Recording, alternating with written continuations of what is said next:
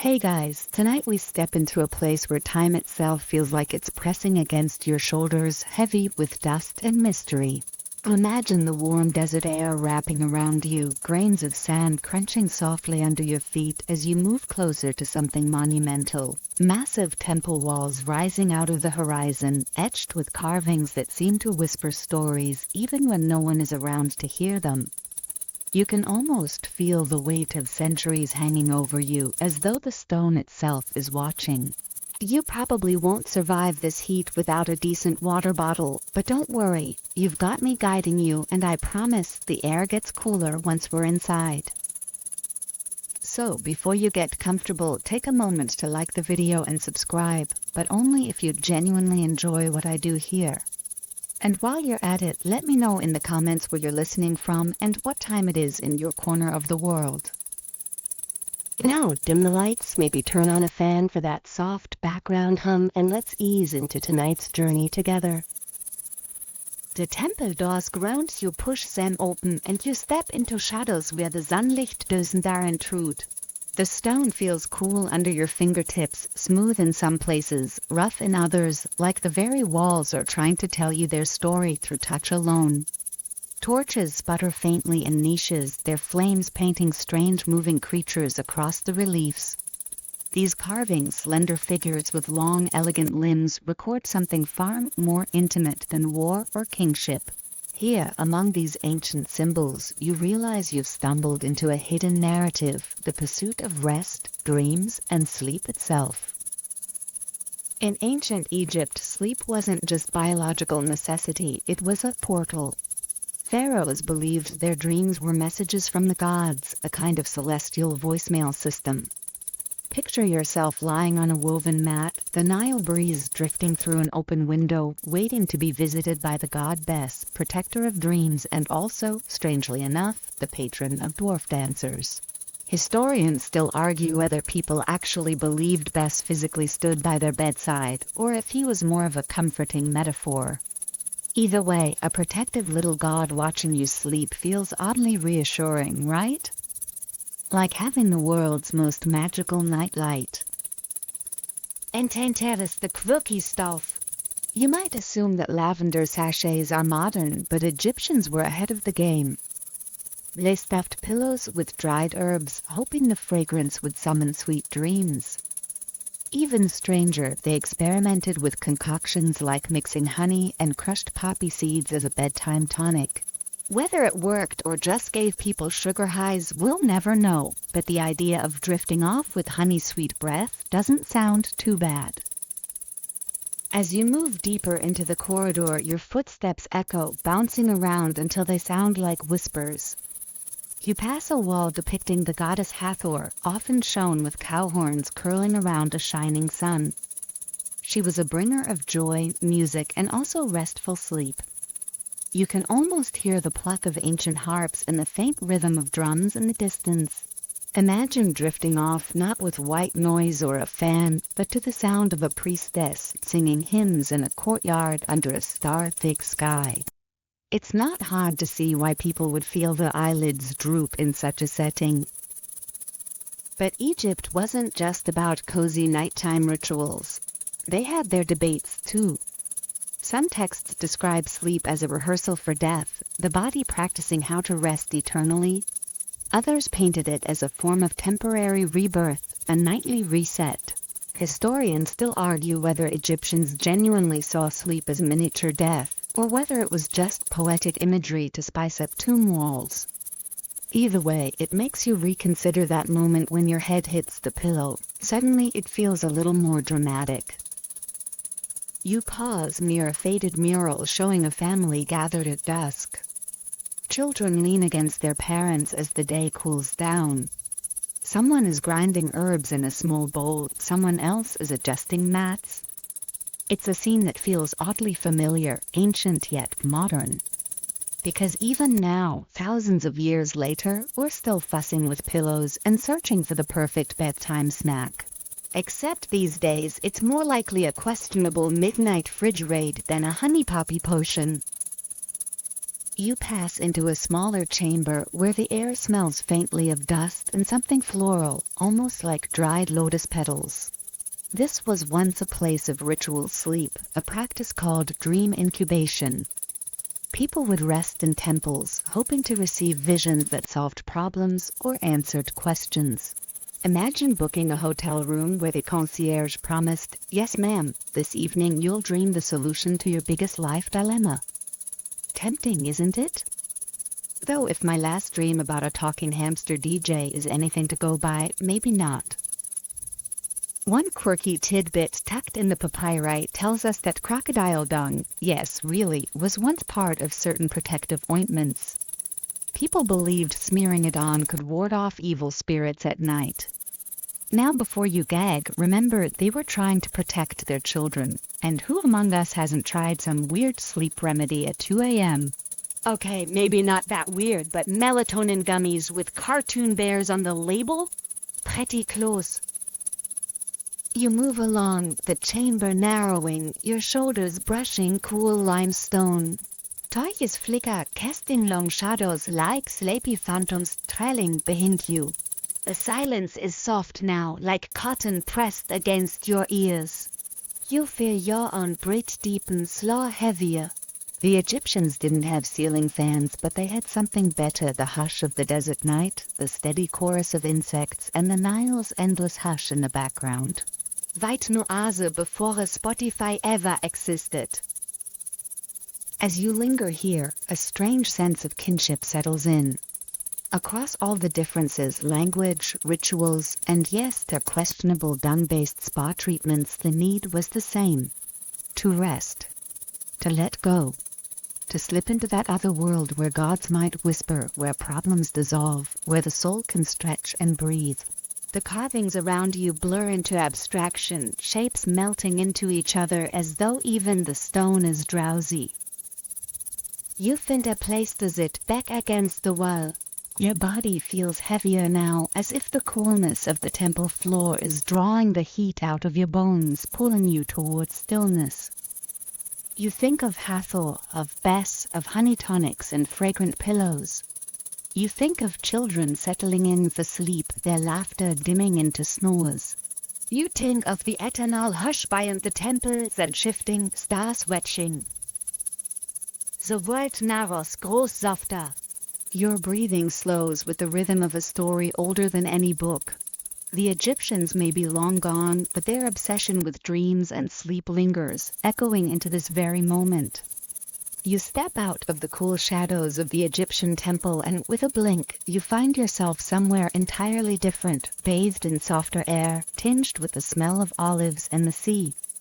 The night is alive with a quiet buzz, not from insects this time, but from voices floating over courtyards and the strum of a lyre drifting lazily in the distance. The stars above you shimmer like scattered pearls, but below the real glow comes from oil lamps balanced on carved stone columns, their flames flickering in little halos. You're in Greece now, surrounded by philosophers, artists, and people who probably argued more at bedtime than any of us on Twitter. The symposium is in full swing, pot drinking party, pot intellectual flex. Reclining on couches, men draped in linen tunics swirl wine in clay cups, diluted with water to keep things civilized. You can almost hear Socrates raising an eyebrow, challenging some poor soul about the definition of virtue. Historians still argue whether the symposium was truly a place of relaxed social bonding or more of a competitive arena where everyone tried to one-up each other with clever words. Either way, it's not exactly the setting for a quick nap. Imagine trying to sleep while Plato keeps insisting on explaining metaphysics beside you. But here's the funny part. After all the debate and posturing, people did eventually collapse into sleep. The Greeks were surprisingly practical about it too. They built simple wooden or bronze beds, clines, with woven straps stretched across the frame, then topped them with soft wool or straw mattresses. Not exactly memory foam, but better than stone floors. You stretch out on one now, and it creaks beneath you, smelling faintly of olive oil rubbed into the wood. It's humble, but there's comfort in the simplicity. And while modern folks obsess over blackout curtains and white noise machines, the Greeks had their own tricks. One odd tidbit: they sometimes smeared goat fat mixed with herbs on their chests to warm the spirit before sleep. Don't laugh, it was their version of Vicks VapoRub, only much, much greasier. Imagine hugging someone coated in goat lotion. Romantic, right? The night goes deeper and you wander toward the edge of the cottage, past statues gleaming in the lamplight. The marble catches the glow, cold yet almost alive. Someone plucks a few notes on a lyre, the strings vibrating into the air, gentle enough to loosen your shoulders. You can picture yourself drifting off to this lullaby, your body melting into stillness as voices fade into murmurs. For the Greeks, music wasn't just entertainment, it was medicine for the soul. They believed certain modes or harmony could calm the mind or even prepare it for dreaming. It's like choosing between lofi beats to study and relax to and dramatic orchestral battle music, only their playlists were carved into philosophy. The air carries the smell of roasted figs and honey cakes, remnants of the feast. You bite into one and sweetness explodes on your tongue, sticky and warm. Not the worst midnight snack, though historians still argue whether honey was more a luxury for the rich or something most people enjoyed regularly. Either way, sugar before bed, some traditions never die. And maybe, just maybe, this was their way of bribing themselves into good dreams. You wander farther, the symposiums chatter dimmings, you slip into the streets of Athens. Torches line the pathways, but they sputter more than they shine. Dogs call up in doorways and somewhere a child cries out in sleep before a motor hushes him back down. You hear the clatter of pottery from a nearby home, where someone is finishing chores even this late. It's a reminder that while philosophers were busy debating virtue and the shape of the soul, regular folks were just trying to make it through the night with a full belly and a roof that didn't leak. And yet, across all classes, dreams mattered. Greeks believed dreams could be divine messages, guiding them through choices or warning them of danger. Temples dedicated to Asclepius, the god of healing, even offered a practice similar to Egypt's dream incubation. Pilgrims would sleep in sacred chambers, hoping for dreams that prescribed cures for their ailments. Picture yourself lying on a stone floor in a temple, wrapped in a cloak, praying to wake up with a clear answer to your health problems. Honestly, cheaper than today's medical bills. The night air cools as you wander past olive groves, their leaves whispering like secrets in the wind. The moonlight glints off the sea beyond the waved Shashnik and the shore. The hush is hypnotic, wrapping you in layers of calm. You imagine ancient sailors lying on their decks, staring up at the same stars, rocked gently by the water's cradle. Their lullaby was eternal, the sea itself. There's humor tucked in here, too. One ancient writer complained that his neighbor's donkey brayed so loudly at night that no dream could survive it. It seems no matter the century, someone always had noisy neighbors. Some things never change, though I'll take a donkey over a 2 a.m. car alarm any day. As you lean against a column, listening to the sea and faint lyre music, your own breathing slows. The Greeks didn't see sleep as death rehearsals like the Egyptians did.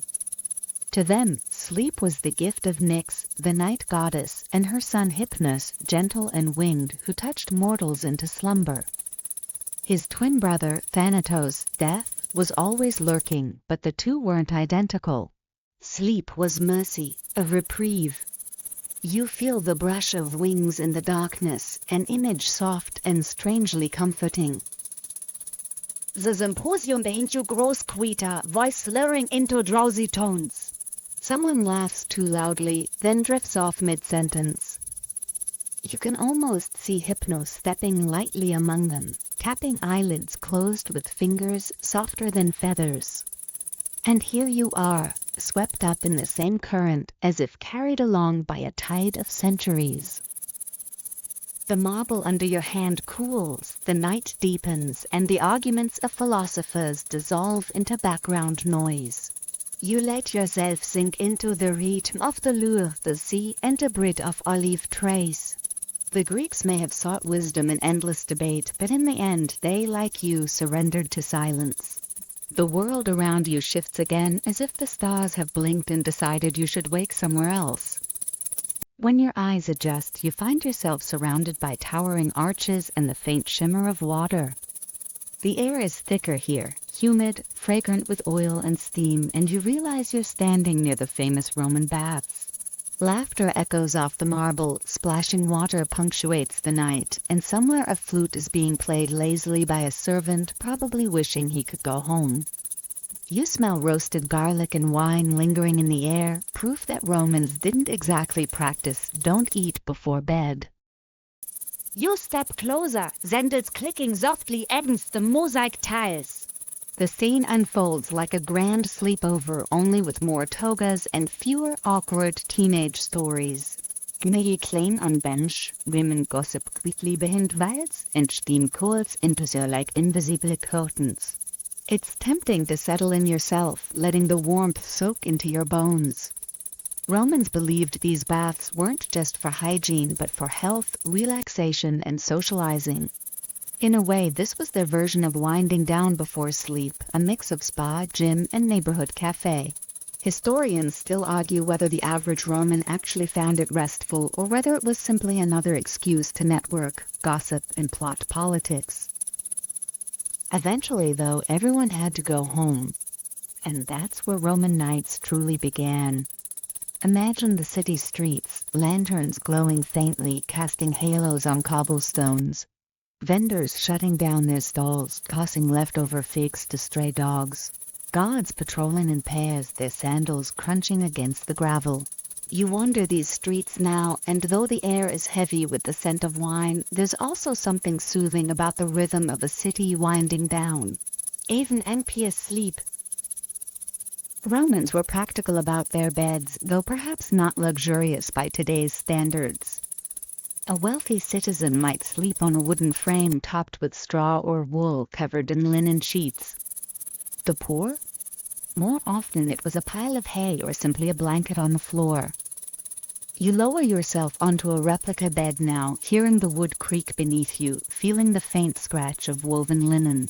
Not the coziest, but after a long day in the Forum, even this would feel heavenly. Of course, Romans also had their quirks. One odd tidbit, they sometimes placed small charms or figurines near the bed to ward off nightmares, tiny protective tokens meant to keep evil spirits at bay. Think of it as the ancestor of the dream catcher, though less Instagram-worthy. And as a remedy, drinking warm pasca, a diluted vinegar drink, before lying down. Supposedly it calmed the body, though honestly it sounds more like heartburn waiting to happen. As you settle deeper into the Roman night, you notice the city never truly goes silent. Somewhere nearby, a tavern door bangs open and laughter spills into the street. A dog howls at the moon. The Tiber River murmurs softly in the distance, a steady background song. It's not silence, but it's a rhythm, and rhythm has always lulled people into sleep. The same cadence that carried Egyptians with the Nile now hums here in Rome. But there's a debate lingering in these shadows. Did Romans value sleep as something sacred, or did they see it as wasted time? Writers like Seneca mused that sleep was necessary for health, yet soldiers were trained to live on very little. Historians still argue whether the empire encouraged rest or saw it as weakness. After all, when your empire stretches across continents, someone has to stay awake to keep the aqueducts flowing and the legions marching. You turn a corner and stumble upon an insula, one of the towering apartment blocks where ordinary Romans lived. Wooden balconies creak overhead, laundry flutters in the night breeze, and you hear faint snores leaking from open shutters. These buildings were crowded, often noisy, but inside each one, people huddled close, chasing the same elusive rest as emperors in their palaces. A reminder that no matter your station, the body demands sleep. The scent of baked bread still lingers in the air, drifting from a late-night bakery. Romans loved their midnight snacks too, bread dipped in olive oil, perhaps with a sprinkle of salt. You imagine lying in bed with crumbs clinging to your toga, sighing that it was worth it. Some things never change. Humans will always risk a messy pillow for good food. You make your way back toward the baths, where the steam has begun to fade into the cooler night.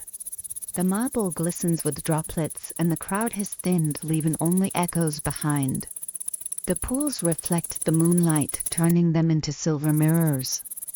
You kneel beside one, watching ripples disturb the reflection, and you realize how hypnotic water can be. For Romans, this was the transition point, bathing, eating, and then surrendering to Hypnos, the same gentle god the Greeks loved. There's humor in their rituals too. One satirical poem grumbles about husbands snoring so loudly that wives considered moving to separate rooms. The struggle is timeless. Whether in marble villas or modern apartments, snoring remains a marital battlefield. Imagine a Roman matron rolling her eyes, muttering, "If he keeps this up, I'll send him to sleep in the atrium." Wer Großcola now, Krete. A cinetorch flickers by the bed's entrance, casting your shadow long across the stone. You breathe deeper, the warmth of the baths still clinging to your skin, the noise of the city fading into the distance. Rome, in all its glory and chaos, is finally settling into slumber. And so do you. You feel yourself sinking into the imagined weight of linen sheets, the faint scratch of straw beneath, the protective presence of tiny charms watching from the nightstand. Outside, the empire dreams of conquest and eternity, but inside the small chamber, it is simply you, the hush of water, and the steady pulse of your own breath. The empire can wait, for now you rest. The warmth of Rome's baths and lantern-lit streets begins to dissolve, like steam thinning into the cool night. You blink and the marble arches waiters dunkel vistas whilst racing around you like guardians of silence. The air smells of beeswax and smoke, faintly bitter from candle flames that gutter in iron sconces. You're in a medieval monastery now, where the stillness is so deep it presses against your ears until you hear your own heartbeat. The world outside is chaos, lords squabbling, peasants toiling, but in here, time slows to the rhythm of chants echoing beneath vaulted ceilings. You move along a corridor paved in uneven stone, the kind that makes you careful with your steps. Arched windows open to a moonlit courtyard, where a well glimmers faintly in the center. The monks have already retired from their late prayers, and the cloister is hushed. Somewhere, though, a faint murmur rises, the Gregorian chant, slow, drawn out, almost like breathing stretched into music. The sound isn't meant to stir your heart like a drumbeat, it's meant to cradle it, to coax it towards stillness. You can feel the pull of sleep in every elongated note. For medieval monks, sleep was structured, almost military in its precision. They woke before dawn to pray, slept in short intervals, and often shared dormitories where rows of straw mattresses lined the walls. Imagine the shuffle of sandals in the dark, the rustle of wool robes, the occasional cough breaking the silence. Not exactly the luxury of private bedrooms, but there's something oddly soothing in the thought of resting shoulder to shoulder, each person breathing in rhythm with the next. Historians still argue whether monks truly slept much at all, or whether the very lack of rest was part of their discipline. Either way, their nights were as much about surrender as they were about sacrifice. You find yourself drawn into the dormitory, its heavy wooden door creaking like an old man stretching. Inside, the air is thick with the smell of hay, damp wool, and smoke that's crept in from the hearth. A few candles flicker at the far end, their flames tiny and determined, guarding against total darkness. The beds are nothing more than rough planks topped with straw-filled sacks, but after a long day of chanting, working fields, and copying manuscripts by hand, even this would feel like heaven. You run your fingers over the coarse wool blanket, scratchy but warm, and you realize comfort is always relative.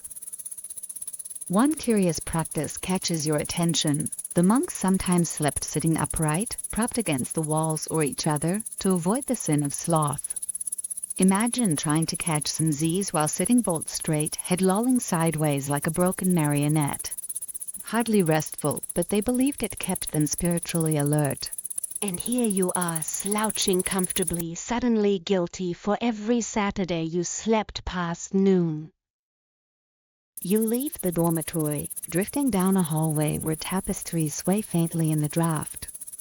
The images stitched into them tell stories: saints bathed in halos, demons twisted in grotesque forms, dragons curling their tails around castles. To fall asleep beneath these images must have been an adventure of its own, dreams fueled by both awe and fear. Historians still argue whether such vivid artwork was meant to inspire faith or terrify obedience. Either way, bedtime decor in the Middle Ages was a far cry from minimalistic IKEA prints. Stepping outside again, you cross into the cloister garden. Moonlight silvers the herbs planted neatly in rows: sage, rosemary, lavender. Monks believed these plants had protective powers and could ease restless minds. Lavender in particular was sprinkled onto beds or burned as incense to coax drowsiness. You bend to brush the leaves and the scent rises instantly, sharp, floral, grounding. Funny how this detail survived 1,000 years. People still spritz lavender on pillows today, hoping for gentler dreams. In the corner of the garden, a monk tends to the coals of a brazier, his hood casting shadows over his face. He hums softly, a sound that merges with the night, neither intrusive nor sharp, just part of the atmosphere. You watch him stir the embers until they glow like tired eyes, then you wander on, the world around you softening with every step. Sleep wasn't always gentle in the Middle Ages. People feared the night, for it belonged not just to rest but to spirits, witches, and demons said to wander in darkness. Tales of the mare, a spirit who sat on chests and caused nightmares, haunted villagers and monks alike. You imagine waking in a cold stone cell, feeling pressure on your chest, convinced some invisible creature is crouched there. A terrifying thought, though in modern terms we'd call it sleep paralysis. And yet, despite the fear, they returned to their beds night after night, trusting that prayers or a sprig of blessed herbs would keep the monsters away. You make your way toward the chapel, where one final candle burns before a carved crucifix. The wooden figure gazes down, serene, as though offering benediction not just for life but for dreams. You kneel, not out of duty but out of the pull of the moment. The candlelight wavers, gold spilling across stone like liquid, shadows stretching as though they too are weary. There is a tenderness here hidden beneath the austerity. Monks lived lives of discipline, but they also cherished small comforts.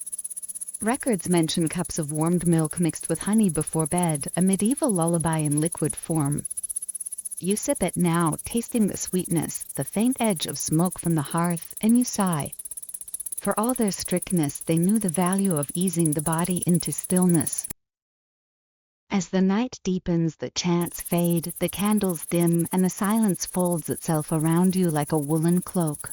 The cloister walls seem less heavy now, more like arms encircling you. You stretch out on a simple straw mattress, the scent of lavender still lingering in your hair, and listen to the rhythm of breath from unseen companions.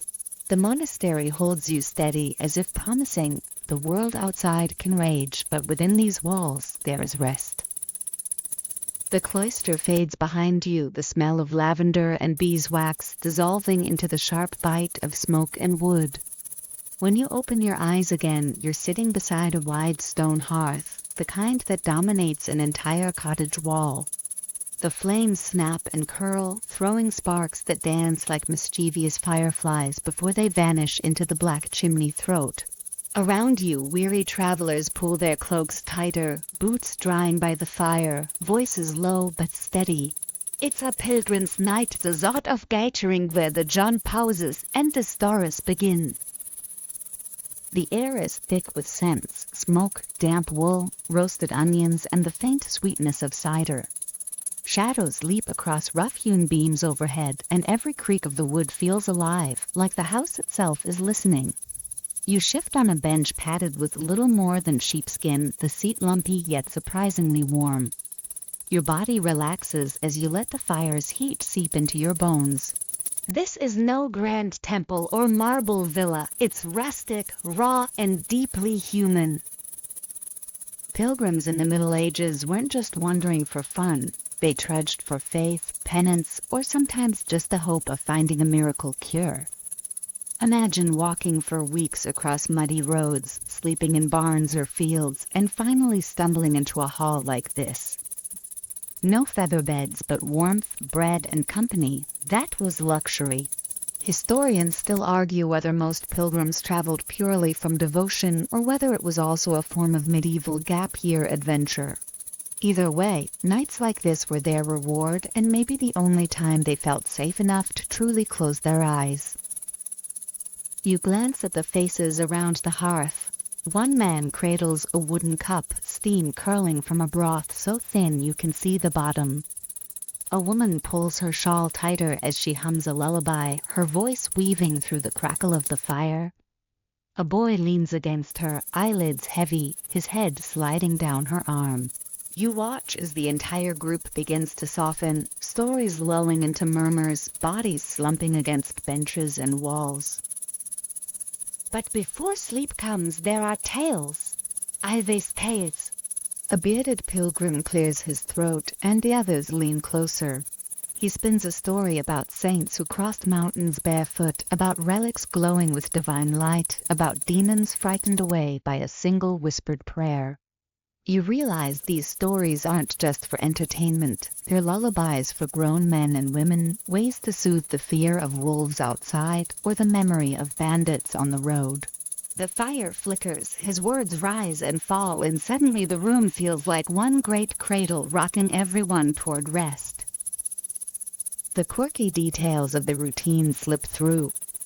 Some pilgrims believed that tying a scallop shell, a symbol of the Camino de Santiago, to their clothing would not only mark them as holy travelers, but also protect them from nightmares. Others carried tiny pouches of dried rosemary or sage, claiming the herbs chased away evil dreams. It's not far from clutching a teddy bear if you think about it, just scratchier and a lot smellier. And then there's the food. The host, a stout woman with flour dusting her hands, passes around hunks of coarse bread. You tear a piece and taste the sour tang, the chewy crust scraping pleasantly against your teeth. Someone ladles a stew of cabbage and barley into wooden bowls, simple but hearty. Eating together before sleep isn't just survival, it's ritual. It fills bellies, quiets nerves, and reminds everyone they're not alone.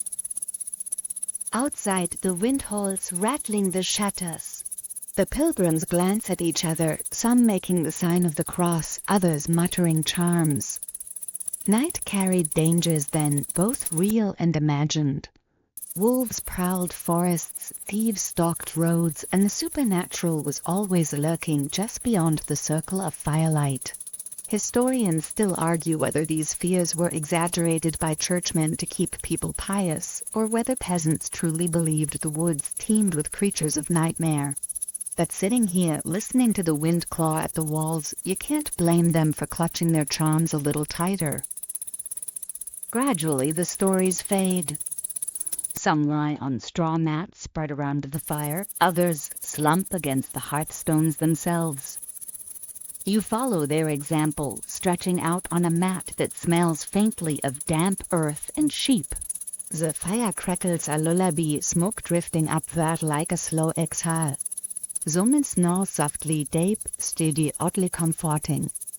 Another pilgrim murmurs a final prayer, words blurring into the silence. It's not glamorous, but there's a peace in this communal sleep. You feel yourself surrendering to the rhythm of it, the sighs, the creaks, the steady pulse of fire. Dreams come easier when you're wrapped in the presence of others, when the darkness outside can't quite break through.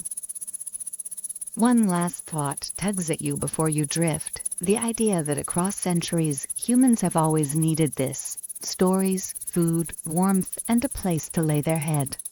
Whether in stone temples, marble villas, cloistered monasteries, or pilgrim halls, the ritual of preparing for sleep remains constant. You close your eyes, listening to the wind fade into background hum, and the hearth's glow presses gently against your eyelids like dawn arriving early. The warmth of the pilgrim's hearth lingers in your chest, but when you open your eyes again, the air feels entirely different, lighter, perfumed, humming with energy. You're no longer in a smoky hall filled with road-weary travelers. Instead, velvet curtains sway faintly in candlelight, tapestries shimmer with gold thread, and somewhere nearby, the pluck of a lute drifts through the air. Your way stepped into the Renaissance, a world where nichts glittert with music, secrets, and shadows. The room you find yourself in is a salon, its ceiling painted with mythological scenes, gods reclining on clouds, cherubs chasing each other with bows. The air smells of beeswax and spiced wine, of citrus peel simmering in mulled drinks. Guests lounge on cushioned benches, their gowns rustling like whispers, their collars so wide and starched you wonder how anyone could rest in them. You can almost hear the conversations. Debates about art, philosophy, and whether Michelangelo really did lie on his back the whole time he painted the Sistine Chapel. Historians still argue whether these gatherings were purely for high-minded discourse or mostly excuses to show off expensive outfits and flirt under candlelight. Honestly, probably both. Your eyes wander to a corner where musicians play lute, viol, and a soft tambourine, weaving together harmonies that wrap around you like silk. The notes seem designed to lull the restless into calm, though a few guests fight drowsiness, their wine-glazed eyes fluttering. You imagine what it must be like to fall asleep in such a place, a lullaby not from mothers or monks but from art itself, as if beauty were enough to rock the mind toward dreams. Renaissance beds were far grander than the straw mats of pilgrims or the rough frames of monks. Here, the wealthy reclined on carved wooden four-posters draped with heavy curtains, both to block drafts and to add an air of theater to sleep. You draw one aside, running your fingers over embroidered fabric that feels thick and smooth, almost like armor against the cold. Inside, the mattress is stuffed with feathers, soft enough to swallow you whole.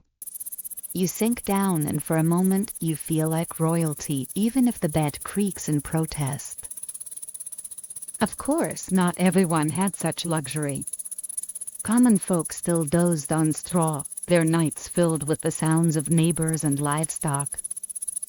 But even the simplest home carried traces of the era's fascination with dreams. Herbal sachets were common, filled with rosemary, thyme, or lavender to ward off nightmares. A quirky tidbit: some households tucked slices of raw onion beneath their pillows, convinced it would protect against illness and bad spirits. Imagine drifting off with onion fumes stinging your nose, effective maybe, but hardly romantic.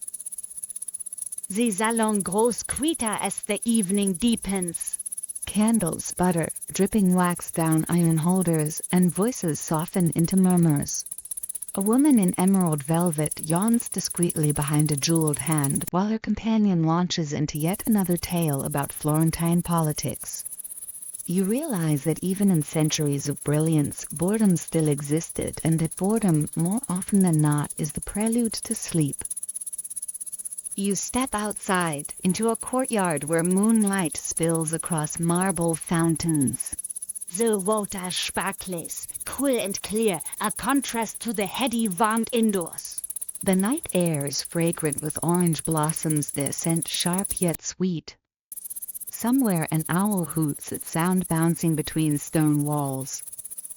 You imagine artists and scholars wandering here, searching for inspiration but also for quiet, a place to lay aside heavy thoughts and simply rest. But the Renaissance also had its darker edges. sleep was not always safe.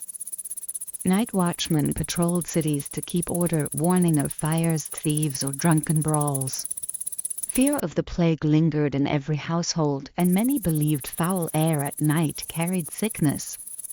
Windows were shut tight, herbs burned to purify rooms, and prayers whispered before bed.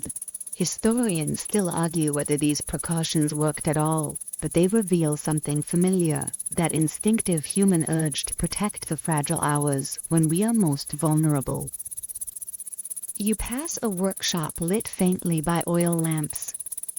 Brushes are scattered on the table, half-finished canvases leaning against the walls. The smell of linseed oil and pigment hangs in the air. Even artists with their minds ablaze needed rest. Leonardo da Vinci supposedly practiced polyphasic sleep, napping in short bursts throughout the day and night to maximize creativity. Whether he truly did this or it's just legend, scholars still argue. But you can picture him, head slumped on sketches of flying machines, drooling slightly on a masterpiece. Even geniuses can't outwit fatigue forever. The music inside fades to silence, the salon emptying as guests retreat to their chambers. You wander back through velvet corridors, each step sinking into rugs patterned with flowers and vines. At the end, a bedchamber glows with the last of the candles. The fire is low in the hearth, glowing like a heartbeat. You slip behind the heavy curtains of the four-poster bed again, the world outside muted instantly. It's like closing a tighter curtain. Suddenly, you're alone in your own private stage of dreams. As you lie down, the feather mattress enfolds you, cool linen pressing against your skin. The scents of herbs and smoke cling faintly to the air. You think of the onion trick, of Leonardo's odd napping schedule, of velvet gowns and candlelit salons. The Renaissance was an age of brilliance, but beneath all the art and ambition, the need was the same: to rest, to dream, to surrender to the night. Genres grow heavier, as if the lutest note still hums softly in your bones. The world narrows to warmth, breath, and the faint rustle of curtains in the draught. Outside the fountains murmur, inside silence deepens. For a moment you feel suspended between past and present, between wakefulness and sleep. Caught in the very dream the Renaissance promised, that beauty in the end could carry you gently into the dark. The velvet curtains of the Renaissance dissolve into mist, and when it clears you find yourself standing on planks that sway gently beneath your feet. The air is salted, damp and bracing, carrying the sharp tang of the open sea. Above you the sky stretches wide, scattered with constellations that glitter like polished coins tossed across velvet. The creak of rigging and the slap of waves against would form a rhythm steady enough to lull even the most restless soul. You are aboard a sailing ship at night, moving across waters that seem endless, beneath starlit skies that have guided travelers for centuries. Sailors bustle quietly, their boots thudding softly on deck, but the mood is subdued, voices low, lanterns swinging gently, ropes creaking like tired sighs. You lean on the rail, peering into the darkness, and for a moment you feel the ship itself breathing, inhaling with the swells, exhaling with each dip. It's hypnotic, this rocking motion, as if the ocean conspires to cradle you into sleep. Navigation in this era was an art of patience and starlight. Mariners traced their routes by constellations like Orion and Ursa Major, using simple tools such as the astrolabe and the cross staff. A mainstream fact, Christopher Columbus in 1492 relied heavily on the North Star to maintain course across the Atlantic. But out here in the vastness, you can't help noticing how uncertain it all must have felt. Stars shift with the seasons, clouds obscure the sky, and one wrong reading could send an entire ship drifting for weeks. Historians still argue whether Columbus truly understood the accuracy of his navigation or if sheer luck played the larger role. Either way, the sight of the North Star glowing steadily above feels like a promise that you won't be lost tonight. The ship rocks again, and you hear a sailor humming low, almost tuneless but soothing. Soon another voice joins, then another, until a half-song floats over the deck, part sea shanty, part lullaby. These songs weren't just for passing time, they set rhythm for pulling ropes and hauling sails. A quirky tidbit is that some sailors believed whistling on deck could summon storms, unless you were whistling to keep rhythm while working, in which case it was forgiven. Imagine being scolded mid-song, "Stop or you'll wake Poseidon." That's pressure you don't need before bedtime. You follow the sound of the humming down toward the forecastle, where hammocks sway like cocoons strung from beams. Each sailor has a narrow strip of canvas to cradle his weary body, the sway of the ship turning every bunk into a rocking cradle. The air down here is thick with sweat, salt, and tar, hotly pleasant, but the rhythmic sway must be irresistible once exhaustion sets in. You notice a few sailors already snoring loudly, undisturbed by rats scuttling in corners or by the occasional drip of seawater leaking through timbers. Sleep after a day of hauling ropes is non-negotiable. Wir klimt back onto deck, säcking fresser. The stars seem brighter now, a scattered map you could lose yourself in. Somewhere across these same waters, Polynesian navigators once read the waves, winds, and bird flights with astonishing precision. They could sense islands hundreds of miles away simply by watching cloud formations and feeling the current against their canoes. Scholars still argue whether Europeans learned techniques from them or stumbled through on their own. Either way, it's humbling. Humans with no GPS, trusting the pulse of the earth itself to guide them. Your feet lead you toward the stern, where the captain's quarters glow with faint lamplight. You peer through the window, a desk cluttered with charts, compasses, and half-drunk cups of spiced rum. Even captains had to surrender to rest, though often fitfully, ears tuned for storms or mutiny. You picture him collapsing into a bunk after midnight watch, boots still on, only to be woken moments later by the cry of "sail on the horizon." The Renaissance version of your phone buzzing at 3 a.m. Some things never change. A sudden spray of seawater cools your face, startling but refreshing. The ship tips slightly, but steadies. The ocean, restless and eternal, surrounds you with its own lullaby, the shush of waves, the occasional groan of timbers, the flap of sails in the breeze. You rest your arms on the rail again and let the heat sap into you. Every sound, every motion becomes part of a gentle insistence. Let go, drift, trust the currents. Sleep at sea, though, always carried danger. A storm could rise without warning, tearing sails and smashing masts. Pirates lurked in many waters, ready to board under cover of darkness. And beneath the waves, the unknown creatures sailors swore were real, like krakens with tentacles wide enough to drag whole ships under. Whether these were embellishments born of boredom or hallucinations from scurvy, historians still argue. That you can almost sympathize in the dark silence of an endless sea, the mind invents monsters more vivid than reality. Yet tonight the waiters stay calm. The lanterns glow, the stars well overhead, and the rocking remains steady like the heartbeat of the earth itself. You lower yourself onto a coil of rope, rough beneath you but surprisingly supportive. Closing your eyes, you listen to the lull of the waves, to the sailors' half-asleep murmurs, to the creak and groan of the ship, sounds that together form a cradle song older than any written music. And as you lean back, the cool wind brushing your skin, you realize that this moment isn't just about ships or history. It's about surrender. Sailors had to surrender to forces larger than themselves, currents, winds, stars. And in a way, so do you. Each time you close your eyes, you let go of control, trusting that the night will carry you safely until morning. Your breath slows, matching the rhythm of the sea. The deck rocks gently, the ropes shift, and the stars above seem to draw closer, like watchful guardians. You drift between wakefulness and sleep, cradled in a hammock of time itself, sailing through a night that has no edges. The creaking timbers of the ship fade into stillness, and when you open your eyes, the world has changed again. The salt air has softened into something sweeter, touched with jasmine and roses.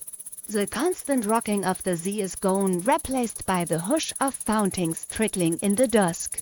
You find yourself in an Ottoman garden, sprawling and lush, where the twilight lingers like honey over marble pads and flowering vines. Lanterns hang from branches, their glass panes tinted blue and green, scattering soft halos across the stone. You follow the glow into a courtyard where the air feels cooler, shaded by cypress trees. The faint sound of a knife flute drifts from somewhere unseen, low and brazy, like a whisper guiding you deeper. It's the kind of music that seems designed not to wake you up, but to smooth the edges of your thoughts until they blur and soften. A mainstream fact: Ottoman sultans were famous for their gardens, designed not only for beauty but also for serenity. These weren't just places to admire tulips or roses, they were stages for diplomacy, evening strolls, and quiet reflection. Some even believed certain flowers had protective powers, guarding against nightmares. Tulips, for example, became a symbol of abundance and divine order, and their popularity was so intense that in the 18th century the empire experienced tulip mania, when a single bulb could cost as much as a fine horse. Historians still argue whether this obsession was harmless luxury or reckless excess, but one thing's clear: falling asleep surrounded by tulips sounds a lot better than drifting off with an onion under your pillow. You step deeper into the garden and a faint mist rises from a fountain carved with arabesque patterns. The water splashes in a rhythm so delicate you could almost mistake it for breathing. Marble benches line the pool and you lower yourself onto one, the stone cool even in the warmth of evening. The scent of roses floats past again, stronger now, mingling with the faint spice of cardamom drifting from a tray of coffee cups abandoned nearby. You imagine the conversations that might have unfolded here, poets reciting verses, scholars debating astronomy, or nobles whispering plans. But now the only voice is the fountain's, steady and calm. The palace behind you hums with quiet activity. Shadows move along the colonnades, attendants carrying trays of sherbet or fresh fruit. A pair of musicians tune their instruments beneath an arbor, the plucked strings resonating faintly in the air. You notice a garden bed nearby filled with night-blooming jasmine, its tiny white flowers glowing faintly in the twilight. A quirky tidbit: some believed jasmine's fragrance could act as a sedative, slowing the heart and easing anxious thoughts. You lean closer, inhale deeply, and feel your chest loosen as though the flower has reached in and untied a knot. A cool breeze passes, carrying with it the rustle of leaves and the faint echo of prayers from a distant mosque. It's a reminder that even in grandeur, nights were marked by rhythms of devotion and discipline. Many Ottoman households observed strict bedtime rituals, washing feet, reciting protective verses, arranging bedding neatly on the floor mats. For nobles, this might involve silk sheets and feather cushions, while commoners slept on woven kilims rolled out each night. The difference in material didn't change the ritual. Preparation was as important as rest itself. Historians still argue whether these nightly customs reflected genuine spirituality or were simply habits passed through generations. But either way, you sense the comfort of routine, the way it signals to the body, it is time to let go. You rise from the marble bench and wander toward a shaded pavilion. Its wooden latticework filters the lamplight into delicate patterns across the floor, shapes that look like stars scattered on earth. A low divan is covered in cushions, each embroidered with golden thread, inviting you to recline. You settle among them, sinking into softness. The sound of the ney flute swells faintly, blending with the fountains, with the whisper of leaves, with the quiet pulse of your own heartbeat. As you rest there, your mind drifts to tales that must have circled through these gardens at night, stories of jinn hidden in shadows, spirits said to twist dreams into visions. Some swore that sleeping outdoors made one vulnerable to their tricks, while others believed the open air purified the mind. You half expect a flicker of movement at the corner of your eye, some shimmering phantom among the lanterns. But the only thing stirring is the jasmine, bending slightly in the breeze. Perhaps the jinn, if they are real, prefer to leave you alone tonight. The musicians begin to play more softly, their tune falling into minor notes that seem to stretch and sigh like a tired body. One pluck, one sigh, one ripple of water. The garden itself becomes an orchestra of calm. You feel your breath sinking with the rhythm, slow, unhurried, the kind of breathing that comes just before sleep. Still, you can't resist one small smile. Imagine the poor palace guards, tasked with staying awake while everyone else drifted into slumber among these cushions and flowers. Trying to fight sleep in such a setting must have been torture, worse than any long philosophy lecture in Renaissance salons. And unlike sailors rocking in hammocks, guards had no lull of the sea to blame their drowsiness on, only the hypnotic beauty of the garden itself. Your eyelids grow heavier as the night deepens. The fountains sparkle faintly under the lantern light, the jasmine fragrance clings to the air, and the world narrows to soft patterns and gentler sounds. The garden, designed for serenity centuries ago, does its work flawlessly even now.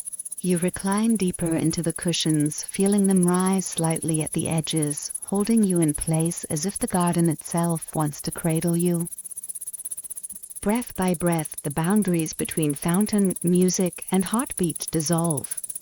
You're no longer an observer in this Ottoman night, you're part of it, woven into the tapestry of shadows and blossoms, lanterns and silence.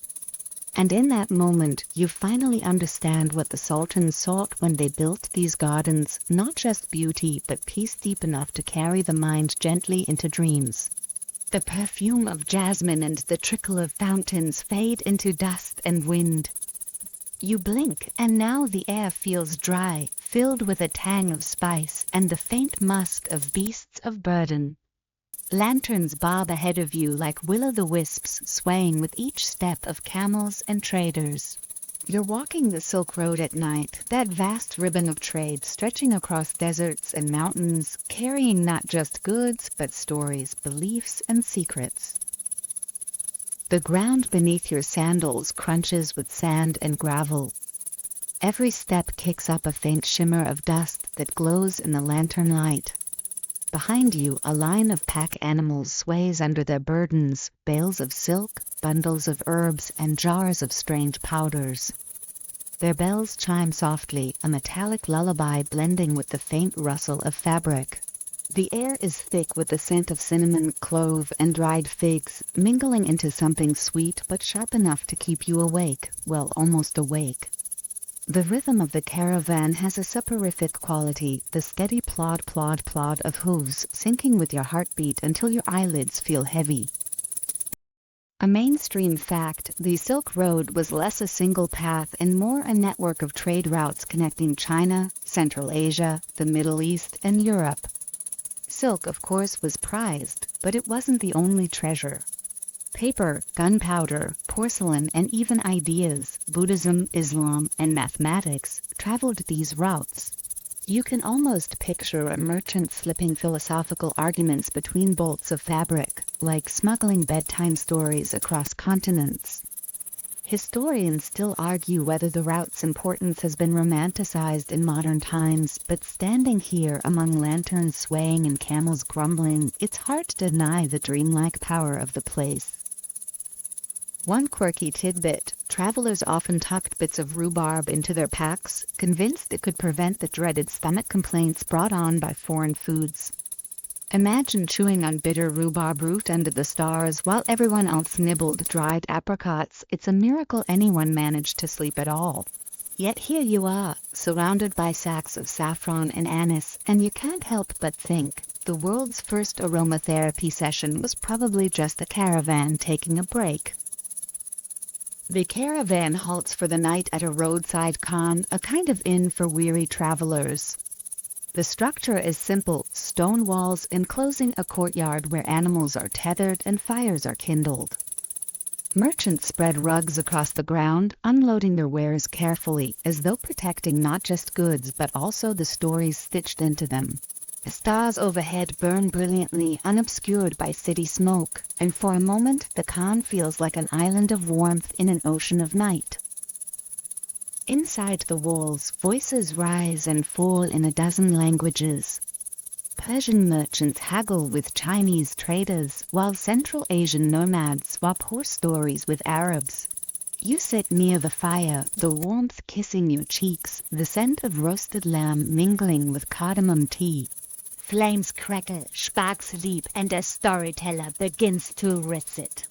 His words are like woven silk, carrying images of distant mountains, magical birds, and kingdoms ruled by just kings. You don't understand every language, but the tone is universal, a bedtime story for grown-ups who will ride for weeks but tonight, just tonight, need to rest.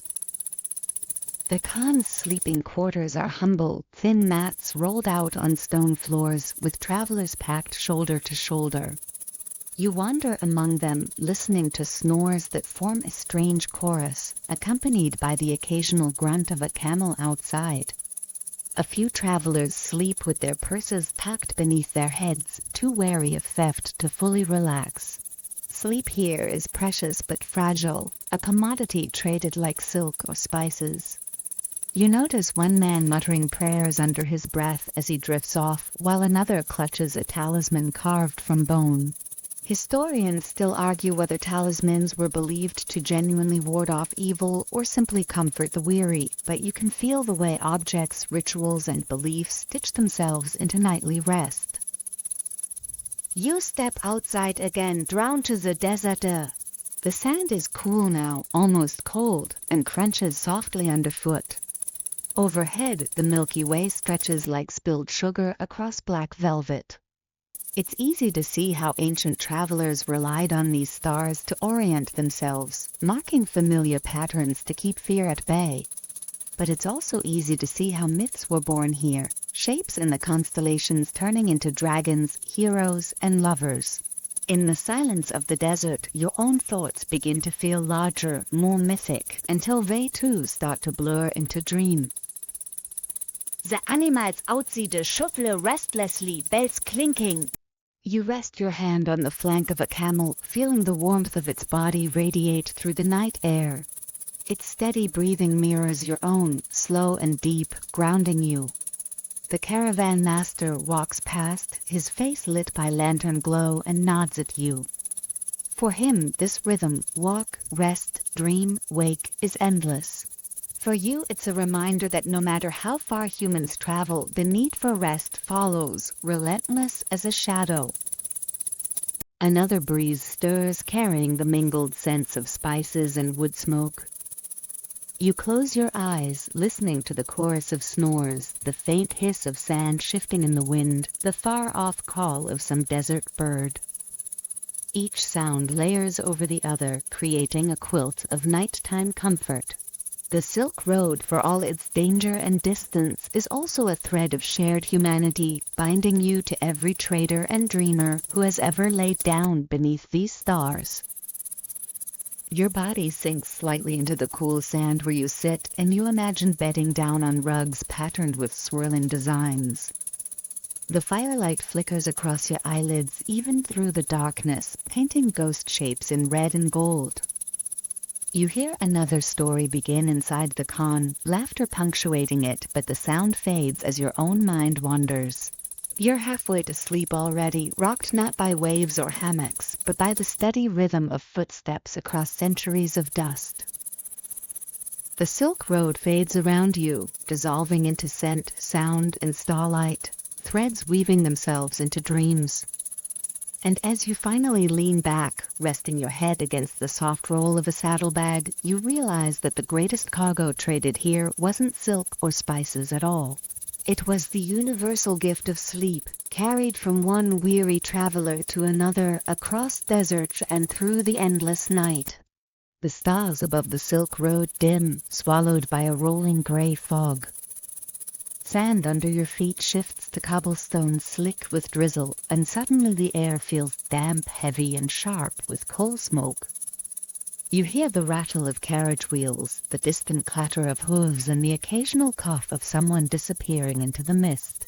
You've wandered into Victorian London at night, a city where dreams and nightmares lived side by side, stitched together with gaslight and shadows.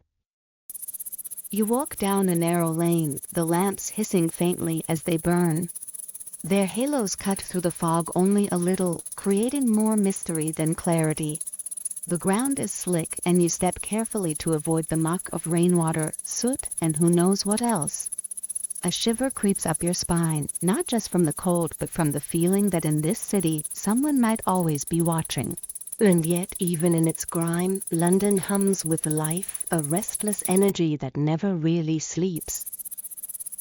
A mainstream fact, during the Victorian age, gas street lamps transformed the city, allowing people to venture out safely at night. Well, safely is generous.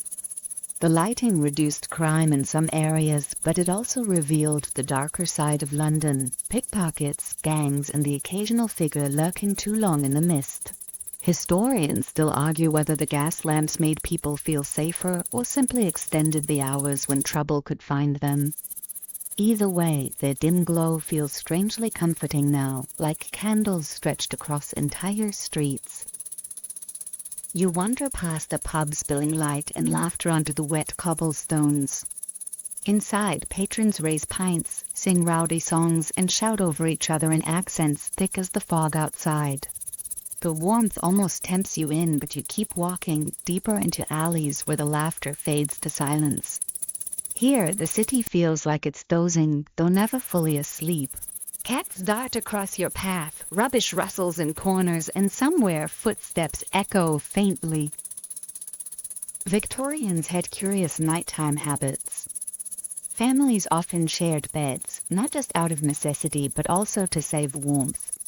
And sleep wasn't always a single, solid block of time. Many households practiced what's called segmented sleep, a first sleep and a second sleep with a waking period in between. People would rise after a few hours, read, pray, or even visit neighbors before returning to bed. Historians still argue whether this was a natural human rhythm or just a product of poor lighting and noisy environments. Imagine explaining that to your boss today: "Sorry I'm late, I was between sleeps." As you turn another corner, the fog thickens until the world shrinks to a few feet around you. You catch the faint glow of another lantern, this one handheld, carried by a watchman patrolling the streets. He nods at you, his breath steaming in the cold, before disappearing into the mist again. For a moment, you're left with only the sound of your own footsteps. It's eerie, but there's also comfort in knowing the city never really rests. Someone is always awake, guarding or wandering, carrying the city through the night. You pass by a tenement house, its windows lit faintly from within. Through a gap in the curtains, you glimpse a cramped room where a family huddles around the coal fire. Children doze in makeshift beds, their faces soft despite the smog-stained air. A mother stitches by the firelight, her needle catching the glow, while her husband sits with a book balanced on his knee. It's a quiet intimacy, a fragile piece carved out of the chaos of the city. You linger at the window, touched by the thought that even in the dirtiest corners of London, sleep still found its way. Then there are the richer quarters. You drift toward a row of townhouses with polished doors and brass knockers gleaming in the lamplight. Inside, heavy curtains are drawn, muffling the world. You imagine grand bedrooms with 4 posters draped in velvet, feather mattresses piled high, and servants tiptoeing through hallways to stoke fires. Yet even here, rest wasn't always easy. Industrial schedules demanded early mornings, and anxiety about illness or crime often kept eyes open long past midnight. A quirky tidbit: some Victorians believed that drinking a glass of warm beer before bed could help them sleep. You're not entirely convinced, though after enough pints at the pub, sleep probably wasn't optional. The fog begins to thin as you near the Thames. The river lies broad and dark, carrying reflections of lamps and jagged streaks. Barges drift silently, their crews huddled under cloaks. The smell of the water is sharp and sour, a reminder of London's infamous sanitation struggles. You think of the Great Stink of 1858, when the smell became so unbearable Parliament had to suspend its sessions. Sleep near the river then must have been a challenge, like trying to nap in a room sprayed with vinegar.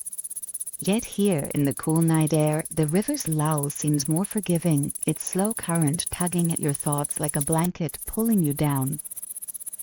You walk across a bridge, the boards slick underfoot, and pause to gaze down at the water. The city spreads out before you, chimneys piercing the sky, rows of lamps twinkling like low stars, and domes and spires rising out of the mist. It's easy to imagine Dickens himself wandering these streets, notebook in hand, gathering the raw material of stories. And you wonder, did he ever struggle to fall asleep after writing about orphans and ghosts and fog? Probably. But then again, maybe the act of writing was its own lullaby, emptying the mind onto the page. The city fades quicker now, the hour late. Even pubs begin to shutter and the laughter has faded. Watchmen's footsteps echo less frequently and the fog lifts enough to reveal a crescent moon hanging over the rooftops. You find yourself in Aquita Lane, where gaslight spills onto ivy-covered walls. A single cat perches on a window ledge, tail flicking, eyes glowing faintly. The silence here feels softer, more forgiving, as though even London has finally decided to rest. You lean against the wall, damstone pressing cool against your back, and late the night wrap around you. The city hums faintly in the distance, but here in this pocket of calm you can almost forget the grime and the noise. You close your eyes, listening to the faint drip of water from a gutter, the soft lap of the river, the quiet sigh of a city that, despite everything, still knows how to dream. And as your breath slows, matching the rhythm of distant footsteps fading into mist, you realize something. Whether in a palace, a tenement, or under the gas lamps themselves, Londoners shared one truth with every sailor, monk, and traveler before them. Eventually, even in the fog, sleep will find you. The fog of London fades, and with it the cobblestones and cold smoke dissolve.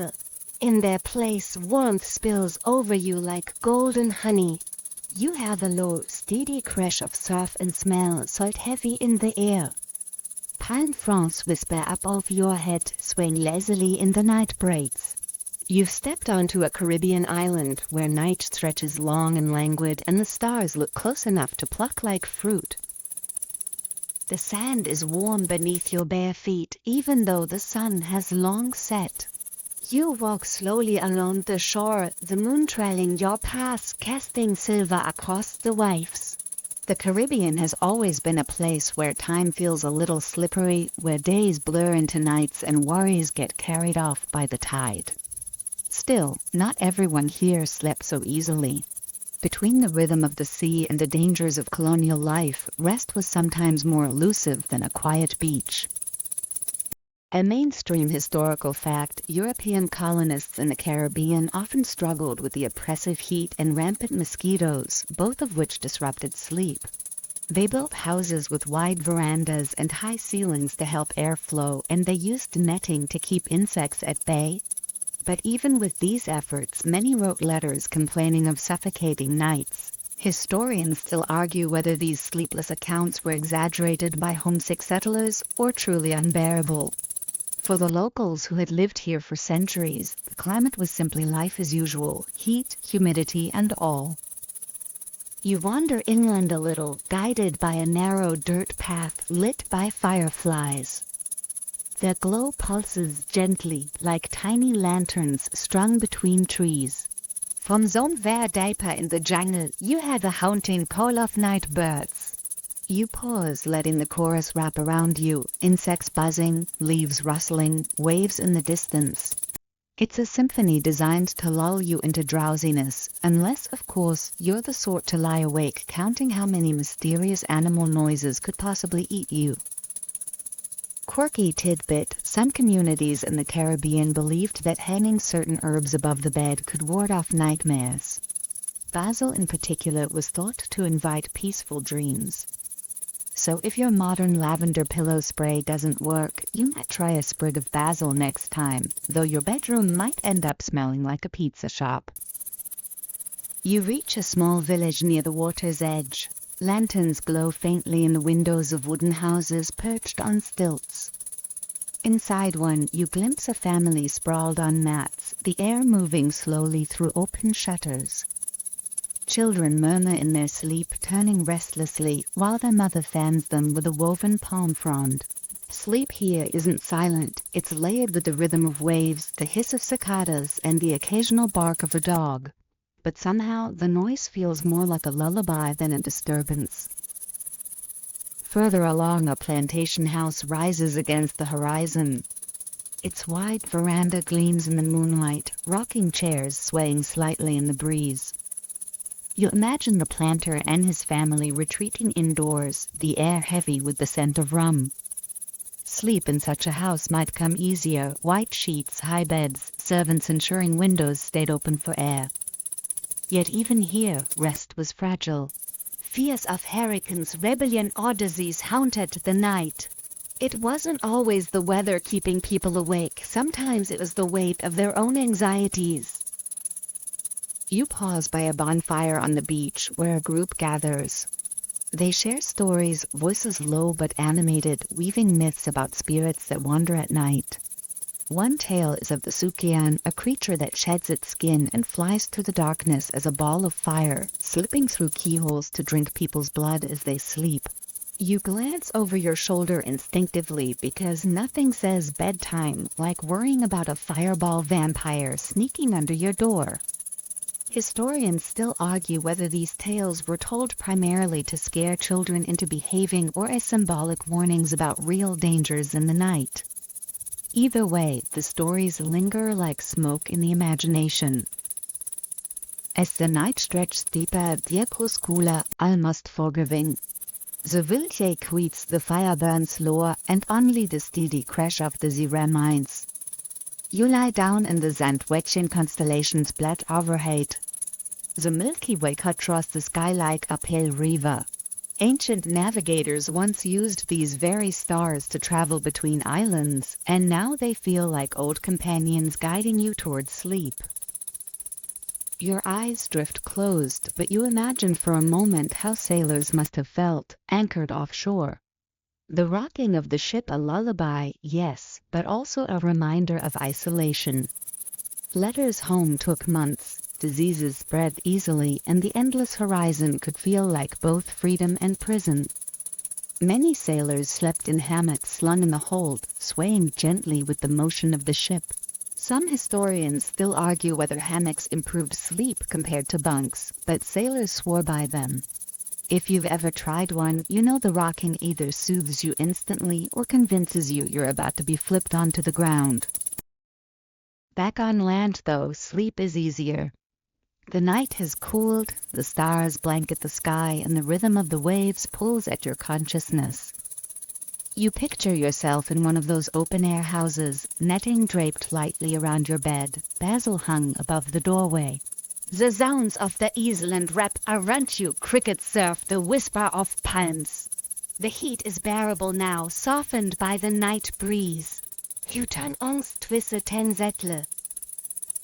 And here, in the Caribbean dark, you understand what so many before you knew.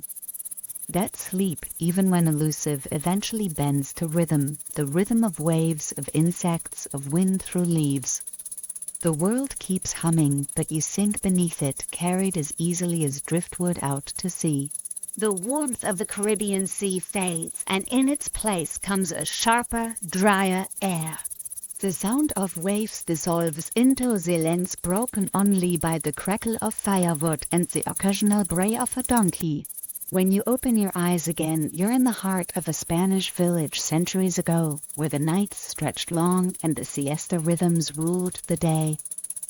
The cobbled streets glow faintly in the moonlight, and the smell of olive oil and bread lingers faintly from kitchens that closed hours ago.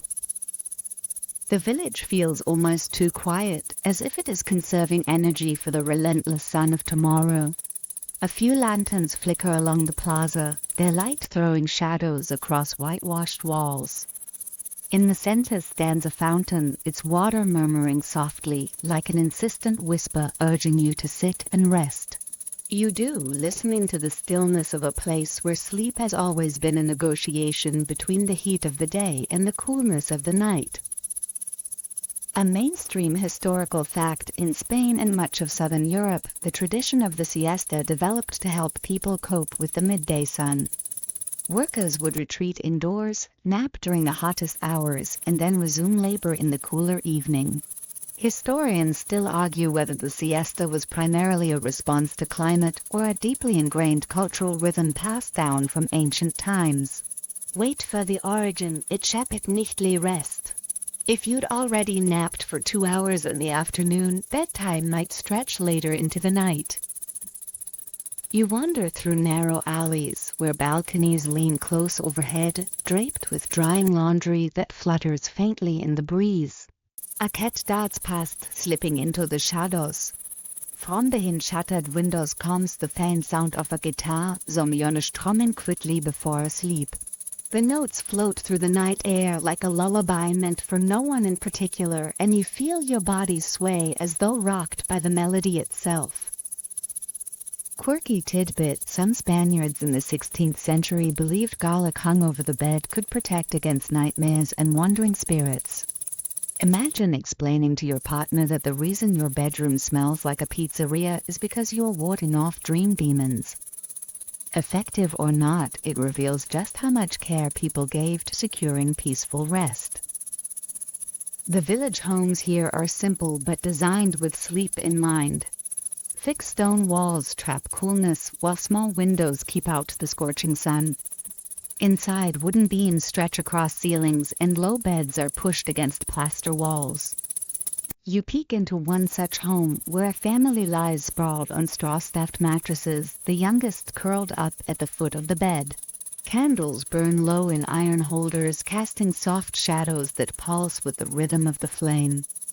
Sleep in this world isn't solitary, it's a communal act, shared and visible, woven into the fabric of family life. You step back into the street and find yourself drawn to the church that towers above the square. Its bell tower looms dark against the starry sky, though the bell itself rests until dawn. Churches dictated much of village life, including sleep. Bells tolled early to mark Mass, dragging villagers from their beds. Some historians still argue whether the church's strict schedule clashed with the natural rhythms of siesta culture, or whether it simply blended into the pattern. Either way, if you thought your alarm clock was annoying, imagine being woken by a bell loud enough to shake the birds from the rafters. Nearby, a tavern door creaks open. A handful of men stumble out, laughing, their shadows stretching across the square. Even in a sleepy village, the tavern was the one place still alive after midnight. Inside, cheap wine flowed freely, songs echoed against the stone walls, and dice clattered across wooden tables. The men disappear down an alley, their laughter trailing behind them, leaving the square quiet again. It's a reminder that not every villager treated sleep as sacred. For some, the lure of company and wine outweighed the promise of dreams. You follow a dear path out of the village, where olive groves stretch beneath the moonlight. The trees twist and bend like ancient guardians, their silver leaves shimmering softly. Here the Erfolgskula and the Hypnos of cicadas fills the silence. Farmers once labored in these groves from dawn until the heat grew unbearable, retreating home for the siesta before returning to finish work by moonlight. You can almost picture them walking this path, tired but grateful, ready to collapse into bed after long hours under the unforgiving sun. On a hill above the groves, a lone windmill creaks it turns slowly in the night air. Its silhouette cuts a familiar shape against the stars, one that would inspire Cervantes to dream up Don Quixote centuries later.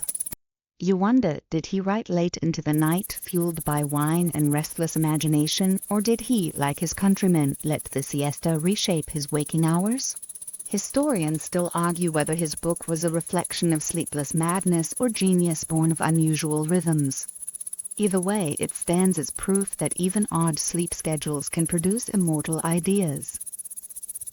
You sit in the grass near the windmill, the earth still warm from the day's sun.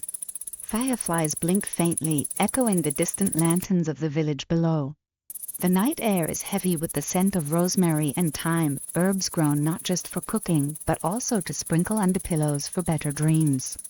Your eyelids grow heavier as the air grows stiller, wrapping you in silence. And here, beneath the Spanish stars, you feel the tug of a rhythm older than clocks and bells. Sleep here is not about strict hours or silent rooms. It's about bending with the seasons, surrendering to the heat, and trusting that night will balance what day demanded. You close your eyes, the cicadas humming, the fountain murmuring faintly in the distance, and you drift into a dream shaped by olive groves, guitar strings, and the long, patient rhythm of siesta. The olive groves dissolve, and suddenly you are surrounded by stone, smoke, and an undercurrent of energy that never quite settles. Rome, the Eternal city buzzing even at night. You find yourself standing at the edge of the Forum, columns rising like silent guardians against a moon that seems hazy through the smoke of oil lamps. The hum of conversation drifts faintly from the shadows, traders still haggling, soldiers laughing after a long patrol, and the faint clatter of pottery being stacked in stalls even after dark. Rome, you realize, doesn't really believe in bedtime. You start to walk, sandals clicking on uneven cobblestones. The air is warm, heavy with the scent of baked bread from an all-night bakery. That's no coincidence. Mainstream fact, Roman bakers began their work in the middle of the night so that fresh loaves would be ready for citizens at dawn. It meant that while most people were trying to sleep, a whole workforce was up to their elbows in flour. Historians still argue whether this night labor made the city more efficient or just left half the population perpetually cranky from interrupted rest. You pass by a tavern where oil lamps sputter in the windows. Inside, sailors, merchants, and gladiators on their off days drink watered-down wine. The laughter is raucous, punctuated by someone slamming dice onto a wooden table. A mangy dog sleeps under a bench, twitching at invisible rabbits. For a moment you think about stepping inside, but you remember that nothing good for sleep has ever started with the phrase, "just one more round." Out in the streets again, you notice small shrines tucked into corners. At one, a tiny altar glows with offerings to Somnus, the god of sleep, and to his family of dream spirits. A weary mother kneels there, whispering prayers for her sick child to rest without fever. You can almost feel the desperation in her voice. Sleep wasn't just luxury in Rome, it was divine, a gift or punishment sent from the gods. Quirky tidbit, Romans sometimes ate roasted dormice dipped in honey as a bedtime snack. Yes, Thomas. You're imagining it right now, tiny, golden brown, sugary rodents on a plate. Apparently they believed it soothed digestion and calmed the mind. Historians still argue whether this was an actual sleep aid or just an excuse for the wealthy to show off how much honey and leisure time they had. Either way, you suddenly appreciate your chamomile tea a lot more. You wander toward the Circus Maximus. By day, the roar of chariots and cheers of 150,000 spectators would thunder here. Now it lies empty, its silence so vast it almost hums. You stand in the center, imagining the gusts of race past still racing through the night. For the families who lived nearby, that daytime racket must have made quiet nights all the more precious, if they ever came at all. Climbing a hill, you pass the massive palaces of emperors. Through an open colonnade, you glimpse silken curtains, golden lamps, and quartz patrolling. Inside those chambers, emperors tried to rest on feather-stuffed mattresses. But luxury doesn't guarantee sleep. Augustus himself famously battled insomnia, pacing the halls at night, calling for servants to read to him until exhaustion won. Imagine being the unlucky servant who had to recite Virgil over and over until Caesar finally snored. But ordinary Romans didn't live like emperors. You find a narrow alley lined with insulae cramped apartment blocks that tower above the street. From one open window you hear snores, from another a baby crying. Families squeezed into tiny rooms, straw mattresses thrown on the floor, everyone wrapped in blankets against the draft. Fires were banned at night for safety, so people shivered in winter and sweltered in summer. And still, somehow, they managed to dream. Historians still argue whether the noise, smoke, and sheer press of bodies made rest impossible, or whether people simply accepted exhaustion as part of Roman life. The moon climbs her. A watchman passes, torch in hand, nodding as he scans alleys for thieves. You fall into step behind him until he turns away, leaving you with only the crunch of your own footsteps.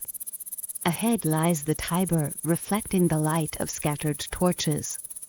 Fishermen sit on its banks, lines dangling in the current, as if the river itself never sleeps either. You pause on the bridge, the night wind tugging at your clothes. Behind you lies the grandeur of palaces, the chaos of taverns, the hush of temples. Before you stretches a city that has always carried both ambition and exhaustion in equal measure. Rome is never fully at rest, but you realize that individuals, no matter their station, still sought the same peace you do, to lie down, to close their eyes, and to find the mercy of dreams. You walk back toward the Domus on the edge of the city. Inside, a modest family sleeps. Children curl at the foot of a bed, their parents sprawled on mats nearby. An oil lamp flickers low, shadows soft against painted walls. Their breathing is steady, and for the first time tonight, the city outside seems to pause. You lean against the doorway, letting that height wash over you.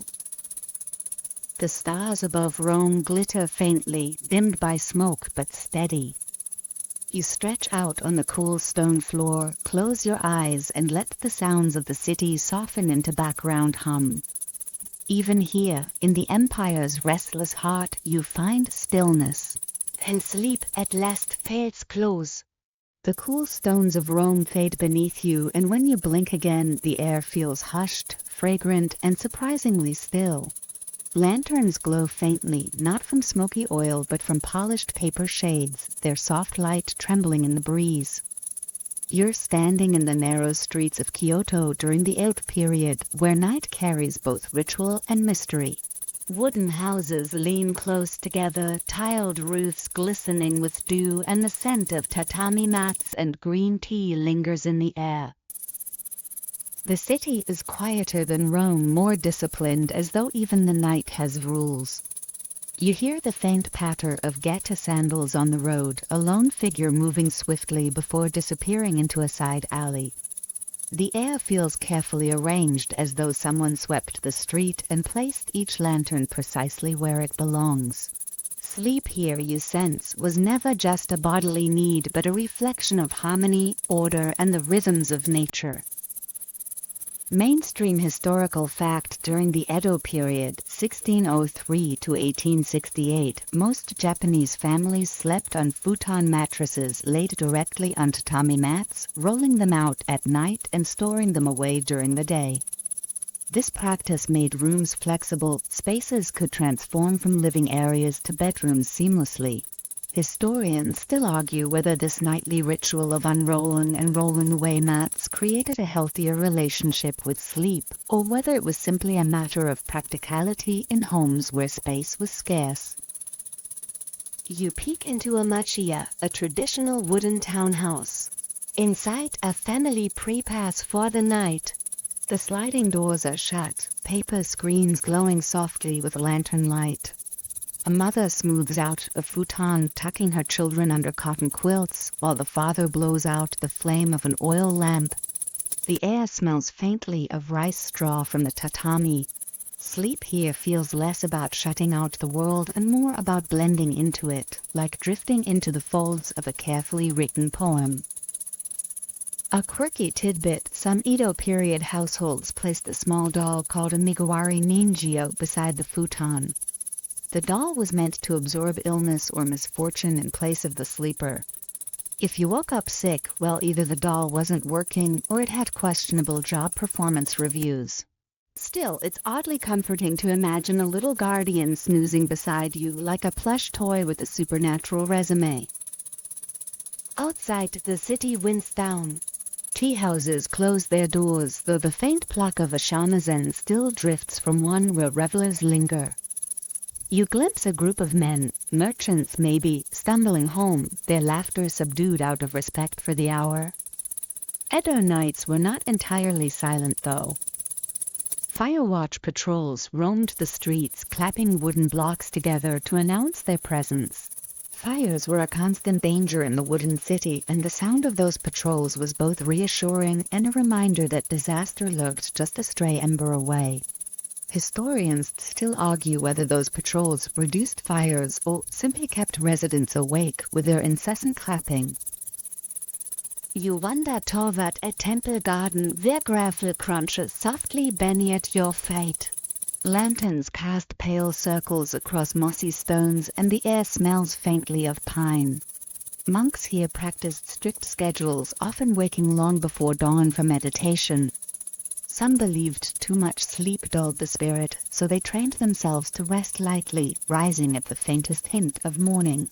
You imagine trying to explain that to yourself at 6 a.m. I'm not tired, I'm spiritually sharpening. Right. You sit on a wooden veranda, gazing at a koi pond that reflects the moon. The water ripples gently as fish break the surface, their movements slow, deliberate. It mirrors the way people here approached sleep, not rushed, not forced, but allowed to flow naturally. The very architecture of Edo homes invited rest. Low ceilings, sliding screens, and natural materials softened the boundary between people and their environment. Further along you find a small inn, a ryokan, where travelers lay their heads. Inside, futons are neatly lined in rows, each guest cocooned in cotton. The scent of cedar fills the air from wooden baths, still steaming from earlier use. You can almost hear the sighs of weary merchants, relieved to have reached shelter on the Tokado Road. For them, sleep was less ritual and more survival. Tomorrow promised another long day of walking, bargaining, or braving mountain passes. A quirky detail drifts back into your mind. Some Edo towns enforced a form of curfew, ringing a bell at dusk to mark the end of the day. Afterward, travel was restricted and most households dimmed their lanterns. This wasn't just about order, it nudged people toward rest. Imagine if your city today rang a giant bell and told everyone to put their phones down and go to bed. Honestly, it might solve half of modern insomnia. You walk back toward the Communal River, where the current murmurs quietly under wooden bridges. The city glimmers faintly behind you, but here, near the water, the night feels spacious. Fireflies drift above the reeds, pulsing in slow, sleepy rhythms. A pair of fishermen doze in their boats, nets dangling loosely over the side. The river, like the people, seems to breathe with patience, unhurried by clocks. As the night deepens, the lanterns in the streets wink out one by one. Only the moon remains, silver and soft, casting the city in a pale wash. You lie down beneath a cherry tree, its branches bare in the season but still graceful against the sky. The ground smells faintly of damp earth, and the rustle of leaves becomes your lullaby. And here, under the stars of Edo, Japan, you realize that sleep was more than just rest. It was part of the balance between order and nature, between ritual and necessity. Whether guided by dolls, guided by monks, or soothed by tatami mats, the people here surrendered themselves to the night with quiet acceptance. You close your eyes, listening to the faint clap of fire patrol blocks in the distance, and let the peace of this ordered world carry you toward dreams. It's a cherry blossoms of Kyoto dissolve into golden lantern. Light, and when your eyes open again, you're standing in the heart of Byzantium. It's late evening, but the markets are far from sleeping. Stalls still glow with oil lamps, fabrics shimmer like liquid fire, and the scents of cinnamon, roasted lamb, and sea salt collide in the warm night air. The hum of voices lingers in every corner, and you realize that while most cities quiet down when darkness falls, Constantinople in its prime simply shifted gears. Night here was another stage for commerce, gossip, and half-whispered secrets. You wander beneath archways where silk sways from wooden beams, dyed in brilliant purples and blues that once cost more than their weight in gold. Merchants call out prices, haggling with travelers who look like they've walked 1,000 dusty miles to reach this crossroad of empires. You hear Greek, Latin, Arabic, Armenian, all weaving into a strange lullaby of trade. You can almost feel your eyelids grow heavy just from the rhythm of the bargaining. Too much, too little, just enough. A historian might tell you that the Byzantine market was famous for its regulation, with imperial inspectors roaming stalls to check weights and prevent fraud. And yet historians still argue whether these inspectors genuinely protected consumers or simply pocketed bribes while sipping spiced wine in back alleys. Your attention drifts to a stall selling glittering lamps, their brass sides pierced with intricate patterns. The merchant claims each one contains a charm against nightmares, light it before bed and the shadows will stay away. A quirky tidbit, some Byzantines genuinely believed in dream interpretation as a form of prophecy. There was even a manual, the Oneirocritica by Artemidorus, that circulated widely, offering guidance on whether your dream of a snake meant wealth, doom, or just indigestion. Imagine rolling over at night mumbling, "Oh great, now I have to decode this like a crossword puzzle before breakfast." You stroll deeper into the bazaar where the clink of coins mixes with the soft notes of a lute. A young woman sings a ballad about lost love, her voice carrying easily above the din. Around her, men sip from clay cups, their faces glowing from both wine and admiration. Night markets weren't just about trade, they were theaters where music, gossip, and performance stitched people together. The lamps flicker as a warm breeze drifts in from the Bosporus. The scent of fish reminds you that just beyond the city walls, fishermen are still at work, casting nets by moonlight. For many, the night was their livelihood. By morning, their catch would appear on these very stalls, ready to be grilled, salted, or shipped across seas. You picture the fisherman, yawning wide, wishing he could trade places with the merchant's fat cat sprawled on a silk cushion. As you move toward a quieter corner, you notice the heavy marble walls of a church looming nearby. Inside flickering candles illuminate golden mosaics. The space is cavernous, but the whispers of worshippers echo softly, carried upward into domes that seem to dissolve into starlight. Sleep here was intertwined with faith. Many Byzantines believed that nighttime prayers guarded them from demons known as Ephaltes, said to sit on sleepers' chests and bring nightmares.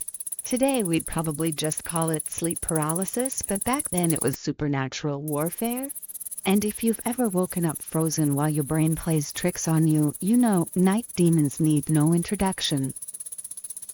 A procession drifts by as you step back outside, a line of monks in dark robes carrying lanterns. Their chants mix with the clamor of the market, sacred and profane layered on top of each other. You follow for a while, the glow of their candles bobbing gently like stars adrift in human hands. Eventually, the monks vanish into the shadows, leaving behind the faint scent of incense.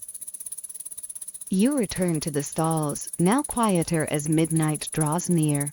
A group of merchants sit cross-legged, playing dice on a scrap of cloth. Their laughter rings out as one groans dramatically over a bad roll.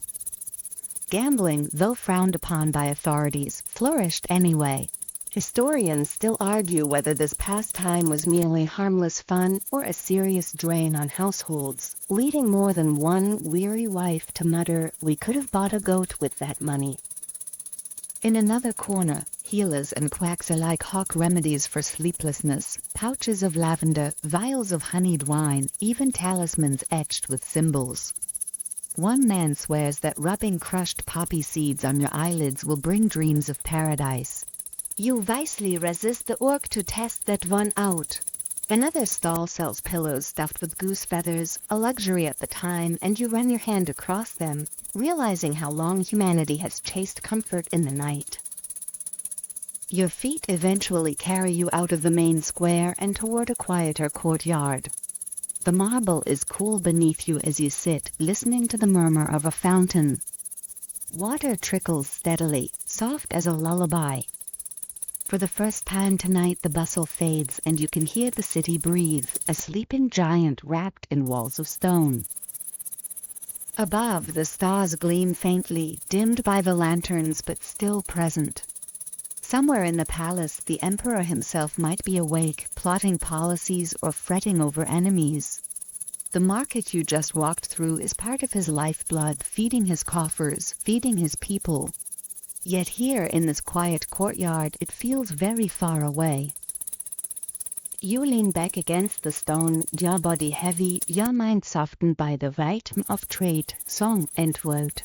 The night air tastes faintly of spice and smoke, and the glow of the last lamps wavers like tired eyes. The Byzantines lived in a city where East met West, where faith brushed shoulders with commerce, where dreams themselves were considered maps to hidden truths. And as you let your own eyes close, you realize sleep is a kind of market too. You trade your worries for rest, your consciousness for the mystery of dreams, and like any good bargain in Constantinople, you hope you get the better end of the deal. The glow of Byzantium's lanterns fades, and suddenly the night around you feels heavier, dustier, as though you've stepped into a forgotten room sealed for centuries. The air smells faintly of parchment, leather, and the slow crumble of time. You're inside a library, but not just any library. This one feels endless, its shelves towering into darkness, its scrolls and codices stacked like sleeping giants. The hush here is absolute, broken only by the faint scratch of a quill somewhere, as if one last scholar refuses to let go of their work. You run your fingers along cracked bindings. The titles whisper of worlds lost, Aristotle's On Comedy, a book that doesn't survive in modern times, hints at laughter we can never hear. Another scroll promises cures for sleeplessness using herbs so rare their names read like incantations. A historian might remind you that the Library of Alexandria was the most famous casualty of time's neglect, a place said to contain hundreds of thousands of works, much of which was lost. Historians still argue whether its destruction was a single fiery disaster or a slow decline caused by politics, neglect, and the occasional "oops, left that candle too close to the papyrus." In the corner, you spot a scholar hunched over a desk, his candle guttering low. His robes are threadbare, but his eyes burn with stubborn focus. He dips his quill, scratches a few words, then pauses to rest his head against his hand, clearly battling sleep. You know the look, the same face you make at 2 a.m. when you tell yourself just one more page or just one more episode. Human stubbornness hasn't changed in 2,000 years. A quirky tidbit, medieval monks often scribbled notes in the margins of manuscripts when they were tired. One famous monk in the 9th century wrote, "The hand that wrote this is tired."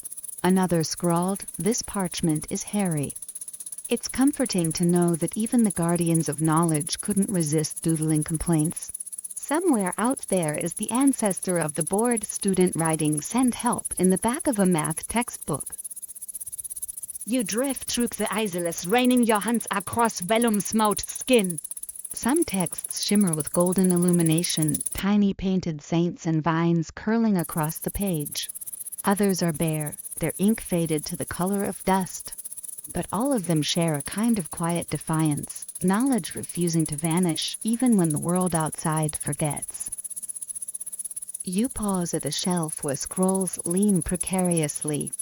One unrolls as you touch it, revealing strange diagrams of the heavens. Stars, drawn in careful circles, track the movements of planets. The text speculates on how celestial rhythms affect sleep, whether the moon's fullness quickens dreams or Saturn's gaze brings restless nights. Historians still argue whether ancient astrology was seen as serious science or simply a very elaborate bedtime story. Either way, it's proof that humans have always tried to explain why sleep sometimes feels like an obedient servant and sometimes like a stubborn mule. Deeper inside the library, sehr groß colder. You hear faint echoes, not voices exactly, but impressions, as if the books themselves are murmuring in languages no one speaks anymore. It's oddly soothing, like being surrounded by 1,000 grandfathers telling bedtime stories at once. The sheer weight of forgotten thought presses against you, and you feel your own mind slowing, matching the tempo of the centuries. You come to a chamber lined with locked cabinets. Inside, precious works are sealed behind iron grills. A legend floats into your mind. Some texts, particularly those deemed dangerous, were hidden away deliberately, grimoires of magic, radical philosophies, scandalous plays. A quirky rumor suggests the Vatican archives still contain such forbidden texts, though historians still argue whether that's conspiracy theory or well-kept fact. The idea that books could be too powerful to read adds a strange thrill. You almost want to sneak one into your bag. But knowing your luck, you'd pick the one about curing hiccups with leeches. The scholar from earlier shuffles past you, carrying a bundle of scrolls. His candle burns low, wax dripping onto the floor. He doesn't notice you, too lost in his own world. You follow him to a scriptorium, where others sit copying texts by hand. Their quills scratch in unison, a kind of rhythm like rain on a roof. One yawns, nearly smudging his page, while another mutters under his breath. Sleep here is both enemy and necessity. These men fight it with bitter herbs, splashing cold water on their faces, anything to keep the words alive. The smell of ink and tallow thickens, and you step outside into a courtyard. The stairs stretch above, bricht into the heads of modern lights.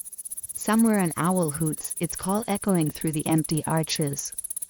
A fountain trickles softly, and you imagine the monks washing their ink-stained fingers before rolling out thin mattresses stuffed with straw. Their bodies may rest, but their minds carry echoes of the day's work, the hum of words, the dance of ink across parchment, the weight of secrets that might never see daylight. You stretch out on a stone bench, the night cool against your skin. Around you the library seems alive, its silence heavy but not unfriendly. Every wall hums with what has been forgotten, yet what still survives in scraps and fragments. It's a reminder that history is not a neat bedtime story. It's a patchwork quilt full of missing squares, stitched together with guesswork, rumor, and the occasional doodle of a monk who really wanted lunch. The fountain's murmur deepens, syncing with your heartbeat. The books above you stand like guardians, keeping vigil while you drift. Knowledge, fragile yet enduring, whispers lullabies of its own. And as your eyes close, you surrender to the comfort of knowing that even when memory fades, even when whole libraries fall to ash, some part of it always lingers, echoing, waiting, dreaming with you. The cool stone bench beneath you softens into wood that creaks gently, and suddenly you're swaying ever so slightly. The salty tang in the air and the low groan of rigging give it away. You're on a ship, resting in some forgotten harbor where the sea hums its endless lullaby. The night here is thick, salted by mist, and pierced with distant lantern light reflected on black waves. Sailors move about like shadows, their boots thudding softly on wet planks, their voices lowered as though afraid to disturb the ocean itself. You lean against the rail, failing the steady rise, and fall off the water, Bennett. Somewhere below, whales call out to each other, deep sonorous notes that roll through the night like echoes from another world. The sound is haunting, yet soothing, like the earth itself is humming to keep you asleep. Sailors in many cultures spoke of these songs as omens. Some believed they were the cries of drowned spirits, others swore they were warnings of storms to come. Historians still argue whether whalers exaggerated these tales to impress wide-eyed villagers back home, or whether living months at sea truly made every creak and echo feel supernatural. A sailor nearby strums a crude instrument, a melody rising above the waves. His voice is rough but steady, carrying an old sea ballad. It's a tune designed for work but softened now into something like a lullaby. Other sailors hum along, their faces shadowed, their eyes heavy with exhaustion. It's a reminder that the sea was not just labor and peril, it was rhythm, tradition, and strange beauty. A quirky tidbit floats into your mind. Sailors often believed that whistling on deck at night would summon the wind, or worse, a storm. That's why sea shanties existed. Singing was allowed, whistling was cursed. Imagine explaining that rule to your coworker today. No whistling in the office, it might summon a Category 5 hurricane. You pace toward the bow, where the water stretches endlessly, glimmering faintly under the moon. In the far distance, another ship's lantern swings, a lonely dot across the vastness. You picture its sailors doing the same, singing, whispering, maybe dreaming of dry land. Despite the emptiness, you feel less alone knowing another vessel floats out there in the dark, sharing your rhythm. You duck below deck, where hammocks sway in unison. Men snore softly, their boots tossed haphazardly beneath them. One mutters in his sleep, perhaps dreaming of home, while another clutches a small wooden carving to his chest. The air is thick with tar, salt, and sweat, but there's also a strange warmth in the closeness, a communal surrender to rest. Mainstream historical fact: hammocks became the preferred bedding on ships by the 16th century because they kept sailors from rolling onto the floor during rough seas. They also made it harder for rats to nibble at your toes in the night, which seems like a pretty solid selling point. You lie back in an empty hammock letting it cradle you. The wood around you creaks, the ship shifting like a giant cradle rocked by unseen hands. It's both eerie and comforting, this reminder that you are never entirely still at sea. Even in sleep, you're carried somewhere, rocked toward a horizon you cannot see. Above deck again, you find a sailor keeping watch. His face is lined, his eyes scanning the waves. He gestures toward the stars, pointing out constellations. For centuries, sailors used those very lights as maps, guiding them across oceans long before compasses became reliable. There's something hypnotic about imagining a crew asleep below, their fates tethered to one man watching the sky. Historians still argue whether ancient Polynesian navigation by stars and wave patterns was more advanced than later European methods. It's one of those debates that reveals how much skill can vanish from history like footprints in the sand. The watchman tells you of ghost lights seen at sea, St. Elmo's fire, eerie blue flames that dance on masts during electrical storms. Sailors once took them as signs of protection, though skeptics today would call them plasma discharges. Still, in the middle of a black, endless ocean with lightning cracking overhead, wouldn't you prefer to believe a saint was looking out for you? You drift to the stern where the sea churns into froth.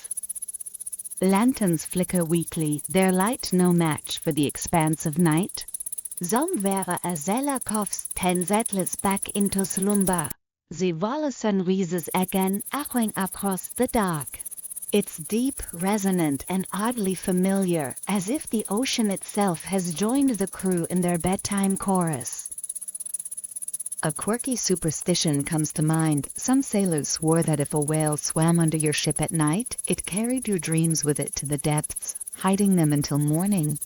Others said whales could swallow entire ships if angered. You find it funny how quickly creatures shift from benevolent lullaby singers to giant nightmare-fuel submarines, depending on who you asked. The night stretches on. The stars glitter, the sea murmurs, and the hammock sway in vacuum.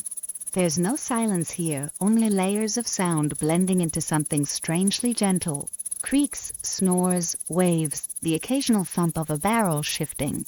And beneath it all the deep pulse of wild song, steady and ancient like the heartbeat of the world.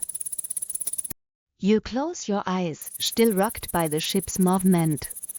Sleep here feels inevitable, woven into the ocean's breathing. And as you drift, you realize this is what rest has always been, a surrender to forces larger than yourself, trusting that the tide will carry you where you're meant to go. The creaking of ropes and the heavy lull of the waves dissolve, and suddenly your feet meet cobblestone slick with evening drizzle. The air smells faintly of roasted chestnuts and wet stone.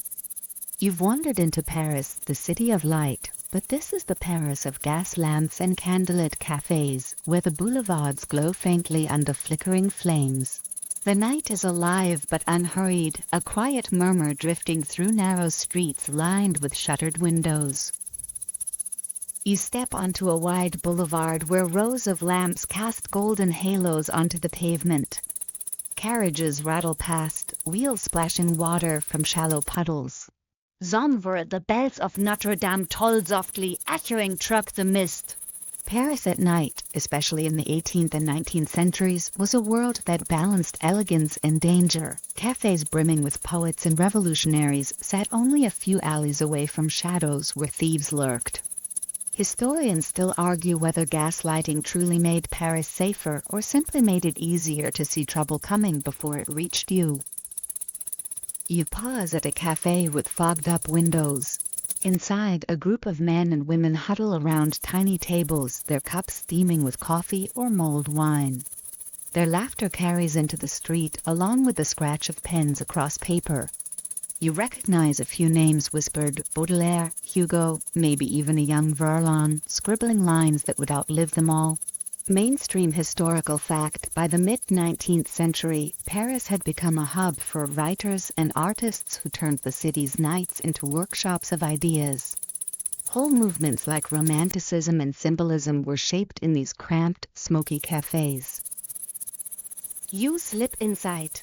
The room glows with candlelight, shadows dancing across peeling wallpaper. A poet is reciting verses, his voice lilting, while someone else interrupts with a drunken joke that makes the table roar. There's passion in the air, both for words and for the warmth of company. A quirky tidbit: some cafes hired professional listeners, people who weren't writers at all but came just to nod, sigh, or clap at the right moments. Basically, the 19th century version of a laugh track. You imagine getting paid to listen to poetry and think, not the worst gig in history. Back outside, you follow the sound of a violin drifting from another corner. A street musician leans against a lamppost, his bow moving slowly, each note lingering like perfume in the air. A couple stops to listen, their silhouettes framed by the fog, before walking hand in hand into the mist. You can't help but notice how everything in Paris seems designed for drama, even when it's unintentional. A spilled drink, a lamplit kiss, even the act of yawning on a bench feels like it belongs in a painting. You wander toward Montmartre, the hill alive with taverns and dance halls. The Moulin de la Galette is already buzzing, its wooden windmill looming above as music drifts from inside. Here, workers and artists mix, dancing until dawn, their laughter spilling into the streets. Sleep doesn't come easily in Montmartre. It's delayed, bargained with, drowned in wine and song. Yet when it does arrive, it crashes like a wave, sudden and irresistible. Inside one hall, men and women whirl beneath chandeliers, skirts flashing, boots stomping. At a corner table, Toulouse-Lautrec sketches frantically, capturing the motion in smudged lines.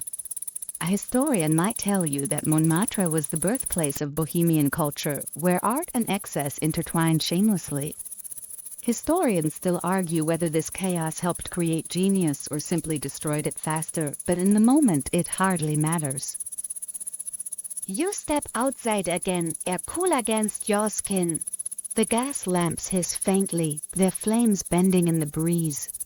Above, the stars peek through gaps in the mist, and the city spreads out like a blanket of light and shadow. Paris breathes differently at night, slower, softer, but full of hidden currents. Down a quieter alley, you stumble upon a bookseller closing his stall. He tucks volumes under his arm, muttering about damp ruining the bindings.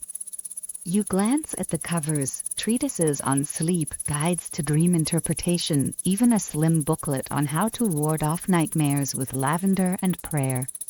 He notices your interest and smirks. Dreams, he says in French, are the city's second commerce. You lauk thinking how truth set fails, Paris sells romance by day and dreams by night. You drift toward the Seine.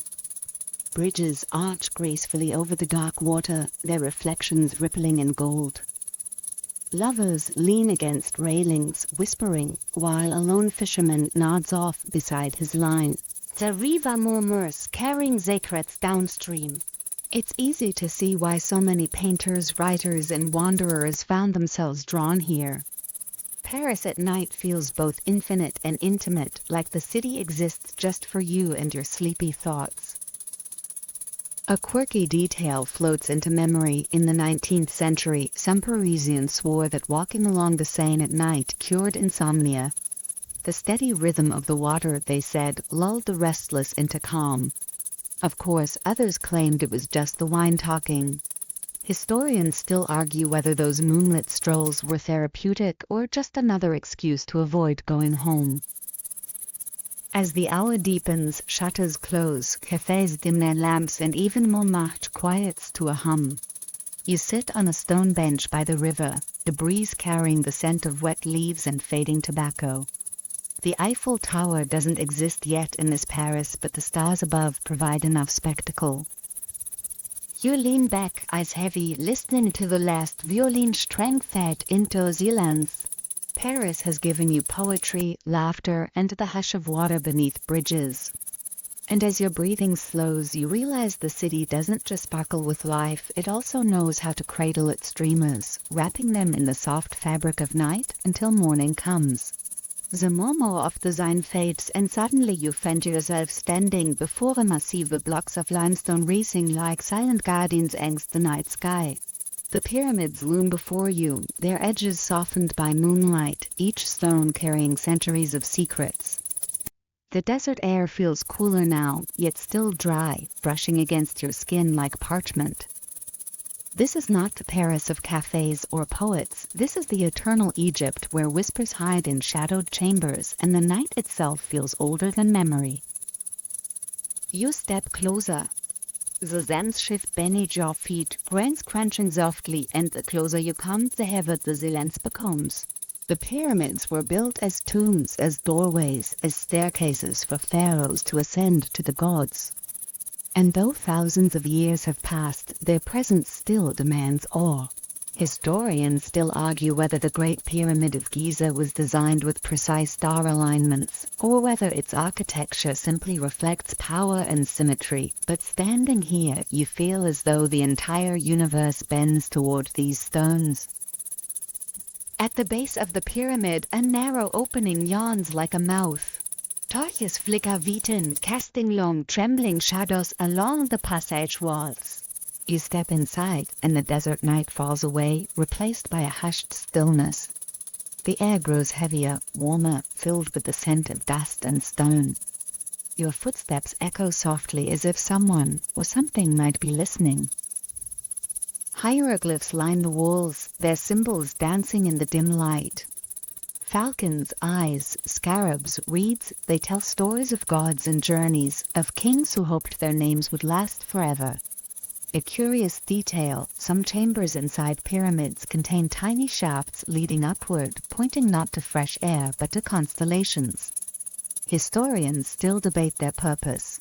Were they spirit pathways guiding a soul toward Orion or Sirius? Or were they mere architectural quirks? No one knows for certain. But in this silence you imagine a pharaoh's spirit, gliding upward, carried on a current of stars. Deeper you go. The corridor narrows, forcing you to bow slightly. You trail your fingers along cool stone, tracing grooves cut by workers millennia ago.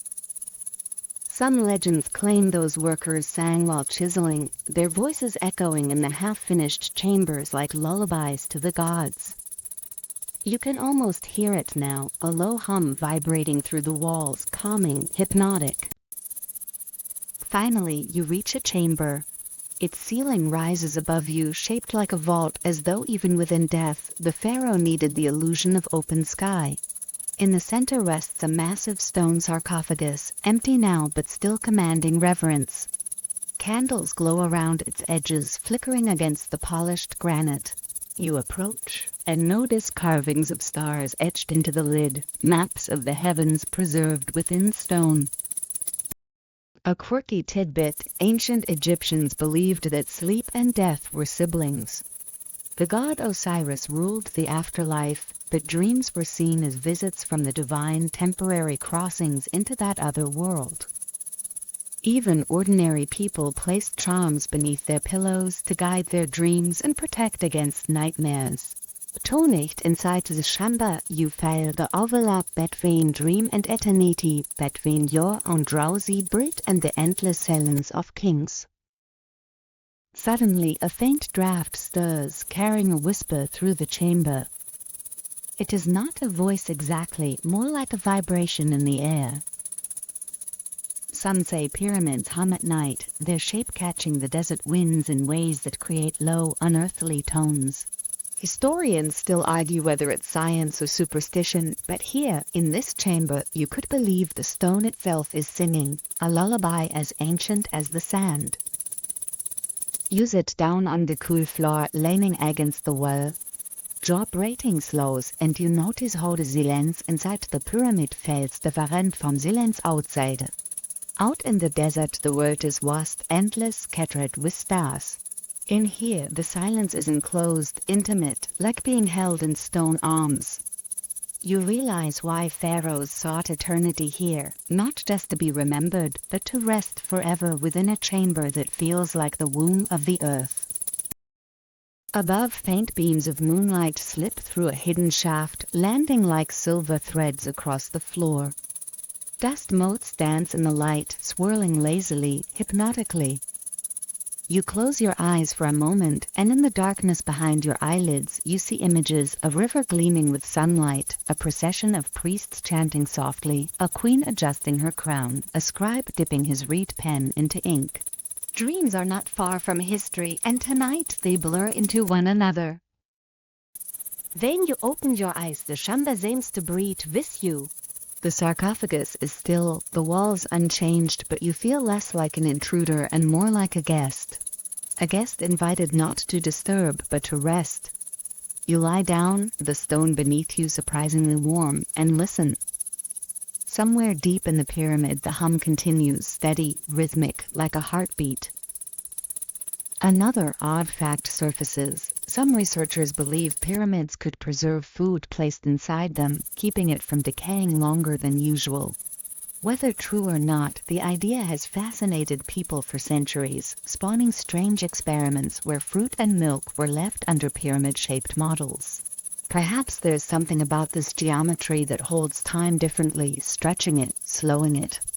If so, then no wonder you feel your own breath deepen, your own heartbeat slowing, as though the pyramid is teaching you the rhythm of sleep.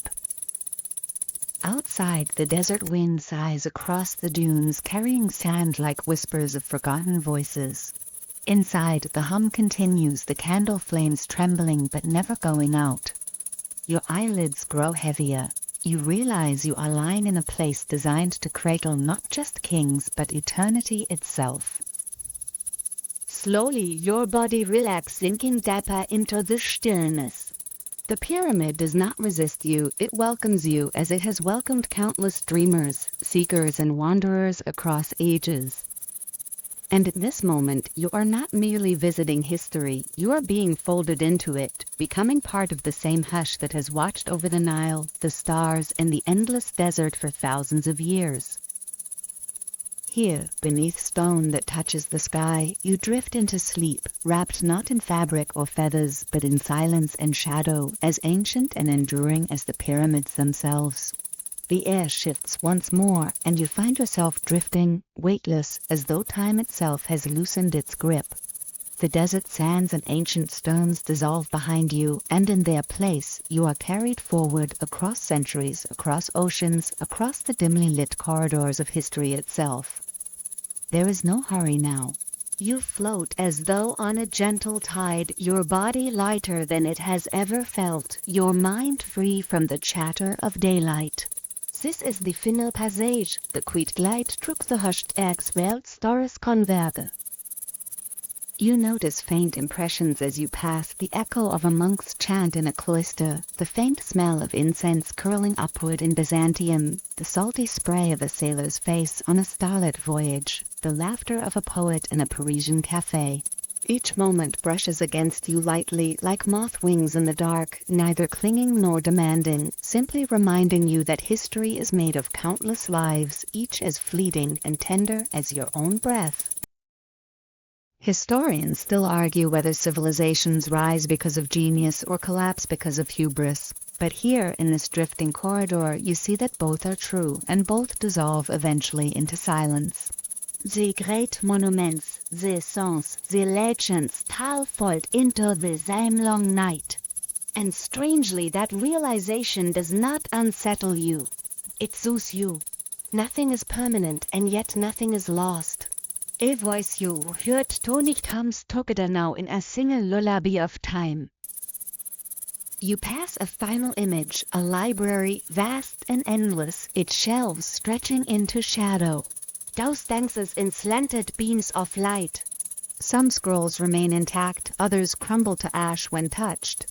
A quirky tidbit drifts into your mind. The Library of Alexandria may never have burned in one great inferno, as legend claims. Some historians believe it simply faded over centuries, its scrolls borrowed, lost, neglected. And yet, even if the books are gone, their whispers are not. They live on here in this place between waking and sleep. You reach out, brush your hand along a wooden shelf, and feel it tremble like a heartbeat. The sound grows softer, slower, pulling you into its rhythm. It's not the urgency of drums or the rush of waves, but the steady hush of a lullaby. The kind that lets your eyelids grow heavier, the kind that asks nothing of you but rest. The corridor of eggs narrows. The voice recedes into the distance. What remains is stillness. You float in it as though in warm water, every muscle slack, your breath sinking with the slow pulse of time itself. The last flicker of candlelight fades, the last hum of stone dissolves, and you are left with the deepest comfort of all, silence, vast and endless, wrapping you like a blanket spun from centuries.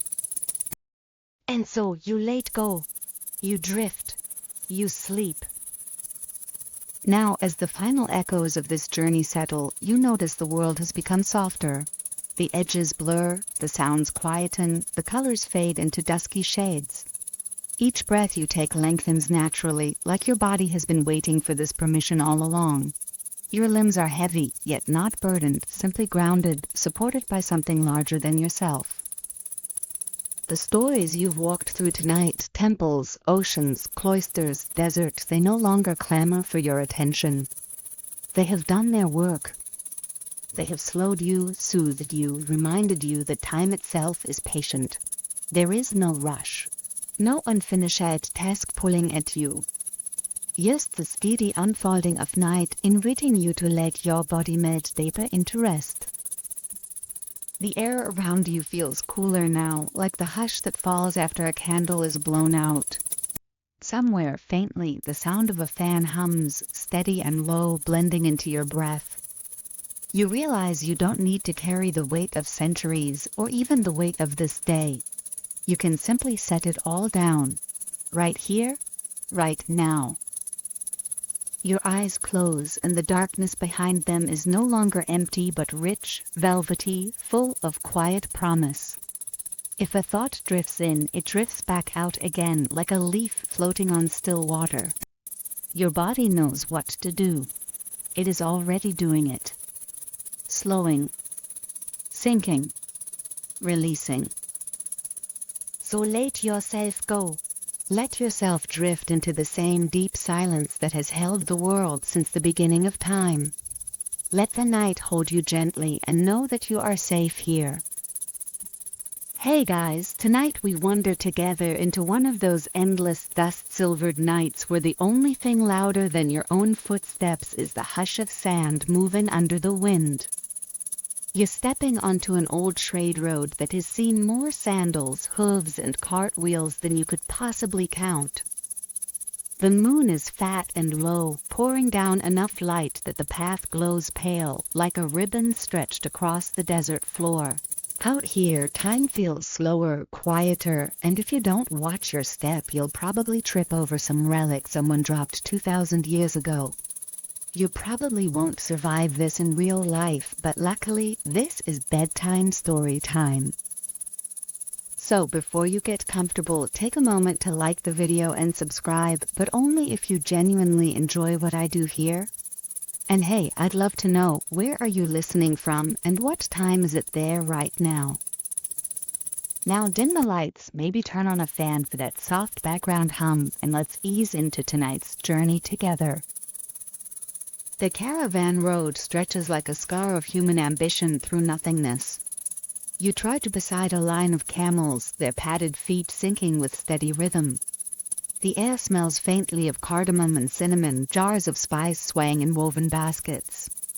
There's a hush among travelers, some hum songs, others mutter prayers, but most keep their eyes on the horizon, where the dunes rise like frozen waves.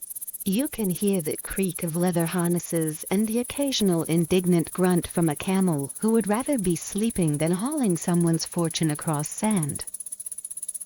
At night, the desert changes personality. In the day it's brutal, with sun like a god's magnifying glass trying to burn ants. At night, it's like stepping into an ocean of shadow and silver. The stars spread so wide and so thick it almost feels like you're walking under spilled salt. It's comforting if you ignore the fact that somewhere out there could be jackals, or worse, an ambitious tax collector. You pass by merchants with stories tucked into their satchels. A man with ink-stained fingers boasts he once copied a letter from Alexander the Great's court. Is it true? Hard to say. Historians still argue whether Alexander ever really dictated half the letters attributed to him, or if scribes invented things to flatter local rulers. Either way, this fellow swears his handwriting influenced the king's mood, which is a strangely specific claim. A little further along, a woman with jangling bracelets tells you she carries glass beads from Phoenicia. She says they hold trapped sunlight from the shores of Tyre. That sounds poetic, but also suspiciously like marketing spin. Yet you roll one bead in your palm and honestly, in moonlight it does look like liquid fire frozen in place. You tuck it back into her hand and she smiles, clearly pleased that her story worked. The desert road has always been about more than goods. It's about swapping tales, gossip, recipes, even remedies. Did you know Egyptians once used crocodile dung as sunscreen? Someone at a campfire tells you this between sips of watered wine, and you nearly choke laughing. The theory was that it worked because of its paste-like texture. Effective or not, it must have been an unforgettable smell. You silently thank modern SPF for being less pungent. The rhythm of the caravan lulls you. Camels swipe, bells tinkle, and the sand crunches. You think about how many centuries people have made this same trek. The Silk Road, though famous, wasn't one straight line, but a messy braid of routes that constantly shifted. Sometimes sandstorms erased paths, sometimes politics rerouted caravans. Historians still debate which sections mattered most, the Central Asian steppes, the Persian highways, or the Chinese mountain passes. For you tonight, the whole route is one single glowing road stretching farther than your imagination. Someone hands you a feicht red and chewy sweet honey. Your tongue sticks slightly to your teeth. Around you, travelers trade snacks like modern folk swapping playlists. One boy offers dates wrapped in palm leaves, another carries salted fish that frankly smells like it could walk on its own. You politely decline that one. Food becomes currency as much as gold because after miles of sand, the chance to taste something different is priceless. The caravan halts near a half-buried ruin, stone arches jutting from the sand like giant ribs. People murmur that once it was a Nabatean outpost, maybe even a temple to some forgotten god. No one agrees on which god. Some say Dushira, the mountain lord, others whisper of a moon goddess. Scholars argue even now about how far Nabatean religion influenced surrounding cultures. To you, the ruins feel timeless, as though the desert itself swallowed history and now spits out fragments at random. You run your fingers over the stone, it's warm even a night, holding memory like a secret. When fires are lit, shadows stretch huge against crumbled walls. Storytelling begins as inevitable as braiding. One merchant claims his ancestor saw the hanging gardens of Babylon. You lean in, intrigued. But then he shrugs. Maybe they were in Nineveh, maybe they never existed. Historians still argue whether the gardens were real or just propaganda carved into clay tablets. Still, it's soothing to imagine a desert-weary traveler stepping into cascades of green terraces and waterfalls, like an oasis invented by an architect's dream. You find yourself staring upward. The stars are so sharp they look like pins through black silk. Someone points out Orion, his belt glimmering. An astronomer explains how ancient Persians tracked trade seasons by these constellations. Then, with a mischievous grin, he tells you one group insisted the stars spelled out recipes instead of gods. He's joking. Probably. The truth is, people have always looked up and tried to find meaning, whether divine, scientific, or culinary. A breeze carries sand across your ankles. You shift closer to the fire, listening to the wood crack. One traveler strums a lute, the notes wandering into night like fireflies. The tune is melancholy but sweet, echoing of homes far away. You realize everyone here is a little homesick, carrying tiny tokens of where they came from. Some keep carved charms, others pressed flowers, one even has a chipped clay pot wrapped like treasure. You think about your own keepsakes, what you'd bring on a journey this long. Probably something practical like a pillow. A man beside you leans in with a conspiratorial whisper. He swears there's a lost city under the dunes filled with gold statues and rivers that run backwards. He sounds half mad, but you can't help picturing it. People have always spun myths about desert mirages. Even today, archaeologists sometimes stumble upon entire towns swallowed by sand. Whether his story is nonsense or prophecy, you enjoy it enough to keep listening. Gradually the camp quiets. Fires burn lower and the desert cools further. You lie back on a rug, head resting against your pack, the sand surprisingly comfortable. The moon hangs like a silver coin just up off the horizon. You feel the weight of history pressing soft against your eyelids. The countless footsteps, the laughter, the arguments, the trades, all absorbed by this endless road. You breathe slowly, counting stars like sheep lulled by the steady exhale of camels. Sleep creeps in around the edges of your mind, gentlest drifting scent. The night gives way to dawn, but instead of desert sands, you find yourself following the echo of dripping water into a chamber carved of marble. The temperature shifts instantly, cool, damp, and scented faintly of oils and steam. You're standing at the entrance of a Roman bath, where centuries ago emperors and citizens alike gathered not only to scrub dust from their skin, but to gossip, deal, and quietly plot. You trail your fingers across a mosaic floor, still slick with condensation, picturing bare feet that padded here long before you. The first thing that hits you is the sound.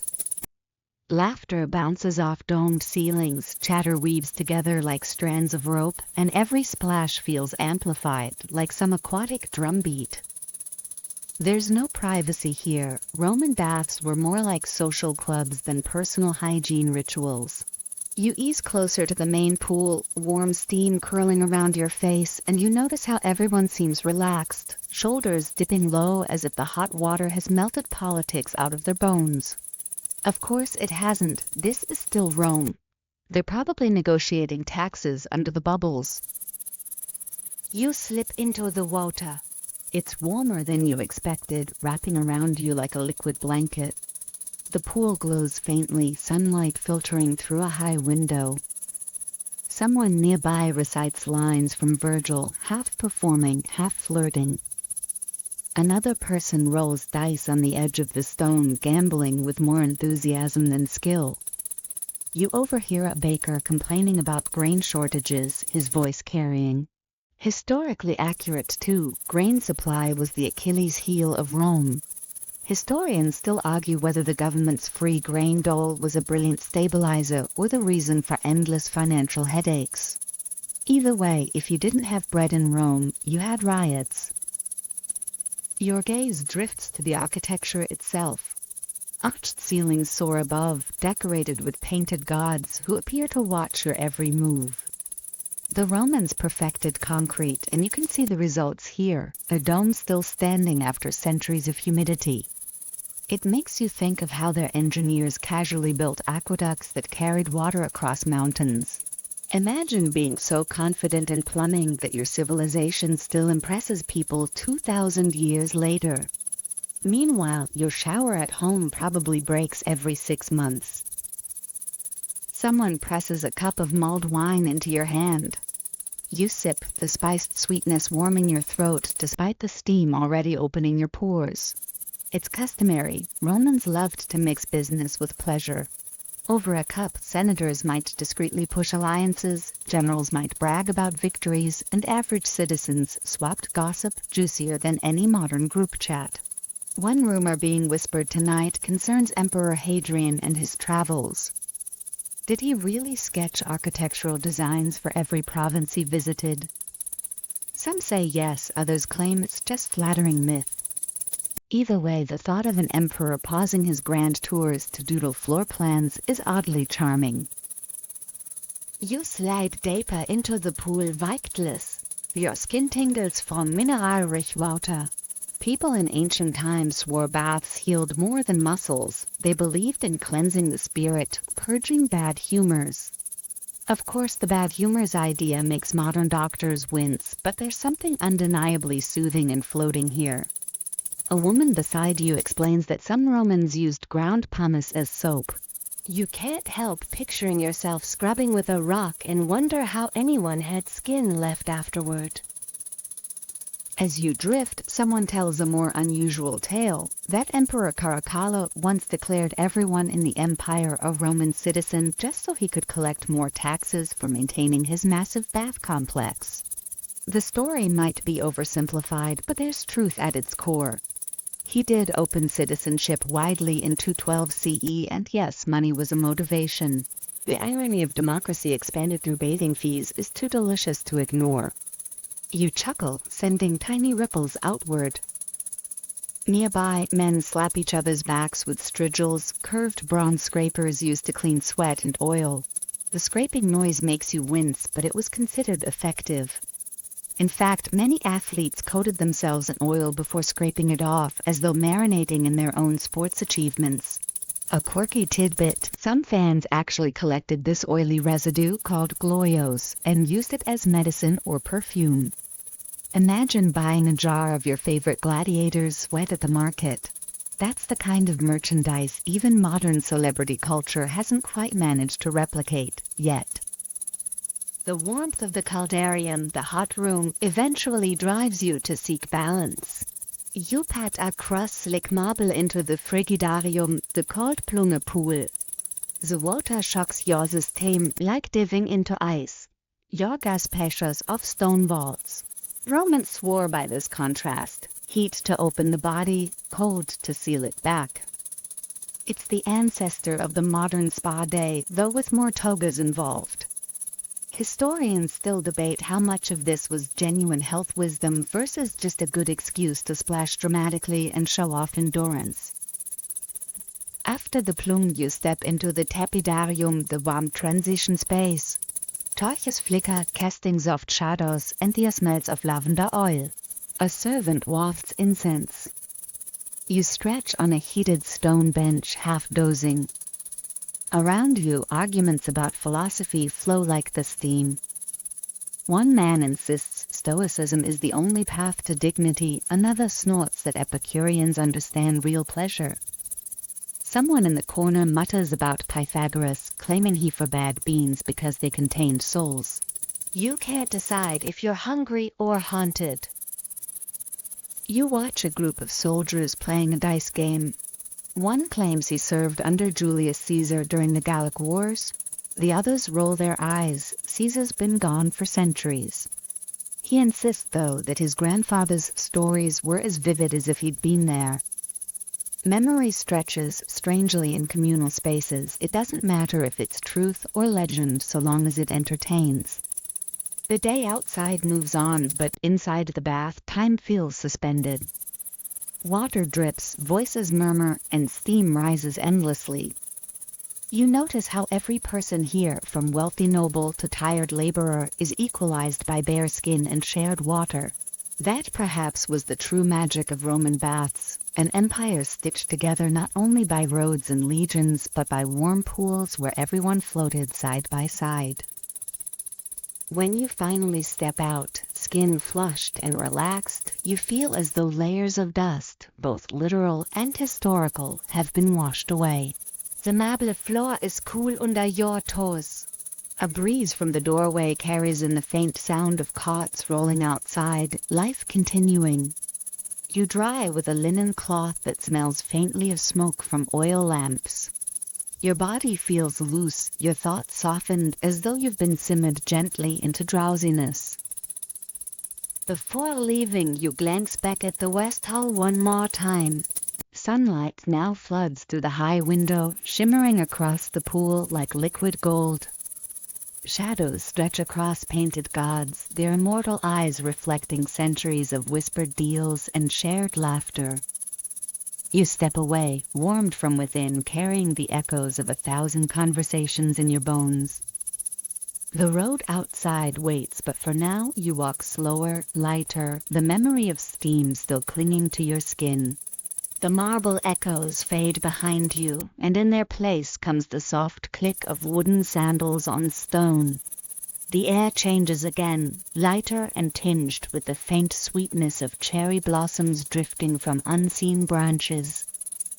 You find yourself wandering narrow cobbled alleys in Kyoto, the kind that twist like lines in a poem. It is evening and lanterns are blooming to life, their paper skins glowing orange, red and cream. They sway gently as if the city itself is breathing with you. The streets are hushed but not silent. You hear a distant shamisen, 3 strings plucked with deliberate pauses that make your chest slow down in time. Somewhere behind a sliding paper door, laughter rises, quickly muffled. You pause under one lantern and notice the way the calligraphy brushed across its surface seems almost to ripple with a flame inside. This is no ordinary stroll, it's Kyoto at its most magical, a place where the past and present slip together so smoothly you can't tell which century your sandals belong to. You glide along, brushing your fingers against wooden railings worn smooth by countless hands. The scent of grilled yakitori floats through the air, making your stomach rumble. A vendor smiles and offers you skewers sizzling with sesame oil. You take one, biting into smoky chicken, the flavor sharp and grounding. Street food has always been part of this city's rhythm. Quick bites for travelers, late-night sustenance for performers, and for you tonight, the perfect midnight snack. As you chew, you pass a small shrine tucked between houses. A fox statue stands guard, eyes glinting with mischief. Kitsune, the fox spirits, are said to shift into human form at night, tricking or helping wanderers. Historians still argue whether these myths began as pure folklore or as metaphors for clever courtiers manipulating politics from the shadows. Either way, you glance around uneasily, half expecting someone nearby to suddenly sprout a tale. Kyoto has worn many masks. Once the imperial capital, its avenues were designed on a Chinese grid system, neat and orderly, yet these side streets have always had a wilder, more intimate charm.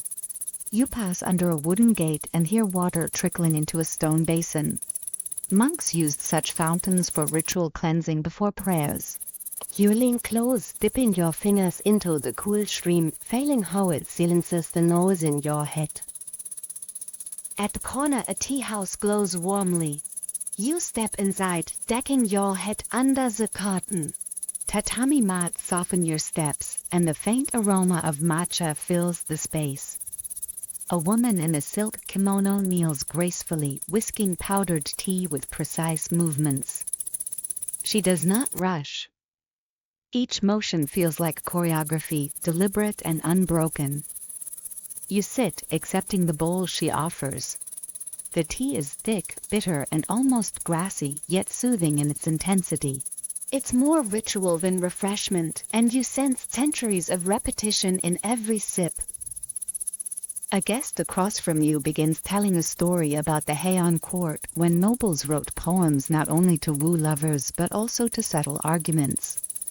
Imagine diffusing workplace tension with a haiku about clouds. In fact, one famous Heian poet supposedly wrote a verse comparing his rival to a wilted plum blossom.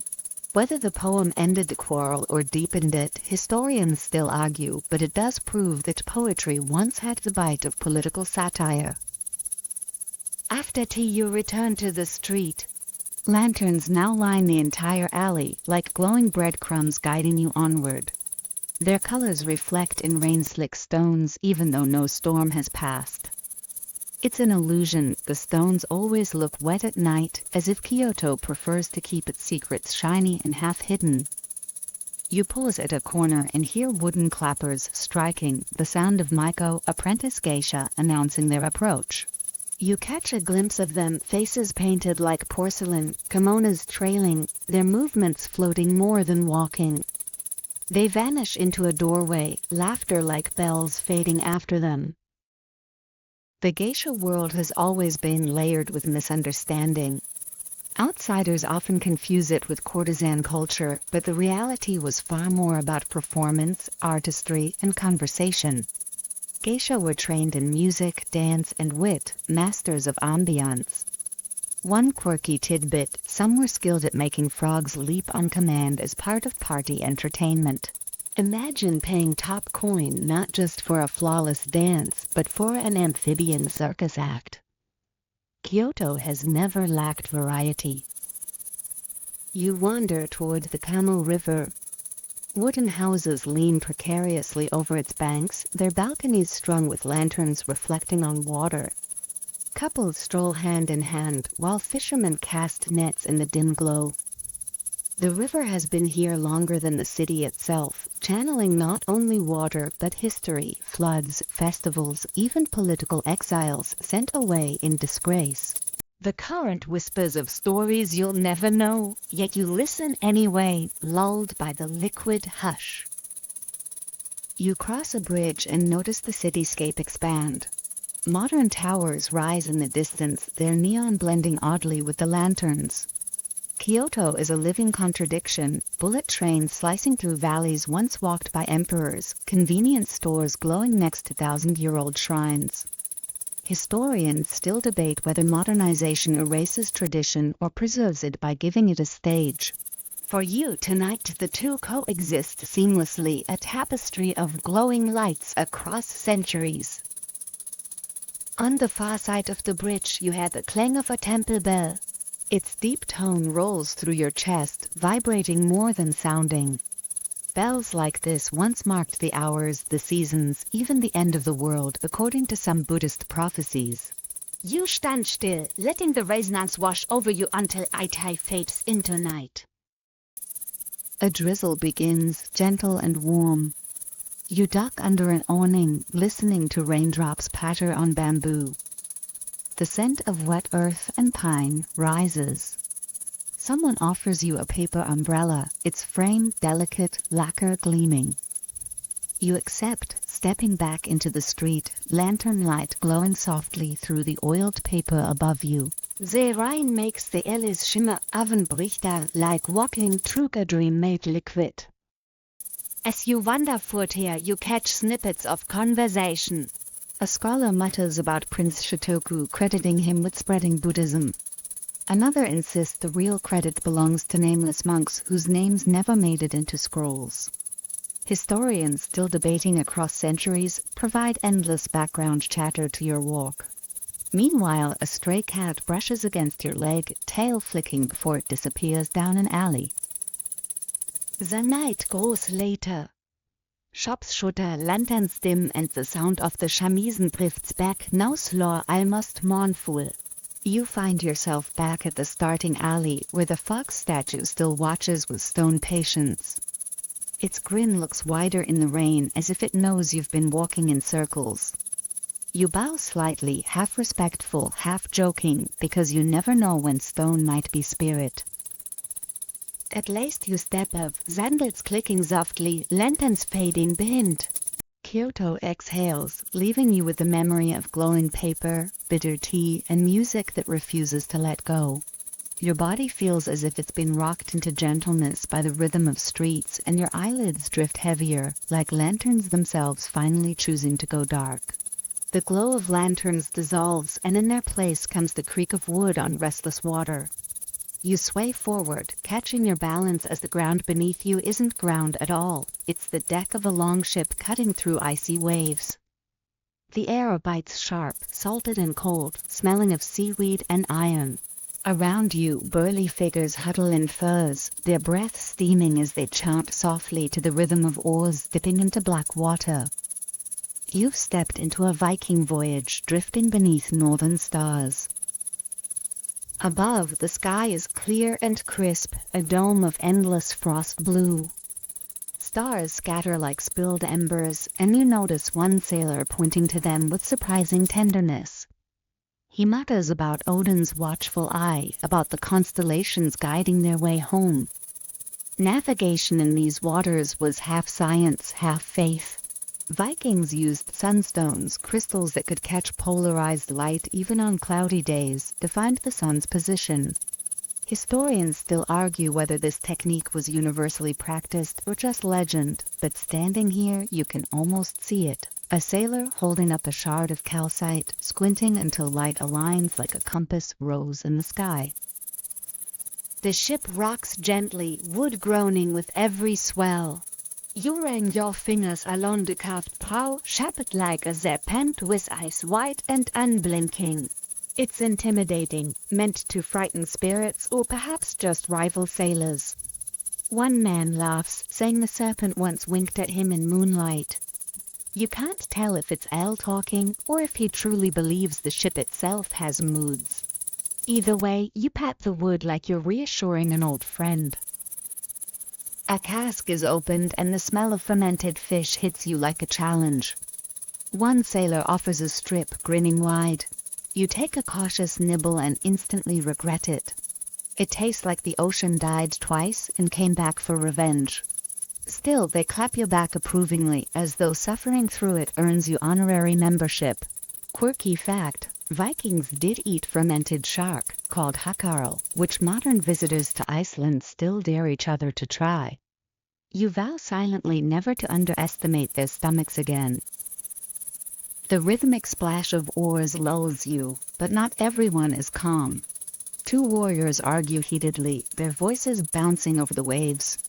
One insists their next raid will be in Ireland, the other swears riches await in Frankish lands.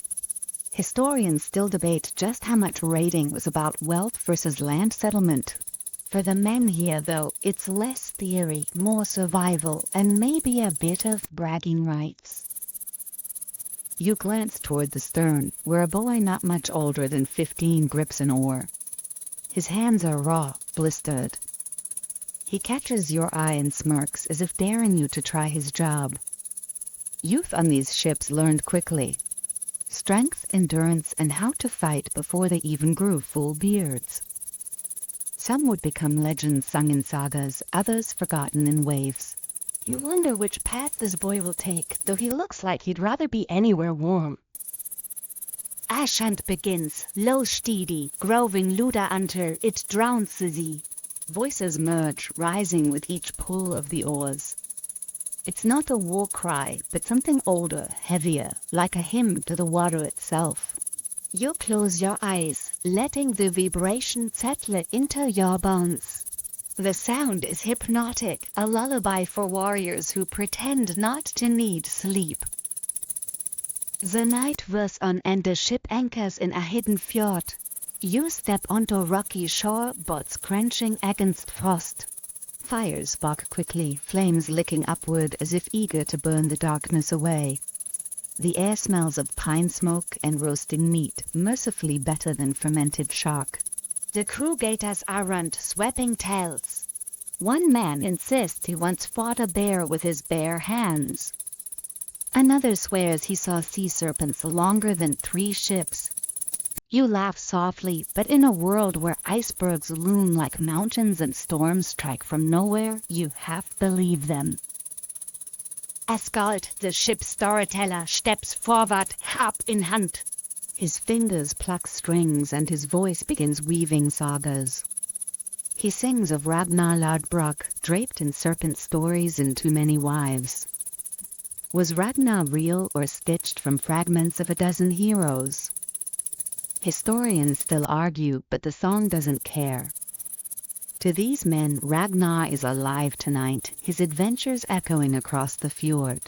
You find yourself swaying with the music, the firelight flickering against your closed eyelids. The skald pauses for a joke, claiming Loki once tricked Thor into dressing as a bride.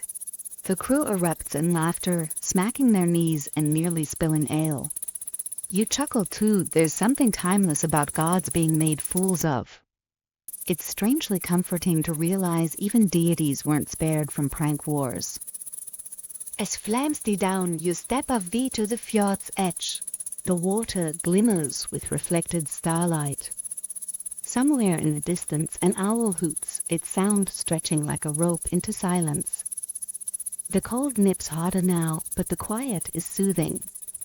You think about how Vikings carried not just weapons but weaving tools, combs, and board games. Their lives weren't all raids, they were farmers, families, and dreamers of warmer lands. That complexity lingers in the dark, easy to forget when history paints them only as marauders. The boy from the ship sits beside you, chewing bread.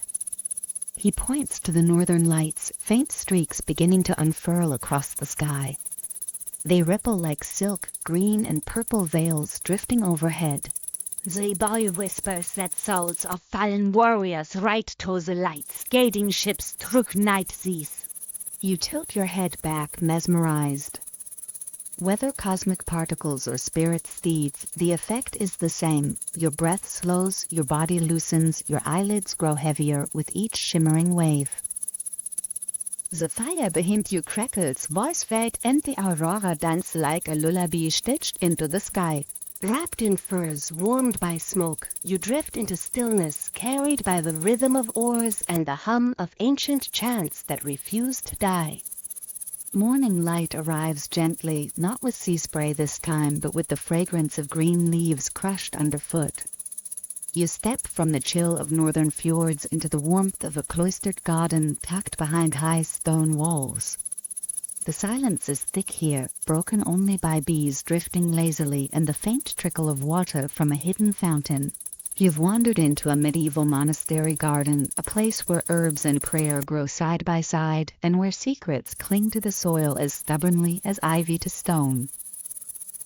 The paths are narrow, edged with box hedges trimmed neatly by careful hands. You walk slowly, the gravel crunching under your sandals, inhaling a mix of rosemary, zag, and lavender.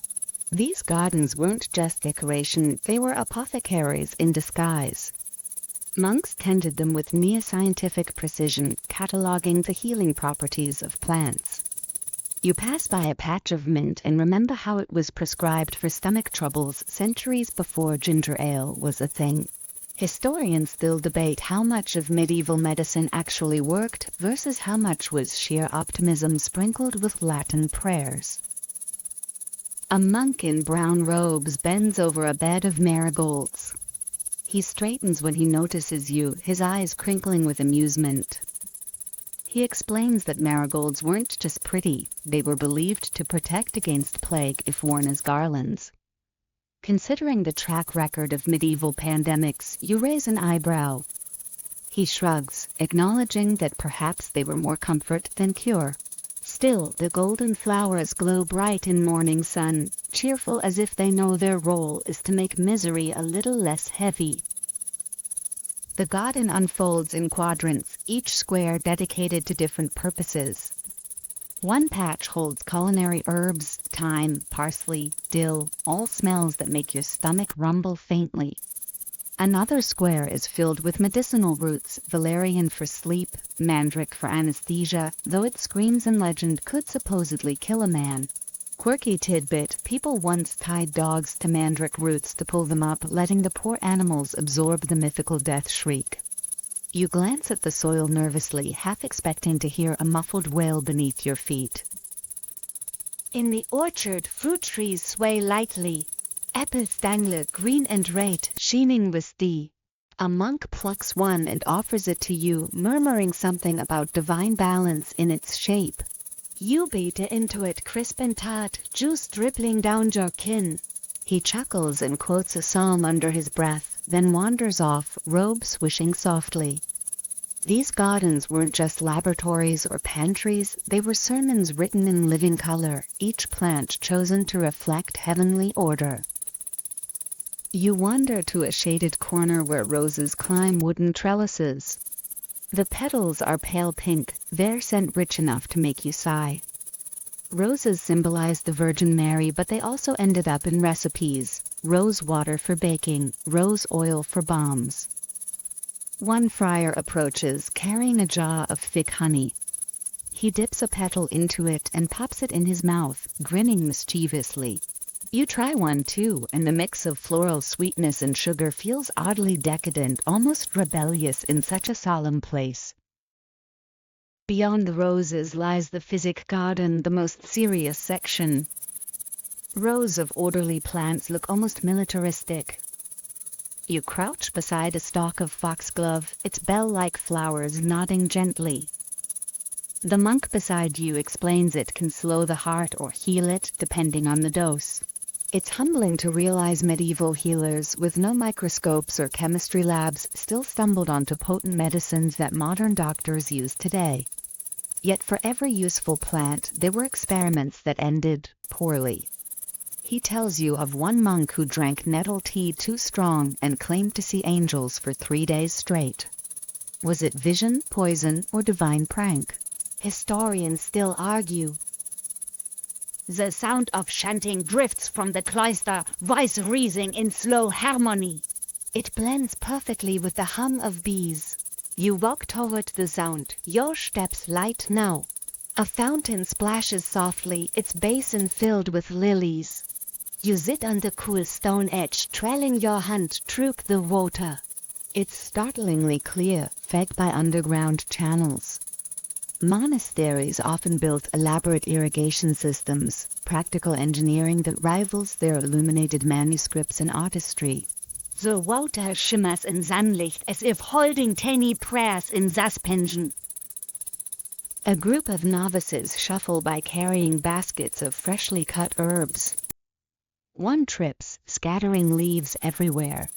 The elder monk sighs, muttering about patience, while the younger boys stifle laughter. Even here, in the solemn rhythm of monastic life, clumsiness and humor survive.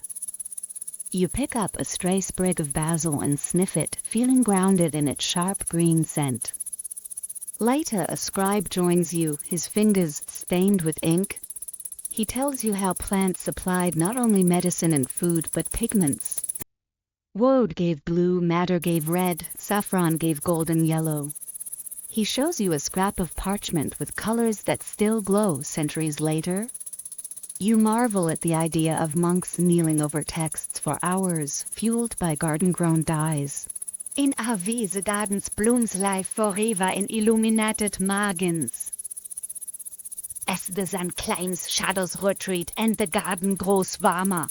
Birds flutter between branches, their chirping weaving into the chant still echoing faintly from stone halls.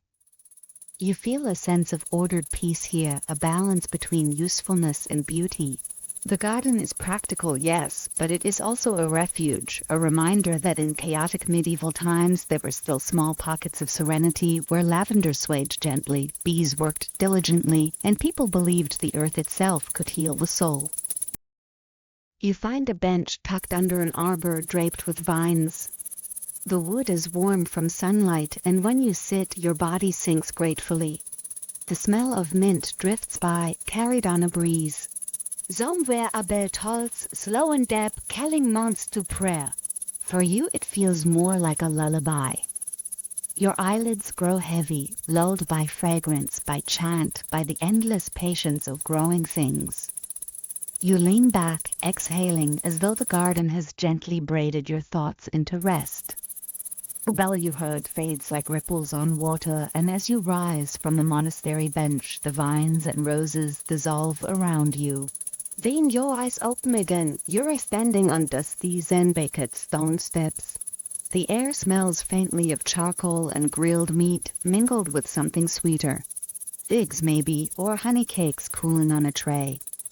You've drifted straight into an ancient Roman tavern, the kind of place where history books rarely linger, but where life buzzed with chatter, dice clattering, and wine sloshing dangerously close to clay rims.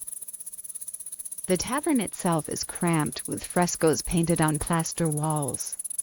Bright reds and yellows depict Bacchus, the god of wine, raising his cup like he's hosting the party. The floor is gritty with sand, and low wooden stools crowd around tables carved with graffiti. You lean closer to one surface and notice scratches in Latin. Someone etched "Felix was here." 2,000 years later, Felix still wins at vandalism.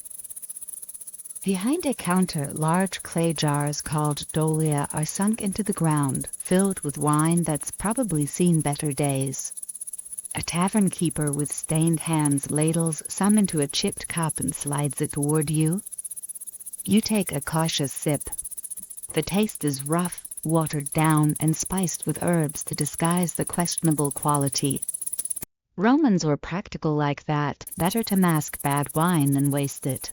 Historians still argue whether the average Roman tavern drinker was constantly tipsy or just hydrating in the most chaotic way possible.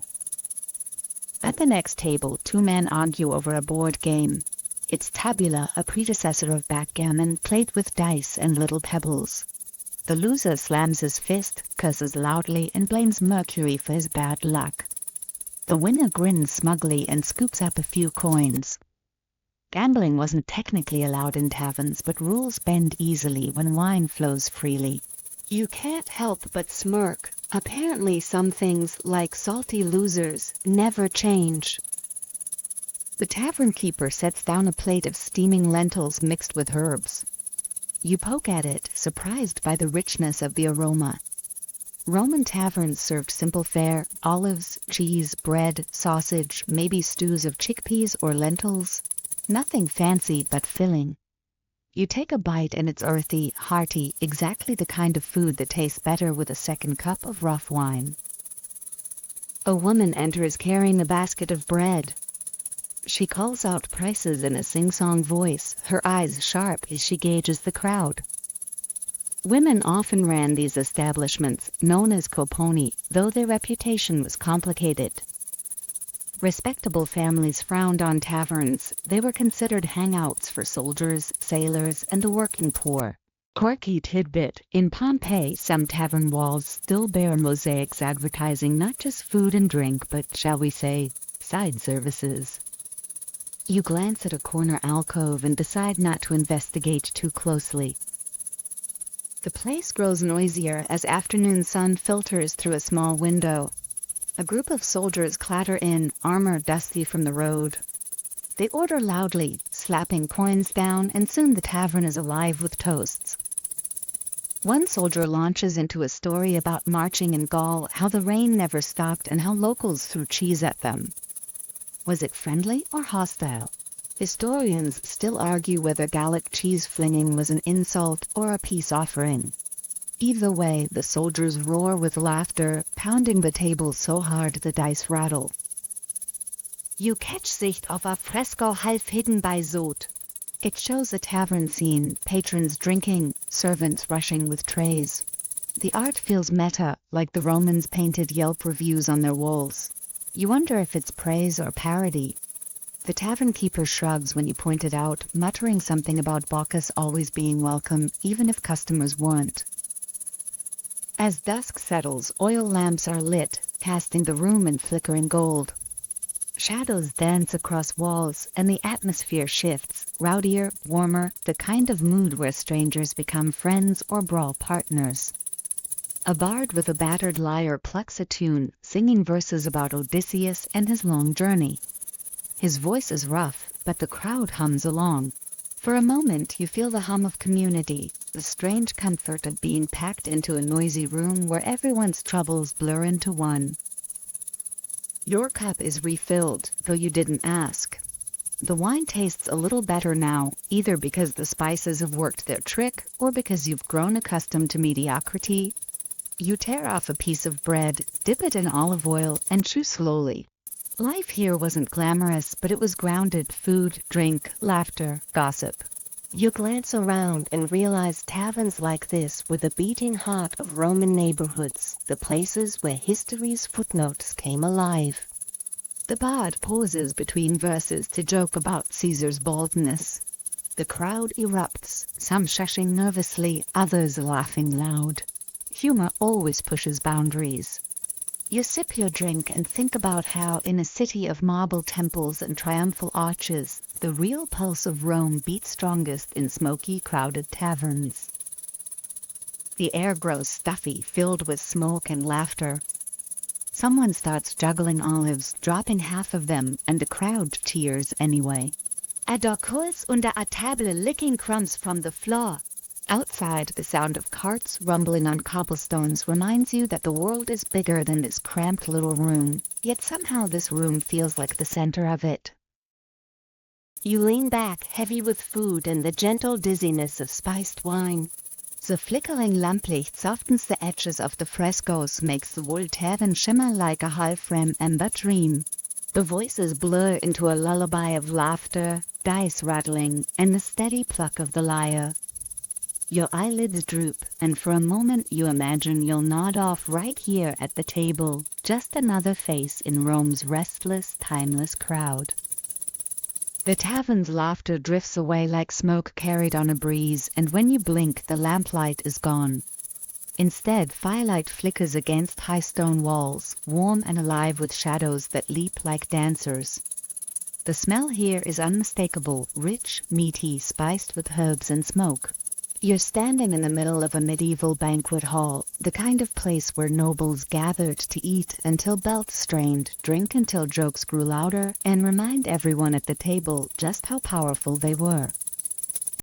The ceiling stretches high above, beams of dark oak blackened from years of torch smoke. Long trestle tables stretch the length of the room, their surfaces already laden with trenchers of bread, bowls of pottage, roasted meats, and glistening pies. The floor is strewn with rushes and herbs to mask odors, though honestly it's more of a medieval Febreze situation than an actual solution. You shift your feet and notice mint sprigs crushed under your boots, releasing sharp bursts of scent that mix oddly with the aroma of roast venison. A servant rushes past, balancing a platter that holds what looks suspiciously like an entire peacock, feathers reattached after roasting, the neck painted gold. This, you realize, is not a meal so much as edible theater.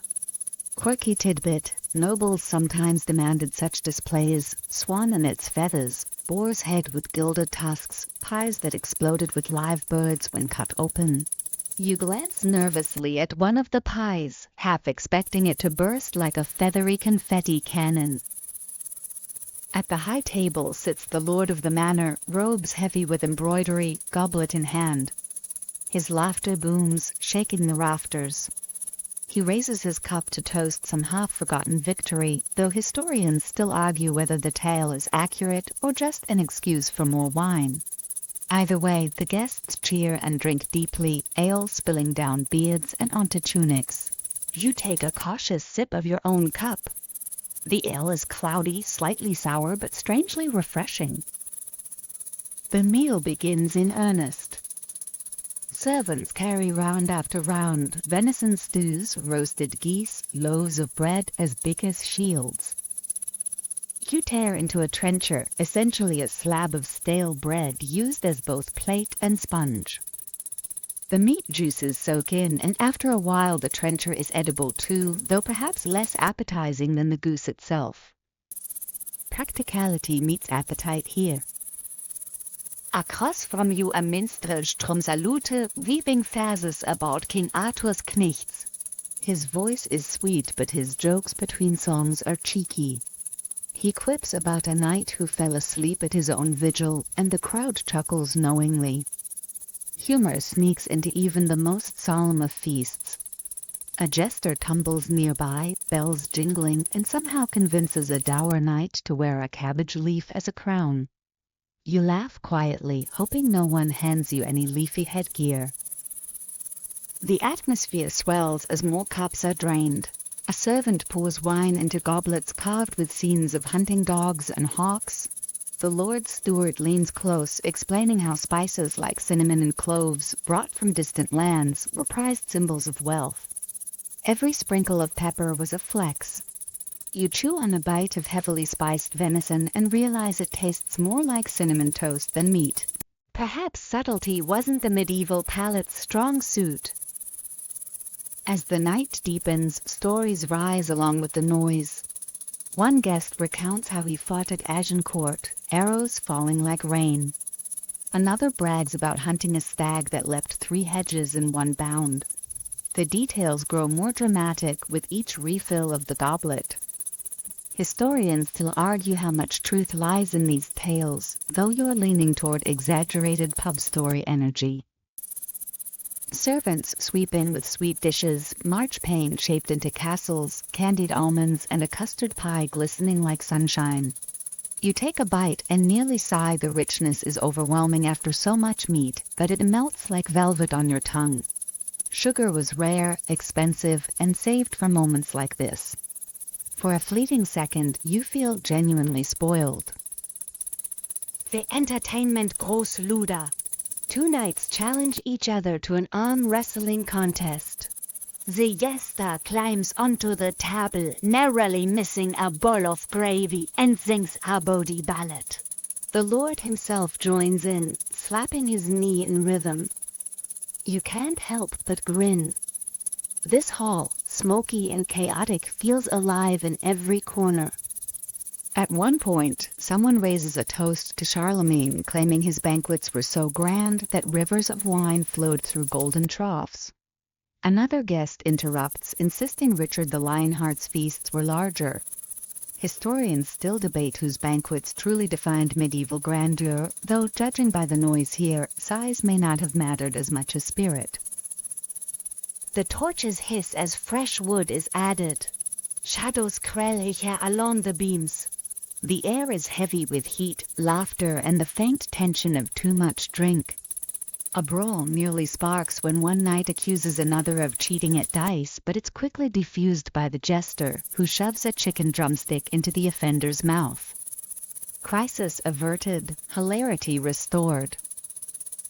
You lean back, full to the point of discomfort, goblet cradled in your hand.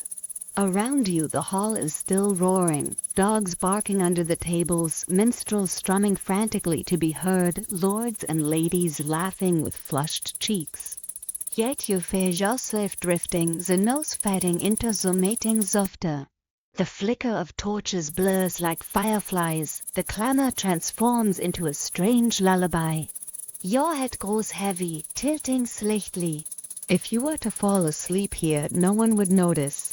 Banquets, after all, often ended with guests slumped over the table, dreaming in the glow of torchlight. The glow of torches fades, and with a blink you find yourself outside, the cool night air crisp against your skin.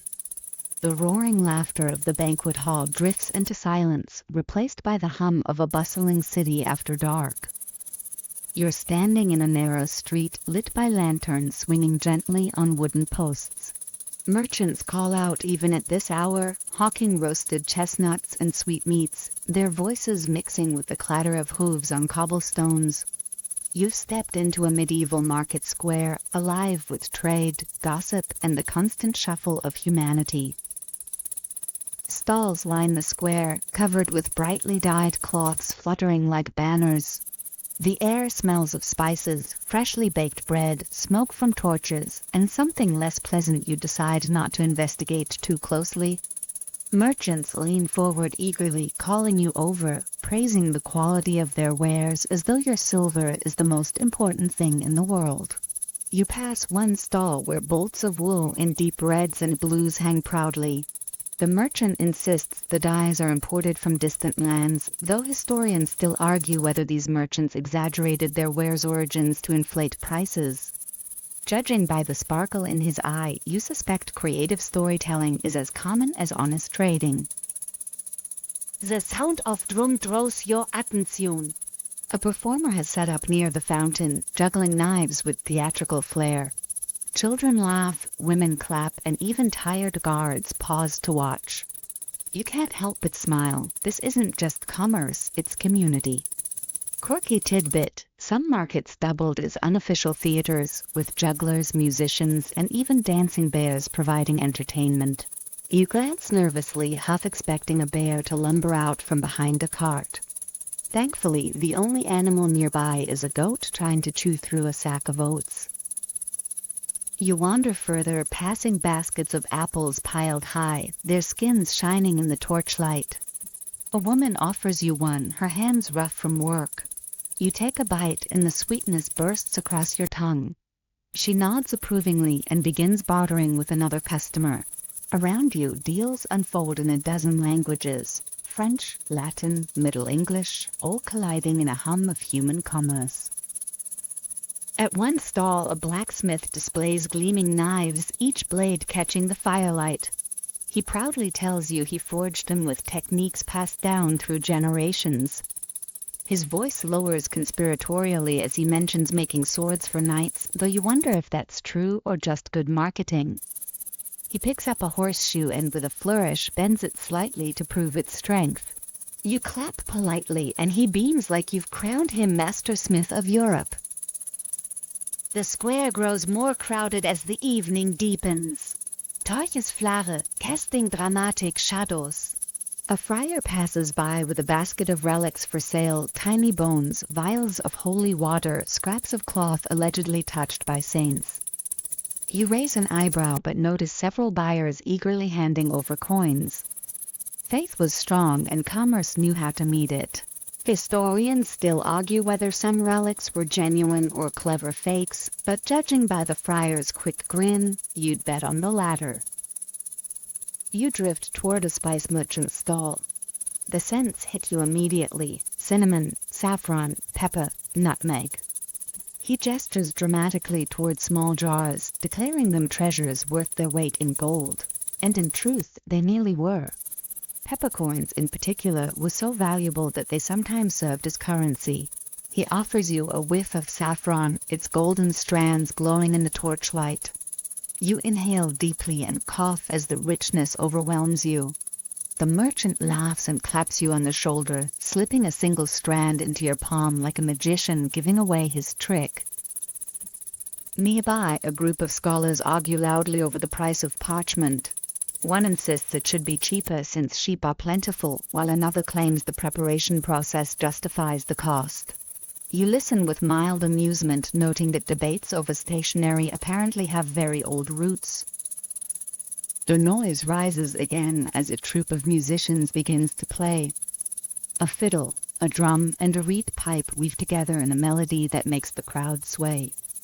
A young couple begins to dance in the open space, their steps clumsy but joyful. You tap your foot, caught in the rhythm, your earlier weariness forgotten in the music's warmth. Suddenly, a bell tolls in the distance, low and sonorous. The market shifts. Some stalls close hastily, merchants pulling down cloths and packing up goods. Others stay open, determined to wring a few more coins from the crowd. You notice a tax collector watching carefully, his ledger in hand, eyes sharp as hawks. He nods slightly at a guard who begins to stroll between stalls. Commerce, after all, was never free of oversight. A young boy tugs at your sleeve, offering a handful of carved wooden animals. You take one, a tiny horse, its details surprisingly fine. He grins toothily and runs off before you can even ask his price. Maybe it was a gift, or maybe you just got hustled by the best salesman in the square. Either way, the horse feels warm in your hand, oddly comforting. The air thickens with smoke as torches burn lower, their oil sputtering. A storyteller takes center stage, driving the crowd close. He launches into a tale of dragons and saints, his arms sweeping dramatically. Children gasp, adults nod, and you lean in too, letting the cadence of his voice carry you. For a moment, the market is no longer a jumble of goods and haggling, but a shared dream spun from words. As the story ends, the crowd disperses slowly.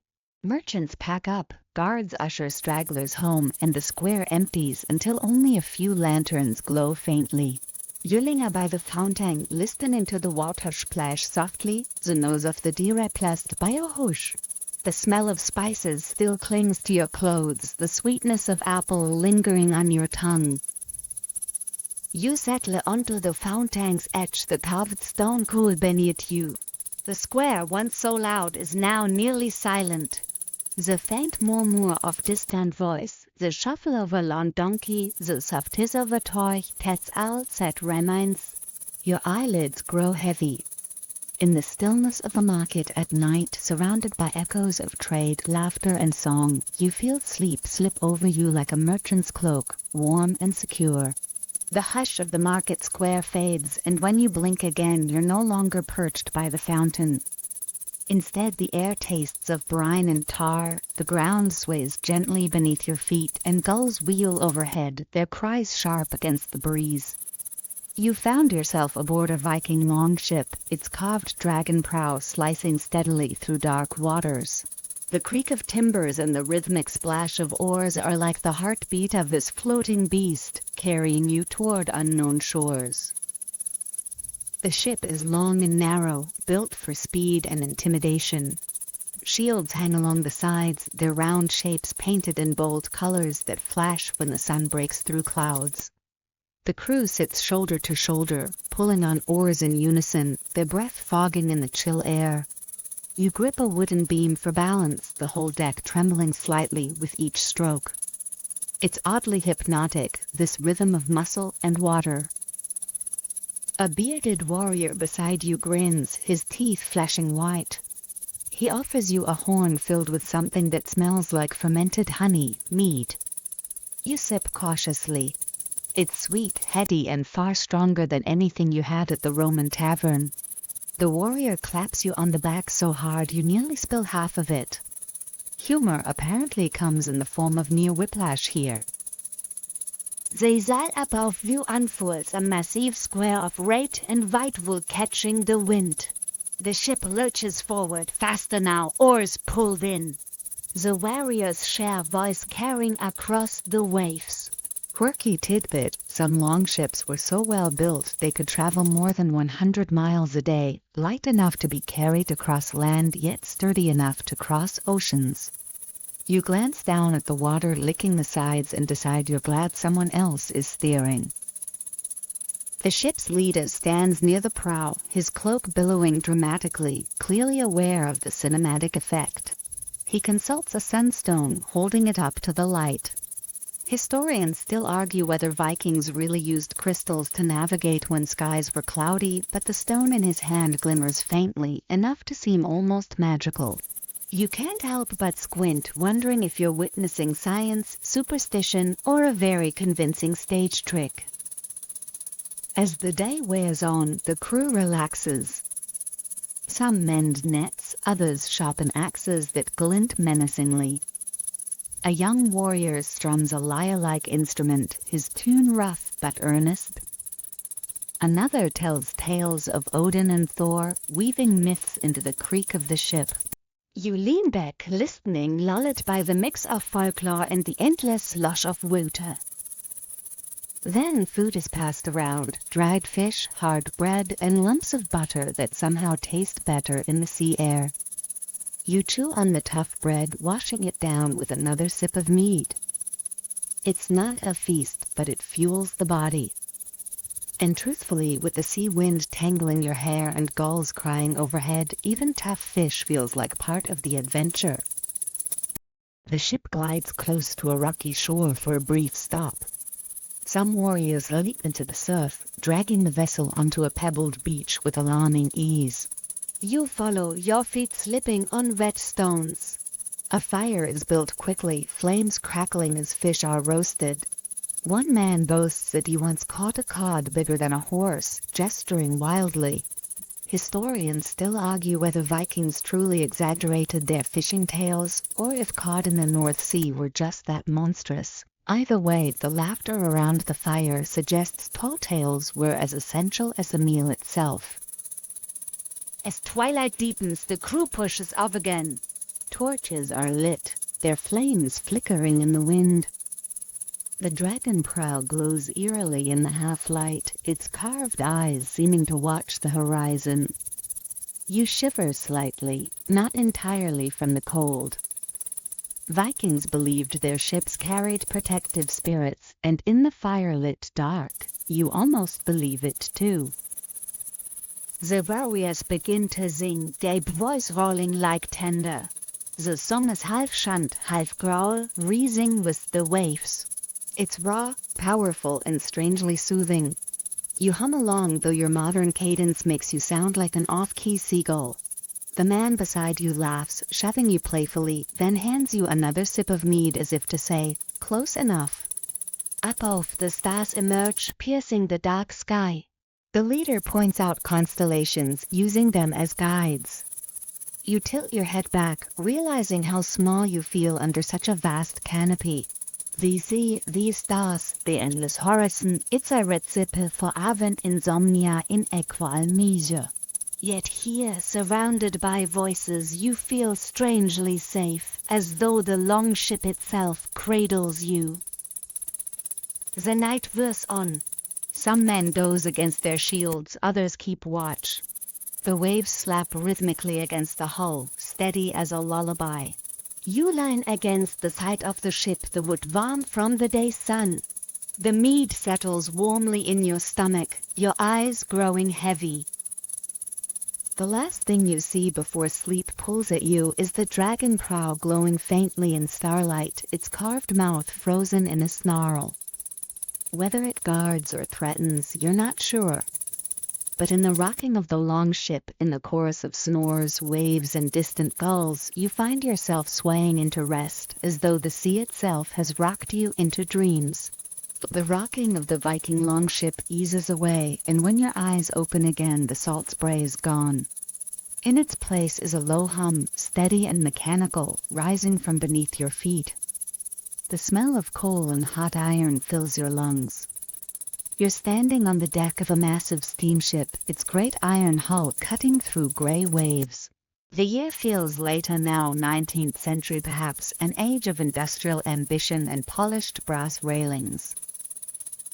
The deck is broad, crowded with passengers in heavy coats and bonnets, some pacing to stretch their legs, others staring wistfully at the endless sea.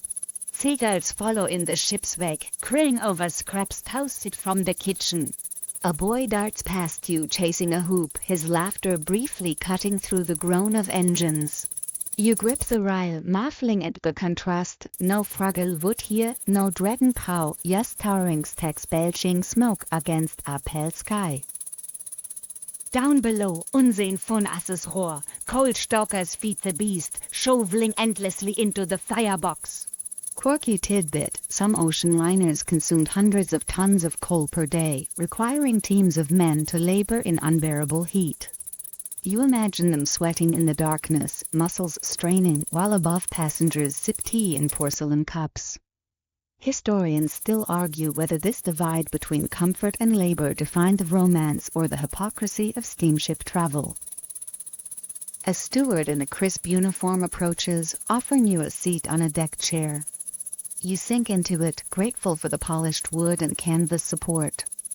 Around you, passengers murmur about destinations: New York, Liverpool, Havana. For some, this voyage is business; for others, a desperate leap toward a new life. The hum of voices mixes with the steady churn of pistons, creating a rhythm both restless and soothing. Nearby, a woman in a fine dress sketches the horizon, her pencil dancing across paper. She smiles faintly when her child tugs at his skirts, begging for a story. Without pause, she begins weaving a tale of sea monsters and hidden islands. The child gasps in delight, eyes wide. You can't help but smile. Storytelling thrives even where technology reigns. The bell rings for luncheon and passengers stream toward the dining saloon. You follow, stepping into a space glittering with chandeliers, brass fixtures polished to a gleam, and long tables draped with linen. Stewards bustle with trays of roasted meats, boiled vegetables, and puddings. You sit, a steaming bowl of soup placed before you. It's hot, hearty, and surprisingly good considering it came from a rolling kitchen in the middle of the sea. Conversation swells as people share stories of cities visited and ventures planned. One gentleman brags about investing in railroads, claiming iron tracks will change the world. Another boasts of shipping ventures, rattling off ports like a gambler listing bets. You sip your soup, quietly amused at their certainty. Historians still argue whether these steamship passengers were visionaries of progress or just riding the wave of industrial hype. After the meal, you return to the deck. The air is brisk, the horizon endless. You notice third-class passengers clustered near the stern, huddled against the wind. They laugh together, sharing bread, passing around a fiddle. Their quarters are cramped, their meals plain, but their spirits seem lighter than the stiff politeness of the saloon. You drift closer, drowned by the music. The fiddler plays a lively jig, and soon several passengers are dancing, skirts and coats swirling despite the chill. You tap your foot, grinning. As dusk falls, lamps are lit, glowing warmly against the steel. Smoke billows upward, staining the sky with streaks of black. You lean against the rail, staring at the froth churned up by the propellers. The sound is constant, hypnotic, a reminder that beneath your feet, iron and steam drive this floating city forward. A steward appears again, offering a cup of tea. You wrap your hands around it, savoring the warmth. He tells you proudly that this ship can cross the Atlantic in record time, faster than sails ever managed. His eyes gleam with pride, though he admits storms can still rattle even the largest vessel.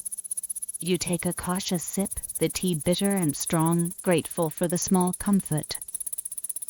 Night deepens. The stars emerge, faint behind wisps of smoke. On deck, passengers stroll slowly, couples whispering, solitary travelers staring out as if searching for invisible shores. A pianist begins to play in the saloon, the notes drifting faintly through open doors. The melody is soft, melancholy, carried on the wind. You close your eyes briefly, letting it wash over you. One elderly man tells a tale of an earlier voyage, when a storm lashed for 3 days straight. He describes waves higher than houses, crockery smashing, and passengers clinging to whatever they could grasp. His eyes shine as he insists he saw lightning strike the sea, splitting it like glass. Historians still argue whether sailors' storm accounts were exaggerated or faithful memory. Judging by the rapt faces of his listeners, exaggeration doesn't matter. The drama is what lingers. As the clock nears midnight, many passengers retreat to their cabins. The deck grows quieter, the drum of engines louder in the silence. You remain by the rail, the sea stretching black and endless. The stars above finally pierce through smoke, steady and cold. The ship surges forward, indifferent to your thoughts. Your eyelids grow heavy, lulled by the vibration underfoot. The engine's Hypnos relentless, like a heartbeat too vast to ignore. You imagine the stokers still laboring below, shoveling endlessly, keeping the beast alive while you drift towards sleep. The deck chair cradles you, the sea cool against your face. And as the steamship pushes into the night, you let yourself surrender, rocked not by waves but by the steady pulse of industry carrying you toward unseen shores. The thrum of engines fades, the black sea dissolves, and when you next open your eyes, the air has changed again.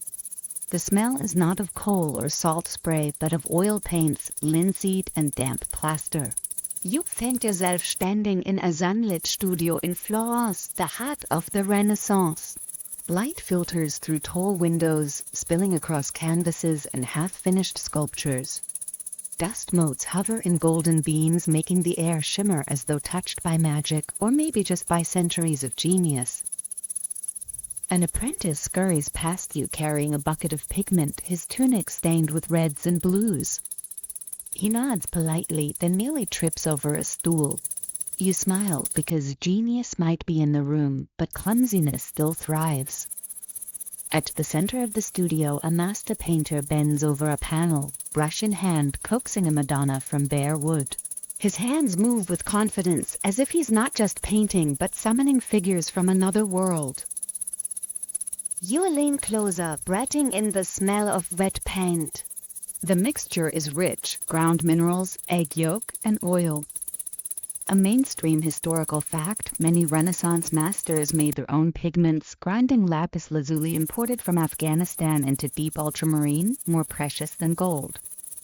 Today, that blue shimmers under the painter's careful strokes, glowing against earthy browns. Behind you, apprentices whisper jokes. One sketches rude caricatures in the corner, a mischievous grin spreading as he gives a saint an oversized nose. The others stifle laughter, then quickly return to grinding pigments when the master turns. A quirky tidbit, some apprentices actually left hidden doodles in the margins of manuscripts and paintings, cheeky signatures of their boredom. Historians still argue whether these flourishes were tolerated as training exercises or sternly punished as disrespect. The room hums with quiet industry. One apprentice stiers plaster for fresco work on the smooth gesso across a wooden panel. You watch their hands, calloused, quick, steady. The master glances over them occasionally, offering advice in a low, firm tone.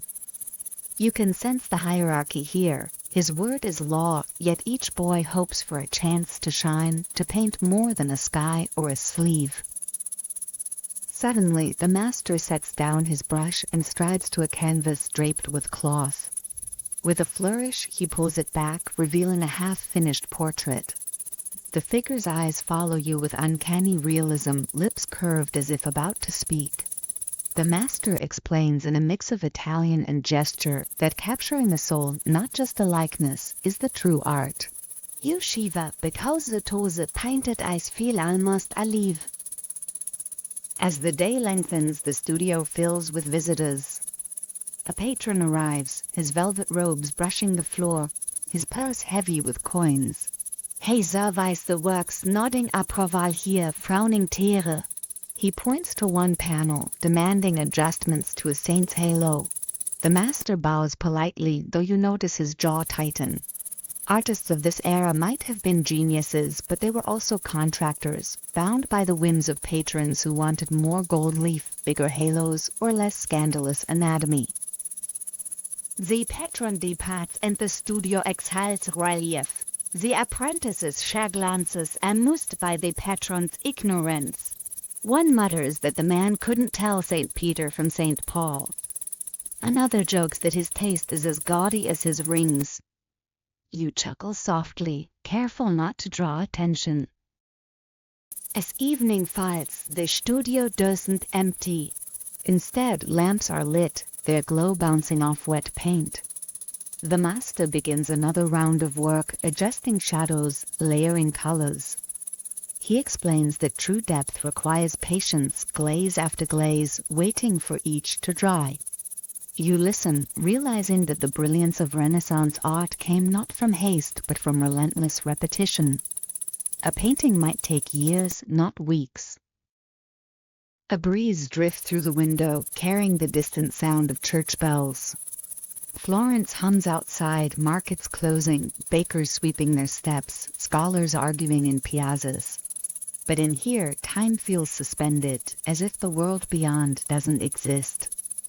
The only reality is brush against canvas, pigment glowing under steady hands. One apprentice brings bread and cheese, passing it around. You accept a piece, the bread still warm, the cheese sharp. It grounds you, reminding you that genius still runs on simple fuel. The master chews absent-mindedly, his mind clearly still on the canvas. You can almost see the calculations flickering behind his eyes, light, balance, harmony. Later, he takes you aside, showing you a sketchbook. Flipping through, you see not only faces and folds of cloth, but machines, flying contraptions, bridges, fantastical devices. Some pages look like dreams made mechanical. He shrugs as if to say, why not imagine? A whisper of Leonardo drifts here, though you can't be sure if it's him or another restless mind. Historians still argue whether these sketchbooks were practical blueprints or simply the doodles of brilliant daydreamers. The night deepens. The apprentices drowse, slumped against walls. The master, however, still paints, eyes burning with focus. You watch as his brush softens a shadow on the Madonna's cheek, and suddenly the figure seems tender, human, almost breathing. That's the trick of the Renaissance, to make the divine feel real, and the real feel divine. You lean back, letting the smell of oil paint and candle wax lure you. The rhythm of brush strokes becomes steady, like waves or engines, soothing, hypnotic. Your eyelids grow heavy. The master doesn't notice you drifting. He's lost in his work, and you're lost in his world. The studio fades to darkness, carrying you gently toward dreams painted in lapis and gold. The golden glow of Florence melts away, and when you blink again, the warmth has vanished. Now the air beats cold, crisp as shattered glass. Your breath steams before your face. All around you stretches a vast steppe, endless grassland frosted white under a pale moon. The wind whispers like a flute across the plains, carrying with it the smell of smoke and horsehide. In the distance, low furious dots the horizon, clusters of orange against the blue night. You trudge toward them, boots crunching on frozen soil, your body grateful for any sign of warmth. As you near, the camp takes shape, round felt tents, yurts sturdy against the wind, arranged in a loose circle. Horses stamp their hooves nearby, their manes blowing like banners. At the largest fire, a group of nomads sit cross-legged, cloaks wrapped tightly, their faces lit in flickers of flame. One waves you closer, and you're welcomed as though you've been expected. To make space for you by the fire, where the heat rushes over your frozen hands like a blessing. The stew pot bubbles slowly, rich with the smell of mutton and root vegetables. Someone passes you a wooden bowl, and you take a cautious sip. It's hearty, smoky, delicious. A quirky tidbit: in these steppes, fermented mare's milk, kumis, was often served slightly sour, a drink both nourishing and intoxicating. A flask is offered, and when you take a gulp, it fizzes oddly on your tongue, sending warmth down your throat. You cough softly, earning a ripple of laughter from the circle. A storyteller begins, his voice low and gravelly, weaving tales of heroes who rode across these very plains. His words carry images of banners snapping in icy winds, of thunderous hooves, of warriors bowing before sky gods. One story lingers on Genghis Khan, the man who rose from obscurity to command empires. Mainstream historical fact: under his leadership, the Mongol Empire stretched farther than Rome ever did, linking east and west in ways still felt today. But the storyteller doesn't linger only on greatness. He gestures toward the horizon and recounts how steppe tribes clashed as often as they united, alliances shifting like snowdrifts. Historians still argue whether Mongol success came from sheer brutality or from their remarkable ability to absorb and adapt the cultures they conquered. Round the fire, heads nod, some in reverence, others in weary acknowledgement. For them, history is not just story, it's ancestry, blood still humming in their veins. The wind holds, shaking the yurts, but inside the circle the fire burns steady. A drum is brought out, its skin taut, and soon a rhythm rises, deep pulsing, echoing the thud of hooves. A woman sings, her voice soaring above the drum, raw and beautiful. You close your eyes and feel the song wrap around you, both lament and triumph. It is the kind of music that doesn't need translation because it belongs to the bones more than the ears. One of the nomads leans close, showing you his bow, carved smooth, strung tight. He gestures for you to try. The wood creaks as you draw, and though you don't release, you feel the strength required. He nods, satisfied, then explains, through gesture and a few broken words, that every child here learns archery as naturally as walking. You picture small hands gripping bows, a rose whistling through the air, lessons of survival before lessons of letters. Later, you're invited into a yurt. Inside, it's warmer than you expected, lined with rugs, cushions, and furs. A small stove glows in the center, smoke curling up through an opening in the roof. You lie back on a pile of blankets, listening as the wind beats against the felt walls. The family talks quietly, sharing gossip of distant relatives and trading news of herds. Laughter rises when a child tries to imitate a horse's neigh and instead produces a squeak. A young man pulls out a two-stringed horsehead fiddle, the Morin Coeur. Its carved head glimmers in the firelight. He draws the bow, and the sound that emerges is haunting, somewhere between human voice and wind. The melody stretches across the tent, evoking galloping horses and endless skies. You feel goosebumps rise along your arms, not from the cold but from the strange beauty of it. As the night deepens, the stew pot is emptied, bowls set aside. The clan begins another round of stories. One tale claims that wolves once taught their ancestors to survive, guiding them through winters. Another insists that spirits of the sky ride storms, watching over their descendants. A child interrupts to ask if the spirits can see through felt walls. The elders laugh, then answer solemnly, yes, of course they can. You shift under the blankets, your eyes growing heavy. The combination of fire, food, and music is a lullaby in itself. Yet even as you fade, your mind drifts to the larger picture, how people thrived here without stone cities or marble halls, relying instead on movement, memory, and the rhythm of horses. Historians still argue whether nomadic life was freedom or hardship, but sitting here, you feel it's both. Harsh winds outside, warmth inside, always balanced on a knife's edge. The fire in the stove flickers low. The drumbeat has stopped, the fiddle is quiet, and even the wind seems gentler.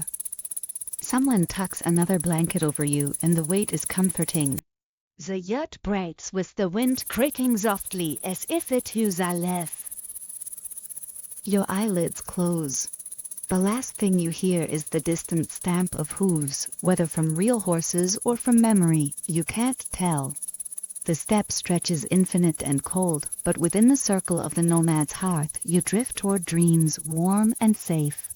The icy steppe dissolves from under your feet, and in its place comes the warm, briny scent of the sea again. This time, though, the rhythm is not steady engines or thunderous longships, but the creak of wooden beams and the slap of waves against a warped hull.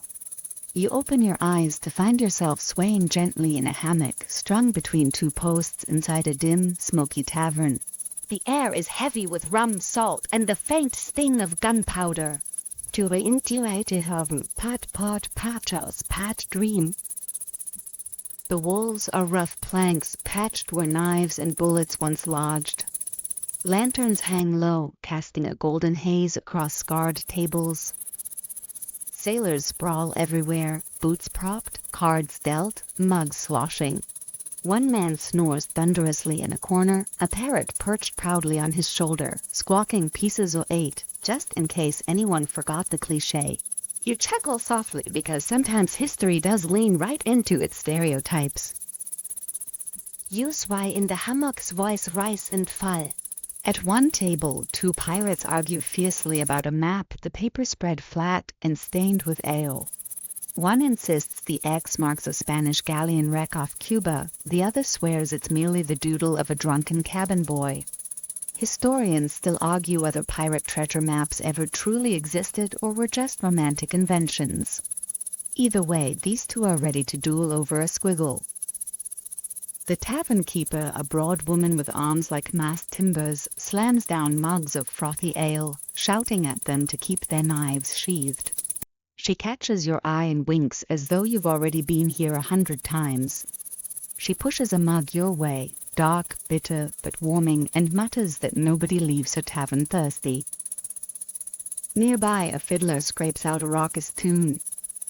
Feet stomp, palms clap, and soon a group of sailors whirl into a chaotic dance, boots thudding against the floorboards.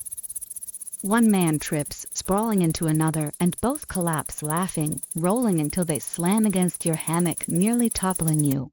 You manage to steady yourself, sipping your ale with as much dignity as possible, though you know there's no dignity in a pirate tavern. Stories ripple around the room. A scarred sailor boasts of capturing a merchant ship off Barbados, describing how the crew surrendered without a fight. Another interrupts, mocking that his capture was a fishing boat with more nets than cannons. The room erupts in laughter, mugs banging, rum spilling. A quirky tidbit, pirates often exaggerated their feats in taverns, spinning minor raids into legendary battles, their reputations inflating faster than sails in a storm. The night stretches on. Dice clatter across wooden boards. Someone sings a bawdy shanty about mermaids and missing trousers. You lean back watching the flicker of lanterns pine shadows on the walls, listening's bravadolis and half-draughts weave into an atmosphere thick with legend. But not all is fun. In a darker corner, two men huddle over a letter of marque, a legal license from a crown to plunder enemy ships. One insists it makes them privateers, respectable as any navy. The other scoffs, saying respectability doesn't buy you another round. Historians still argue whether the line between pirate and privateer was anything more than paperwork and politics. Tonight, the line is blurred with rum. A sudden crash jolts you. The tavern door bursts open, and in staggers a dripping figure, seaweed tangled in his hair. He declares he swam ashore after his sloop sank in the shallows. Nobody panics. Instead, a cheer rises. One pirate throws him a mug of rum, shouting, "You'll live, mate." You grin, realizing survival here is celebrated louder than wealth. Later, the music softens. A quieter song drifts from the fiddler, mournful now, telling of sailors lost at sea. The room falls hushed. Even the parrot goes silent. For all their bravado, pirates lived with death as a constant companion. The song lingers like smoke, a reminder that tomorrow any one of them could sink beneath the waves. The tavern keeper clears plates of hardtack and salted pork. She sets a chunk before you, tough as wood but edible. You chew slowly, washing it down with more ale. It's far from fine dining, but here no one complains. You imagine weeks at sea, bellies gnawing, this food tasting like a banquet after storms. As the night deepens, some pirates collapse in their hammocks or under tables. Others stagger outside, singing into the salty air. You remain, rocking gently, eyes half closed, lulled by the creak of beams and the soft fiddle. The tavern is quieter now, though still alive. Cards shuffle, dice roll, a low murmur of schemes and dreams. You glance at the map still lying forgotten on the table. The ale stains have blurred the lines, the supposed treasure now a blotch. You chuckle, wondering if centuries from now someone might find such scraps and declare them authentic pirate treasure maps. Historians still argue whether romance distorts memory or memory distorts romance. Your hammock sways, carrying you like a ship across calm seas. The fire in the hearth crackles low, shadows growing longer. Someone snores, someone mutters in his sleep about cannon fire, someone hums half a shanty before drifting silent. You close your eyes, the taste of rum lingering, the sound of waves faint in the distance beyond the tavern walls. The haven rocks you into slumber, not safe, not noble, but strangely comforting. In this smoky den of thieves and dreamers, you surrender to sleep, adrift between fact and legend. The tavern smoke fades, the rum's warmth dissolves, and when your eyes open again, the world has changed into white silence. Snow crunches beneath your boots, crisp and dry, every step echoing across empty valleys. There is sin sharp, like glass splinters in your lungs. You're high in the Himalayas now, surrounded by peaks that pierce the sky. Their ridges glow silver beneath the moonlight, and prayer flags flap in the wind, strings of red, blue, green, yellow, white, colors dancing against the cold. The path before you is narrow, winding between cliffs and frozen streams. Each gust of wind carries the low, resonant hum of distant chanting. You follow the sound, trudging upward, your breath clouding, your heart pounding with effort. At last you reach a plateau where a monastery clings to the mountainside like a swallow's nest. Its white walls glow faintly under the stars, golden roofs gleaming with frost. Lanterns flicker in narrow windows, promising warmth.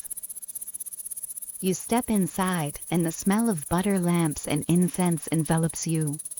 The air is warmer here, though faintly smoky, and the chants you heard outside now resonate fully, deep voices layered in unison.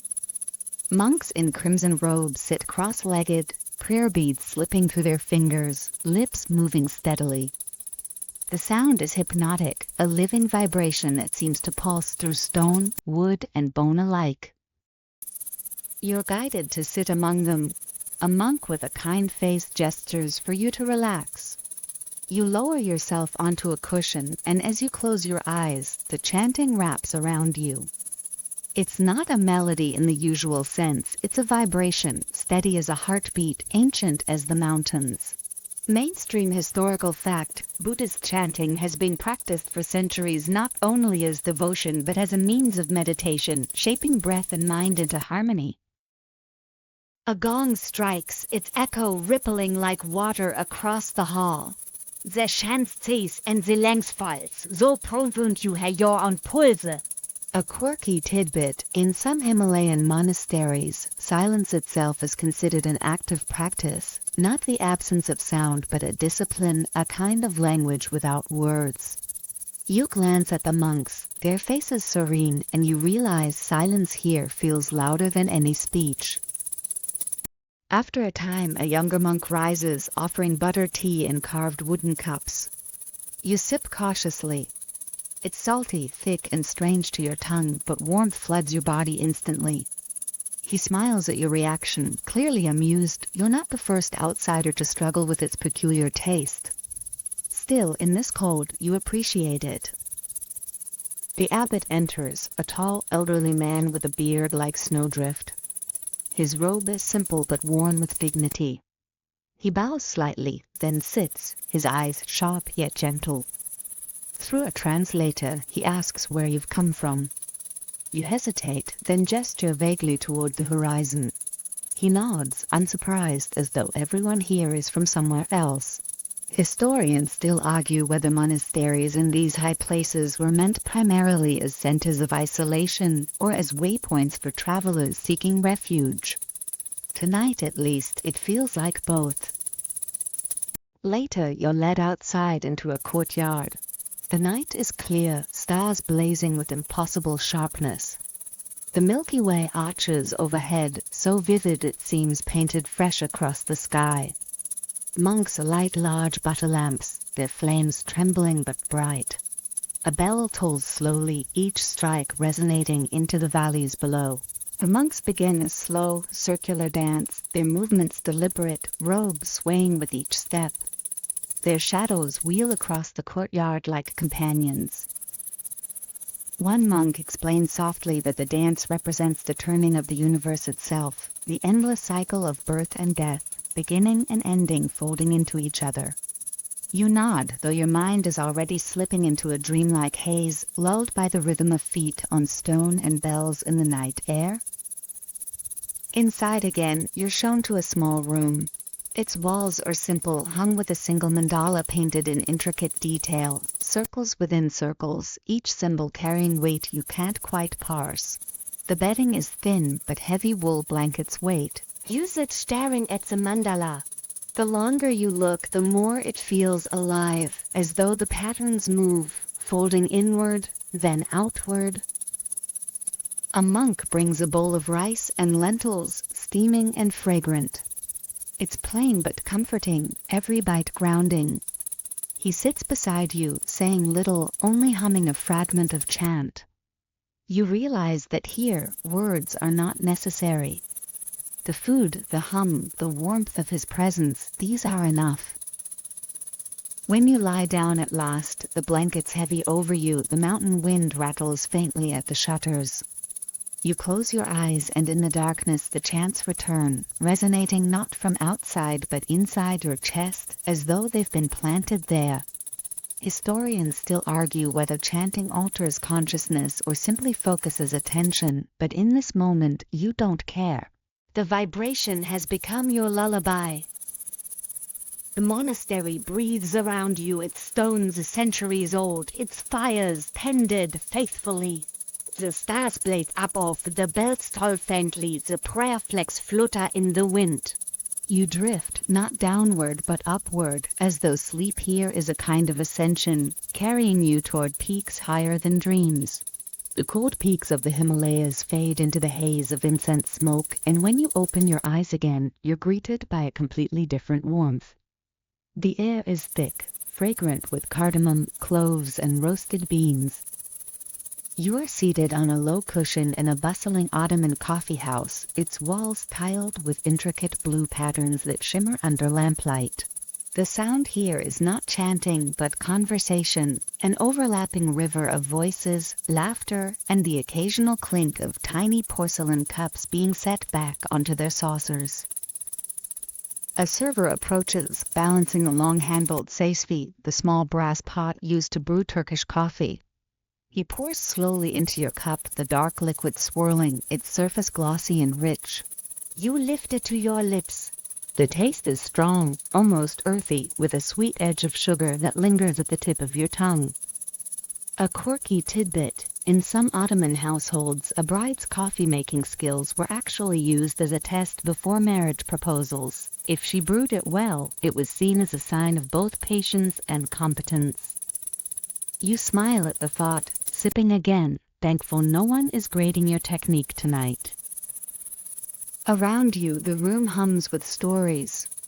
At one table, a group of merchants argue about caravan routes, each insisting their goods, silk, spices, or glassware, will dominate the next season's markets. At another, two scholars debate philosophy, one quoting Aristotle, the other countering with a Sufi poet's verse. Historians still argue whether coffeehouses were truly schools of the wise or simply places for gossip disguised as intellectual sparring. Judging by the dramatic hand gestures in every corner, you suspect both. The walls themselves seem to join in the conversation. Carpets hang richly colored, softening the sound, while brass lamps dangle low, their flames flickering like restless thoughts. Smoke from long-stemmed pipes drifts upward, curling lazily before vanishing. You catch the scent of apple tobacco, sweet and heavy, mixing with the coffee until the very air feels intoxicating. A poet takes center stage suddenly, standing with a dramatic flourish. He raises his hand, cup balanced delicately, and begins to recite. His voice rolls like thunder, weaving metaphors of love as rivers, of sorrow as deserts, of faith as stars that cannot burn out. The room hushes, every eye fixed on him. You feel the words even without catching every syllable, their cadence steady and hypnotic. Mainstream historical fact: Ottoman coffeehouses were indeed stages for poets, storytellers, and shadow puppet performers, places where art and caffeine mingled into something social and electric. When the poet ends, applause breaks out, cups clinking in approval. Somione shoots a witty retort, sparking laukata. Another poet, clearly unimpressed, mutters into his beard that the performance was all smoke and no fire. The banter spirals, good-natured but sharp, like rap battles centuries before the term existed. You grin, realizing that competitive wordplay has always been humanity's favorite sport. The server returns, this time bringing a small dish of lokum, Turkish delight, dusted with powdered sugar. You beat into one, the rose flavoured sweetness almost startling against the bitter coffee. The contrast delights your tongue, and you find yourself reaching for another before you even finish the first. Near the back of the room, a group of older men play backgammon, their boards clattering with each move. T Mutterstrategies, Sommerteam slapping peace down with triumph. A younger man tries to join, only to be waved off with laughter and a reminder that wisdom, like skill, takes years. He retreats to sip his coffee and brood, already plotting revenge in future games. A traveler at your table leans close, eager to share news from distant lands. He describes the great bazaar of Cairo, where streets twist endlessly and spices pile high in pyramids of color. Another boasts of having seen Venice, where canals glimmer by torchlight. Their voices layer into a patchwork of the world stitched together by shared sips of coffee. Historians still argue whether these coffeehouse tales spread a genuine knowledge or exaggerated fantasies, but sitting here you sense the truth lies somewhere in between. As the evening lengthens, the atmosphere grows more theatrical. A man unfurls a small puppet stage, its backdrop painted with city walls and stars. The lamps are adjusted, casting shadows onto the screen. Karagos and Hasavat, the beloved trickster puppets of Ottoman lore, spring to life. Their voices, pitched high and low, argue, jest, and poke fun at politics. The crowd roars with laughter, delighted to see authority figures skewered to shadows. You realize this is satire disguised in play, safer than shouting truths in the street. The performance ends and cups are refilled yet again. Your own heart races lightly, not from nerves but from the caffeine coursing through you. It's the same jittery comfort you know from modern coffee shops, yet here it feels grander, more communal. Everyone is buzzing, not just with energy but with words, ideas, and laughter. A final round of conversation ripples struck the room. One scholar insists that coffee itself is dangerous, a distraction from prayer and discipline. Another counters that it sharpens the mind, making devotion deeper. The argument escalates, each pulling quotes and verses. Historians still argue whether early bans on coffee were about health, morality, or simply fear of unruly gatherings. Tonight, though, nobody seems eager to ban anything. The cups keep pouring and the words keep flowing. By now the lamps burn lower, their flame small but steady. The room softens, voice mellow, laukata fading into murmurs. The poet who performed earlier doses against a cushion, his cup tipped sideways. The backgammon board sits abandoned, pieces scattered. The puppeteer packs away his shadows. You lean back, cradling the last of your coffee. Its warmth seeps into your hands, its bitterness clings to your tongue. Around you, the coffeehouse exhales like a great mind settling into sleep. The hum of the room becomes distant, the tiled walls blur, and your eyelids grow heavy. The final thing you hear is the faint clink of porcelain and the whisper of a prayer flag outside in the wind. With that, you surrender, carried into dreams sweet as sugar and deep as coffee's dark embrace.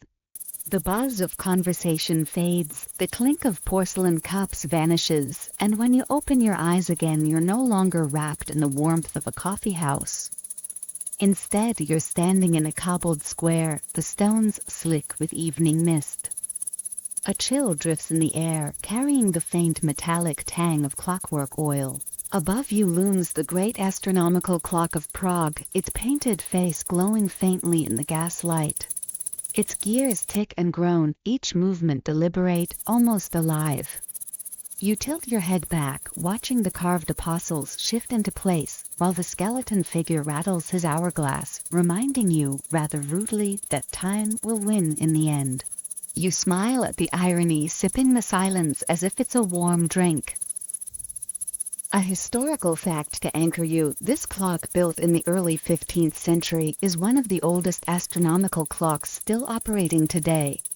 It shows not only the hour but the position of the sun, moon, and zodiac signs, a miniature cosmos captured in brass and paint. But locals long whispered a more curious tidbit. They believed the clock was cursed, and if it ever stopped, terrible misfortune would fall on Prague.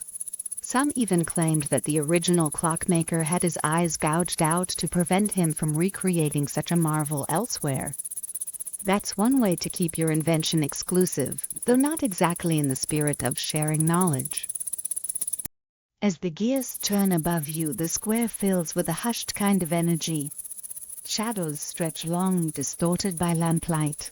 You drift into an alley drowned by the sound of music.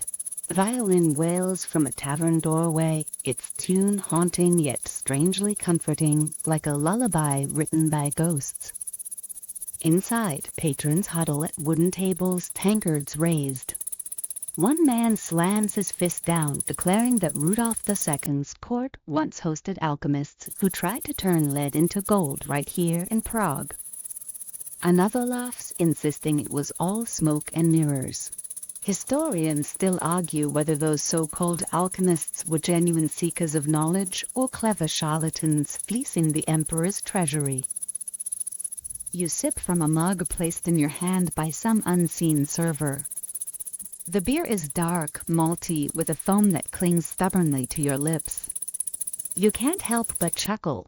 Prague is famous for brewing after all, and in this city beer feels less like a drink and more like a cultural identity. You raise the mug in a silent toast to all the monks who perfected brewing long before Starbucks dreamed of foam art. In a corner, two storytellers lean close, their voices just loud enough for you to catch. One swears he's seen the golem of Prague, a creature of clay brought to life by Rabbi Leuo in the 16th century to protect the Jewish community from persecution. The other scoffs but listens anyway, shivering a little as the tale grows darker. The golem, they say, grew too powerful, stomping through streets until it had to be deactivated, its body hidden in an attic of the old new synagogue. Quirky or fringe? Absolutely. But the story lingers, half believed, half dismissed, woven into the fabric of the city's identity.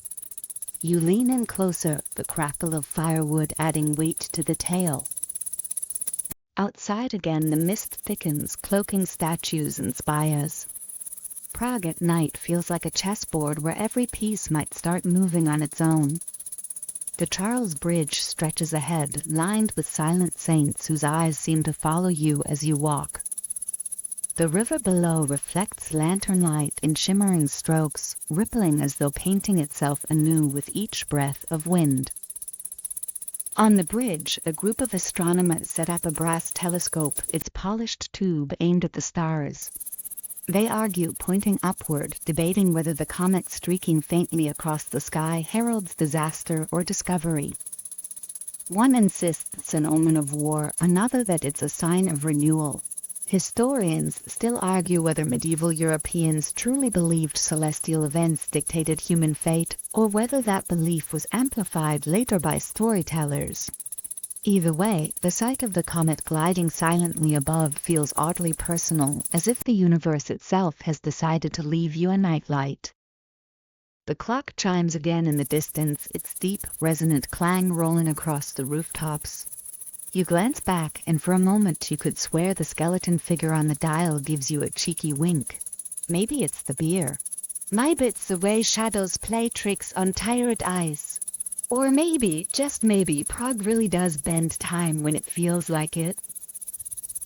You wander into another square where an old man is tinkering with a pocket watch. He beckons you closer, holding it open so you can see the miniature gears spinning. Every gear has its place, he whispers, his voice raspy, but even the smallest tooth matters. Forget it, and time falters. His eyes glint with mischief, and you realize he's less concerned with watches than with people, as if the whole city is one vast mechanism, each citizen a gear. You nod, pocketing the lesson, even if you're not sure what it means yet. From a high tower, bells toll, and their echoes overlap, weaving into a deep, metallic harmony. It's strangely soothing, as if the entire city is breathing in rhythm, an enormous lullaby forged from bronze. Your step slow, your heartbeat softens. Even as you chuckle at the idea of being lulled to sleep by bells meant to wake people, you can't deny their affect. A final stop draws you into a hidden courtyard. Here, a group of apprentices sit cross-legged around a master clockmaker. He adjusts a massive gear with careful hands, explaining the balance between weight and motion. Too fast, he says, and the pendulum loses grace. Too slow, and the world forgets it's moving. He looks up at you briefly, as if he's been expecting you. Then he returns to his gears, his students scribbling notes furiously. You linger, soothed by the steady click of tools and the patience of craft. The night deepens. The mist wraps tighter around Spire as the streets grow quieter and even the taverns begin to hush. You return at last to the astronomical clock, its face glowing softly like a lantern left just for you. The apostles shift again, the skeleton raises his hourglass, and the gears tick onward, eternal, relentless, but oddly comforting. You close your eyes, listening to the mechanical heartbeat of Prague. The ticking becomes a metronome for your breathing, slow and steady, carrying you toward rest. The city hums with secrets, myths, and debates, but for you it becomes a lullaby of brass and time. And as you lean back against the cobblestones, the world folds into darkness, each tick carrying you closer to dreams. The ringing of Prague's bells fades into the crackle of firewood, and when you blink, you're no longer standing among spires and mist, but crouched beside a campfire in a wide, open land. The air smells of pine, smoke, and something faintly metallic, the scent of tools and rifles cleaned by tired hands. You sit on a rough log, sparks dancing up toward a velvet sky strewn with stars. Around you stretches the American frontier, endless plains rolling into distant mountains, the kind of horizon that seems to promise both freedom and exhaustion in equal measure. The fire glows warmly, its light bouncing off the faces of the small group gathered near you. Their clothes are dusty, patched, worn thin from weeks of travel. One man strums a banjo lazily, his voice low as he hums a tune. Another pokes the fire with a stick, sending up tiny fireworks of ember. A woman adjusts a pot hanging over the flames, stirring beans and salt pork with deliberate patience. This is dinner, simple, filling, and if you're honest, not particularly Instagram-worthy. But after miles of trudging behind a wagon, it tastes like heaven. A mainstream historical fact, pioneers on the westward trails in the 19th century really did survive on meals like beans, salt pork, biscuits, and coffee, with luxuries like sugar or dried fruit only when luck was kind. Yet there's a quirky tidbit too. Many wagon trains included fiddlers or banjo players hired specifically to keep spirits up. Music wasn't just entertainment, it was survival, a way to soften the monotony of the journey. You glance at the banjo player here and smile, realizing his casual strumming is just as vital as the beans bubbling in the pot. The night grows quieter, broken only by the soft tubes of coyotes in the distance. One of the men tips his hat toward the sound, muttering that the coyotes are laughing at him again. He claims they're mocking his terrible singing voice. The others chuckle, though someone adds that coyotes have always been tricksters in native stories, creatures that dance between wisdom and mischief. Historians still argue whether these tales were taken seriously as moral lessons or simply told for amusement around fires just like this one. Either way, you can't help but imagine the coyotes out there, wagging their tails and smirking at your little camp. A boy pokes at the fire, eyes wide with exhaustion but refusing to sleep. He begs for a story.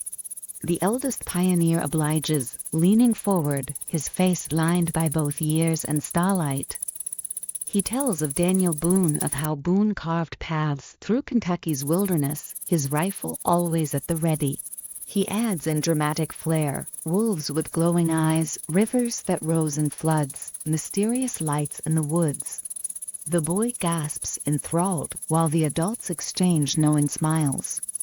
Historians still argue whether Boone's exploits were truly as legendary as the stories claim, but you can feel how tales like this were fuel for courage, keeping weary travelers moving west. The pot is finally lifted from the fire and tin plates are passed around.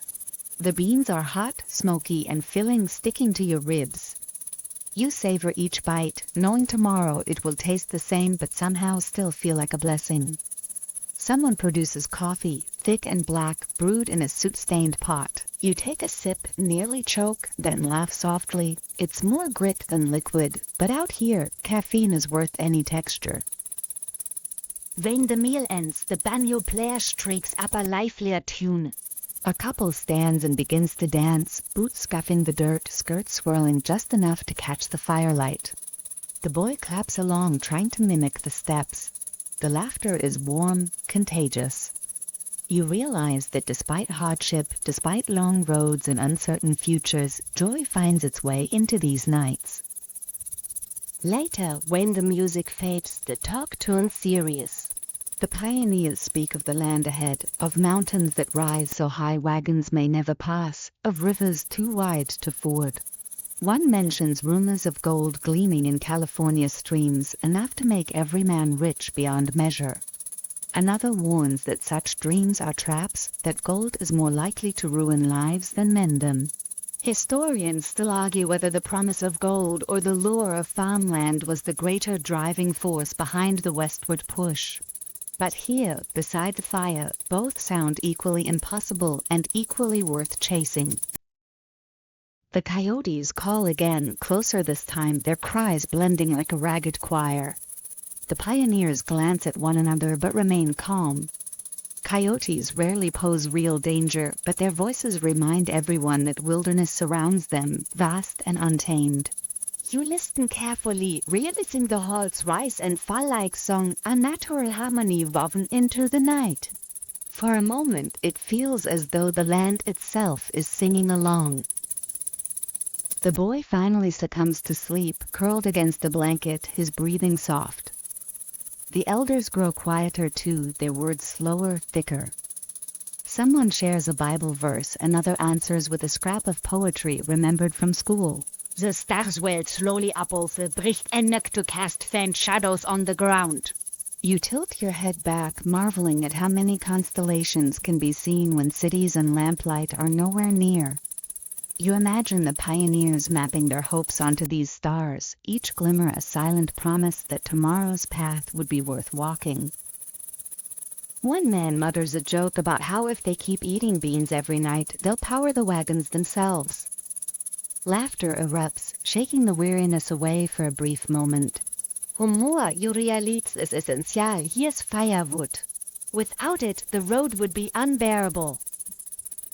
The fire burns lower, logs collapsing into glowing coals. One by one, the pioneers drift into sleep, their breaths steady, their boots still dusty at their sides. The banjo rests against the wagon wheel, silent now, strings cooling in the night air. The coyote's cries fade, replaced by the soft rustle of wind through grass. You remain by the embers, letting their warmth seep into your skin. The vast prairie stretches out around you, endless and calm, like an ocean frozen in place. Somewhere out there lie mountains, rivers, fortunes, and failures, but for now, there is only the quiet rhythm of fire and breath. Your eyelids grow heavy, your body lining into the lull of the frontier night. The stars blur slightly, their sharp edges softening as though someone has taken a paintbrush and smeared the sky into dreamscape. The last thing you hear before drifting off is the faintest chuckle of a coyote, mocking maybe, but oddly comforting too.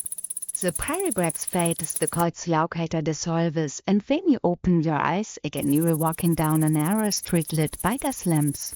The air is thick with fog, clinging to your coat, curling around your boots. Each step echoes against damp cobblestones, a lonely rhythm in the stillness. Welcome to London, Victorian London, where Stein swells, horse hooves clatter in the distance, and the fog fills almost alive, like it's listening for secrets. You pass under a lamp, its glass blackened with smoke, the flame inside flickering uncertainly. Gaslight, a wonder of modern invention in the 19th century, transformed the city, extending activity far into the night. A mainstream historical fact, London was one of the first cities to adopt widespread gas street lighting, beginning in the early 1800s. Yet not everyone trusted it. Some feared the lamps wasted fuel or would poison the air. A quirky tidbit. The term gaslighting, which today means psychological manipulation, originated from a 1938 play where a husband dims the lights to make his wife doubt her sanity. You can't help but grin at the irony of learning that here, under an actual gas lamp, its glow uncertain in the fog. The street curves, leading you toward the Thames. You hear water slapping against piers, smell the sharp tang of coal smoke, and catch faint strains of accordion music drifting from a nearby pub. As you approach, the door swings open and warm laughter spills out, along with a cloud of ale-scented air. Inside, patrons raise mugs of frothy beer, their laughter mingling with off-key songs. You slip in quietly, leaning against the bar. A man at the counter is telling a story, his voice booming. He swears he saw Jack the Ripper vanish into the mist one night, his knife glinting, his coat long and black. The pub erupts, half gasp, half groan. Some nod knowingly, others shake their heads. Historians still argue whether Jack the Ripper was a lone killer, a group, or perhaps even a myth exaggerated by newspapers eager for sales. You sip your drink and realize how fear and rumor were often stronger than fact in these foggy streets. The accordion strikes a jaunty tune. A young woman twirls, skirts flaring, while men clap along. Her cheeks are flushed, her laughter sharp and free, a burst of brightness against the gloom outside. You notice a plate of jellied eels on a nearby table, glistening under the lamplight. You hesitate but take a bite. It's chewy, slippery, oddly salty. You cough, then laugh softly. Maybe not your favorite midnight snack, but certainly authentic. Leaving the pub, you wander into Whitechapel, the Fogticker here via Calder. The narrow alleys twist and bend, brick walls closing in. You pass a group of costermongers huddled around a cart, their barrows piled with apples and chestnuts. One boy calls out, offering roasted chestnuts for a penny. You accept, warming your hands on the paper cone. The taste is sweet, smoky, comforting, and the boy grins with a gap-toothed smile as if he's handed you treasure. The fog swallows the street again, muffling sound. You hear the rattle of carriage wheels, the distant strike of a bell. A lamplighter appears, long pole in hand, moving from lamp to coax flames to life. His figure vanishes and reappears, swallowed by fog with each step. It feels like watching time itself flicker in and out of existence. On Fleet Street you glimpse rows of printing presses through a window, their gears clattering. Newsboys shout headlines, some true, many exaggerated. One boy cries, "Murder in the East End," while another counters, "Queen spotted at masked ball." You smile, realizing sensationalism is hardly a modern invention. Historians still argue whether Victorian newspapers shaped public fear or merely reflected it, but standing here you see how ink and rumor created as much smoke as the factories. You turn a corner and nearly stumble into a horse-drawn hansom cab. The driver tips his hat, his horse snorting clouds into the fog. You climb in, settling into the leather seat. The cab rocks forward, hooves striking rhythmically, wheels clattering. Through the small window, London drifts by, gas lamps glowing faintly, chimney stacks stabbing upward, fog curling like a restless spirit. The ride feels dreamlike, the city half visible, half imagined. The cab halts near St. Paul's Cathedral. Its great dome looms, a ghostly silhouette rising above the mist. You climb the steps, your boot scraping stone. Inside, the air is warmer, scented faintly of wax. Candles glow, their light golden and steady, pushing back the darkness. A choir's voice rises, filling the cavernous space with harmony. The sound is soft, then soaring, as though the building itself is singing.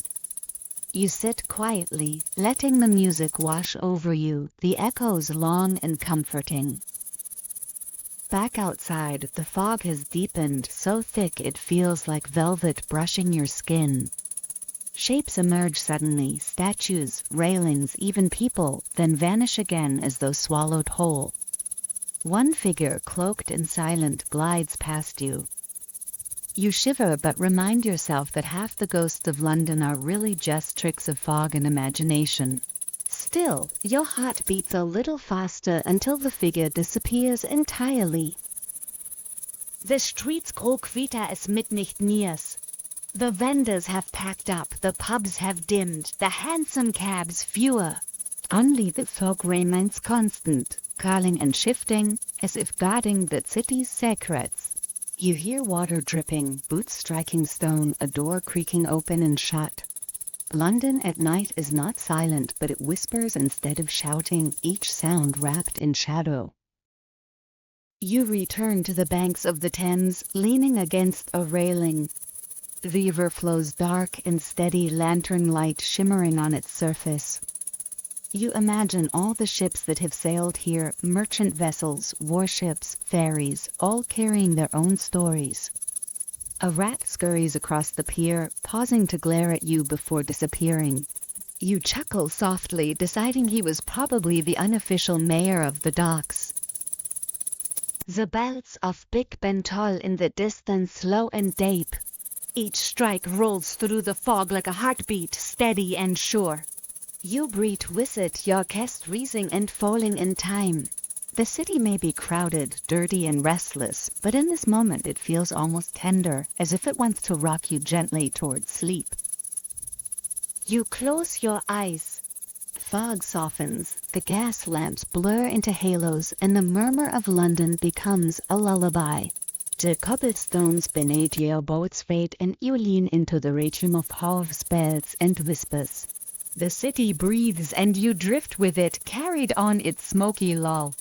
The fog of London tints, and when you open your eyes again, you are standing in a desert where the night wind hums like a flute. Sand stretches in every direction, silvered under moonlight, its rippling dunes shifting with each sigh of air. A circle of lanterns flickers in the distance. You draw closer, your feet crunching softly until you see them, figures in white robes, spinning slowly, steadily in an open courtyard.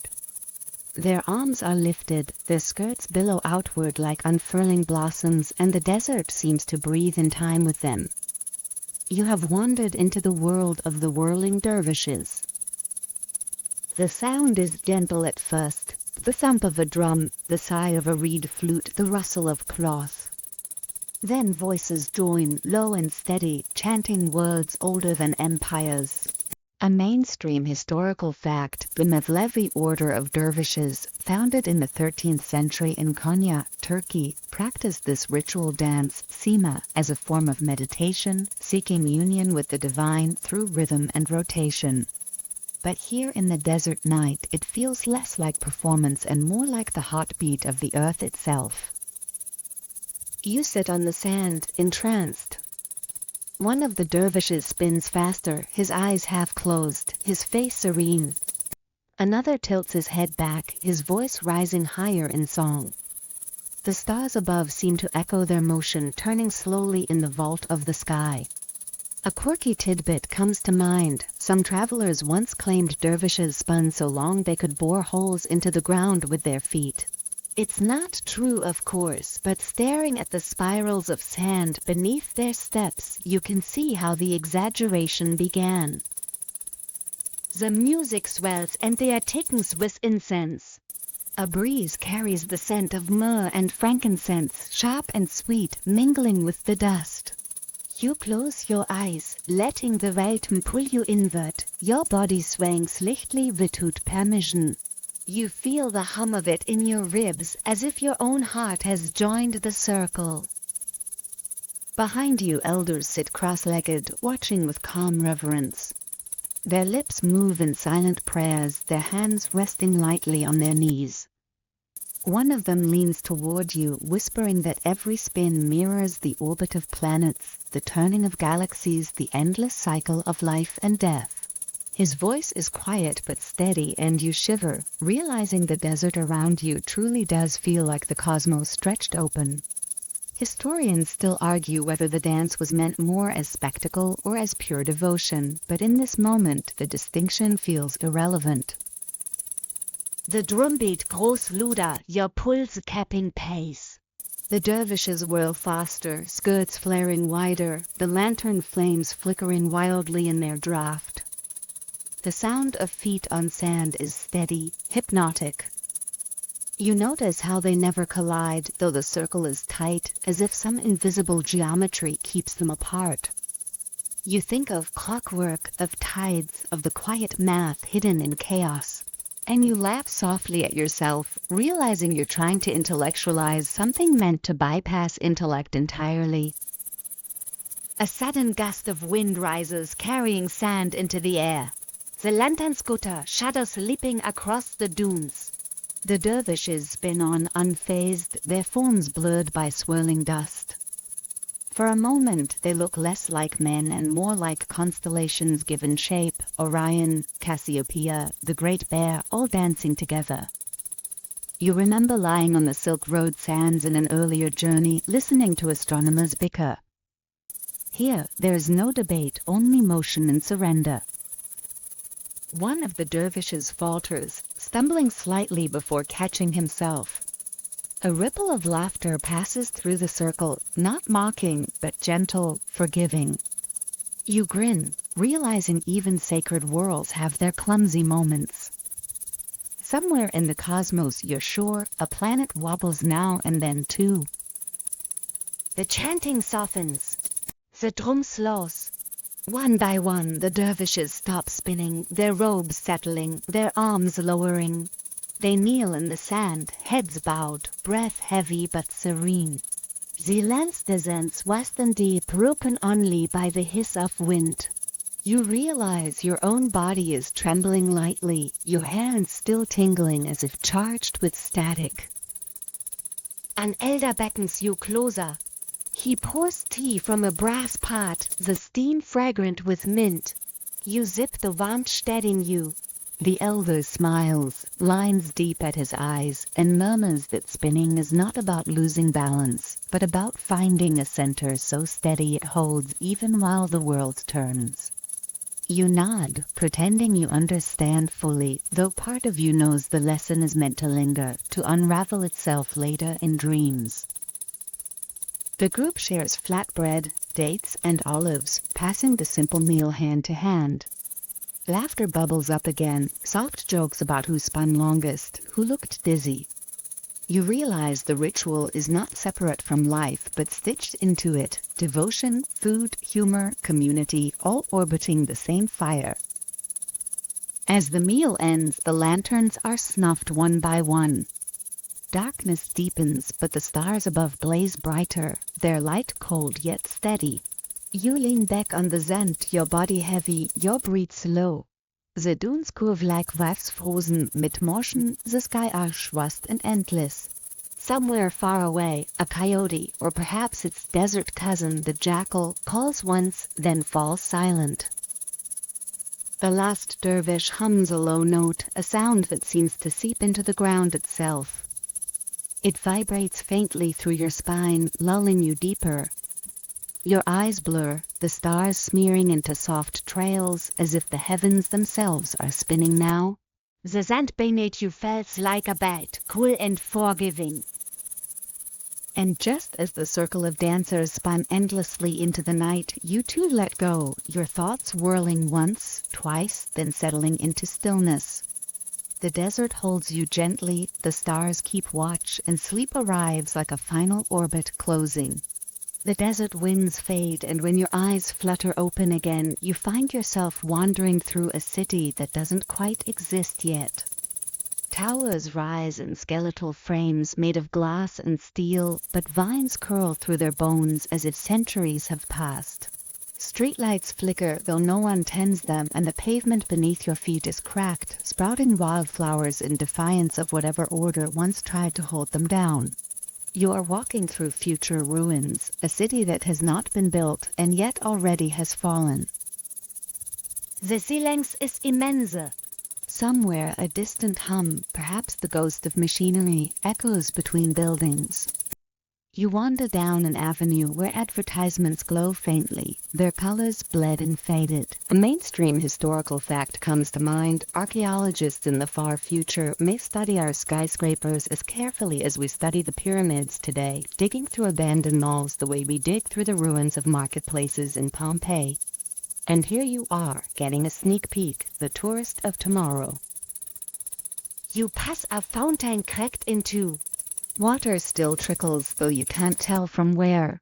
The sound is soothing, trickling like a mountain stream, though its basin is filled with dust and pebbles. A quirky tidbit flickers in your thoughts. In 1989, an American artist buried a time capsule filled with things like a can of beer and a beat-up pair of sneakers, scheduled to be opened in 100 years. You wonder if the city around you is one giant time capsule, sealed by accident. What will future archaeologists laugh at first? Our fast food wrappers? Our tangled phone chargers? Probably both. Above you the stars still shine. The city hums faintly as if alive but tired. You notice murals painted across broken walls, depictions of rockets, oceans, faces smiling upward. The paint is peeling, but the intentions linger. Historians still argue whether civilizations are remembered more for their failures or their dreams, whether Rome endures in our minds because of its collapse or because of its roads and art. Standing here, you feel both, the melancholy of what's been lost and the wonder of what's been imagined. You step into a building that might have been a library. Shelves stand crooked, their wood rotting, their glass shattered. Books lie strewn across the floor, some crumbling to dust, others preserved oddly well. You kneel, brushing off sand, and open one. The words blur into symbols you don't quite recognize. Perhaps the language of the future will change so much that even familiar letters look alien. You smile at the thought that someone, centuries from now, might find our memes and wonder what on earth rickrawling was supposed to mean. The air inside smells faintly metallic, like rain against rust. You walk deeper, your footsteps echoing. In a back room, you find broken screens, their faces black and lifeless. You imagine the scholars of tomorrow trying to decode social media feeds the way we decipher cuneiform tablets, squinting at emoji strings and hashtags, wondering if hashtag mood was an invocation of a deity or a spell to summon calm. You chuckle softly, the sound to loot in the hollow building. Back outside, the wind picks up. Dust spirals through the streets, catching against your clothes. In the distance, you see a collapsed bridge, its arches broken but graceful still. You climb onto it carefully, the stone cool beneath your hands, and look down into what was once a riverbed. Dry now, but still etched with the memory of water. You sit on the edge, legs dangling, and let your body relax into the stillness. Somewhere in the ruins are tolls. Not electronic, not digital, just a heavy metal bell swinging on its own. Its tone is low, carrying across the empty streets. You feel it in your chest, steady and solemn. Feels like both an ending and a beginning. Night deepens. The city glows faintly as if starlight itself has been woven into its cracked windows. You walk slowly now, your body heavy, your eyes half-lidded. You pass doorways where vines drape like curtains, steps where wild cats might sleep, benches where no one sits but where the air still remembers conversations. You imagine lovers who once met here, workers rushing home, children running barefoot across tiles. The gust of daily life linger even when stone crumbles. At the edge of the city you find a wide square. In its center, a statue stands half-toppled, its features worn beyond recognition. Maybe it was a hero, maybe a ruler, maybe just someone who paid enough to have their face immortalized. Now it is faceless, anonymous, swallowed by time. You wonder whether that's the fate of every monument, dust reclaiming ego. But in the moonlight, the broken statue doesn't look defeated. It looks serene, as though it was waiting all along to rest. You lie down on the steps of the square, your body stretched across cool stone. The stars above seem impossibly bright, shimmering as if they're closer now. The city fades into a blur around you. You feel the warmth against your skin, the earth steady beneath you.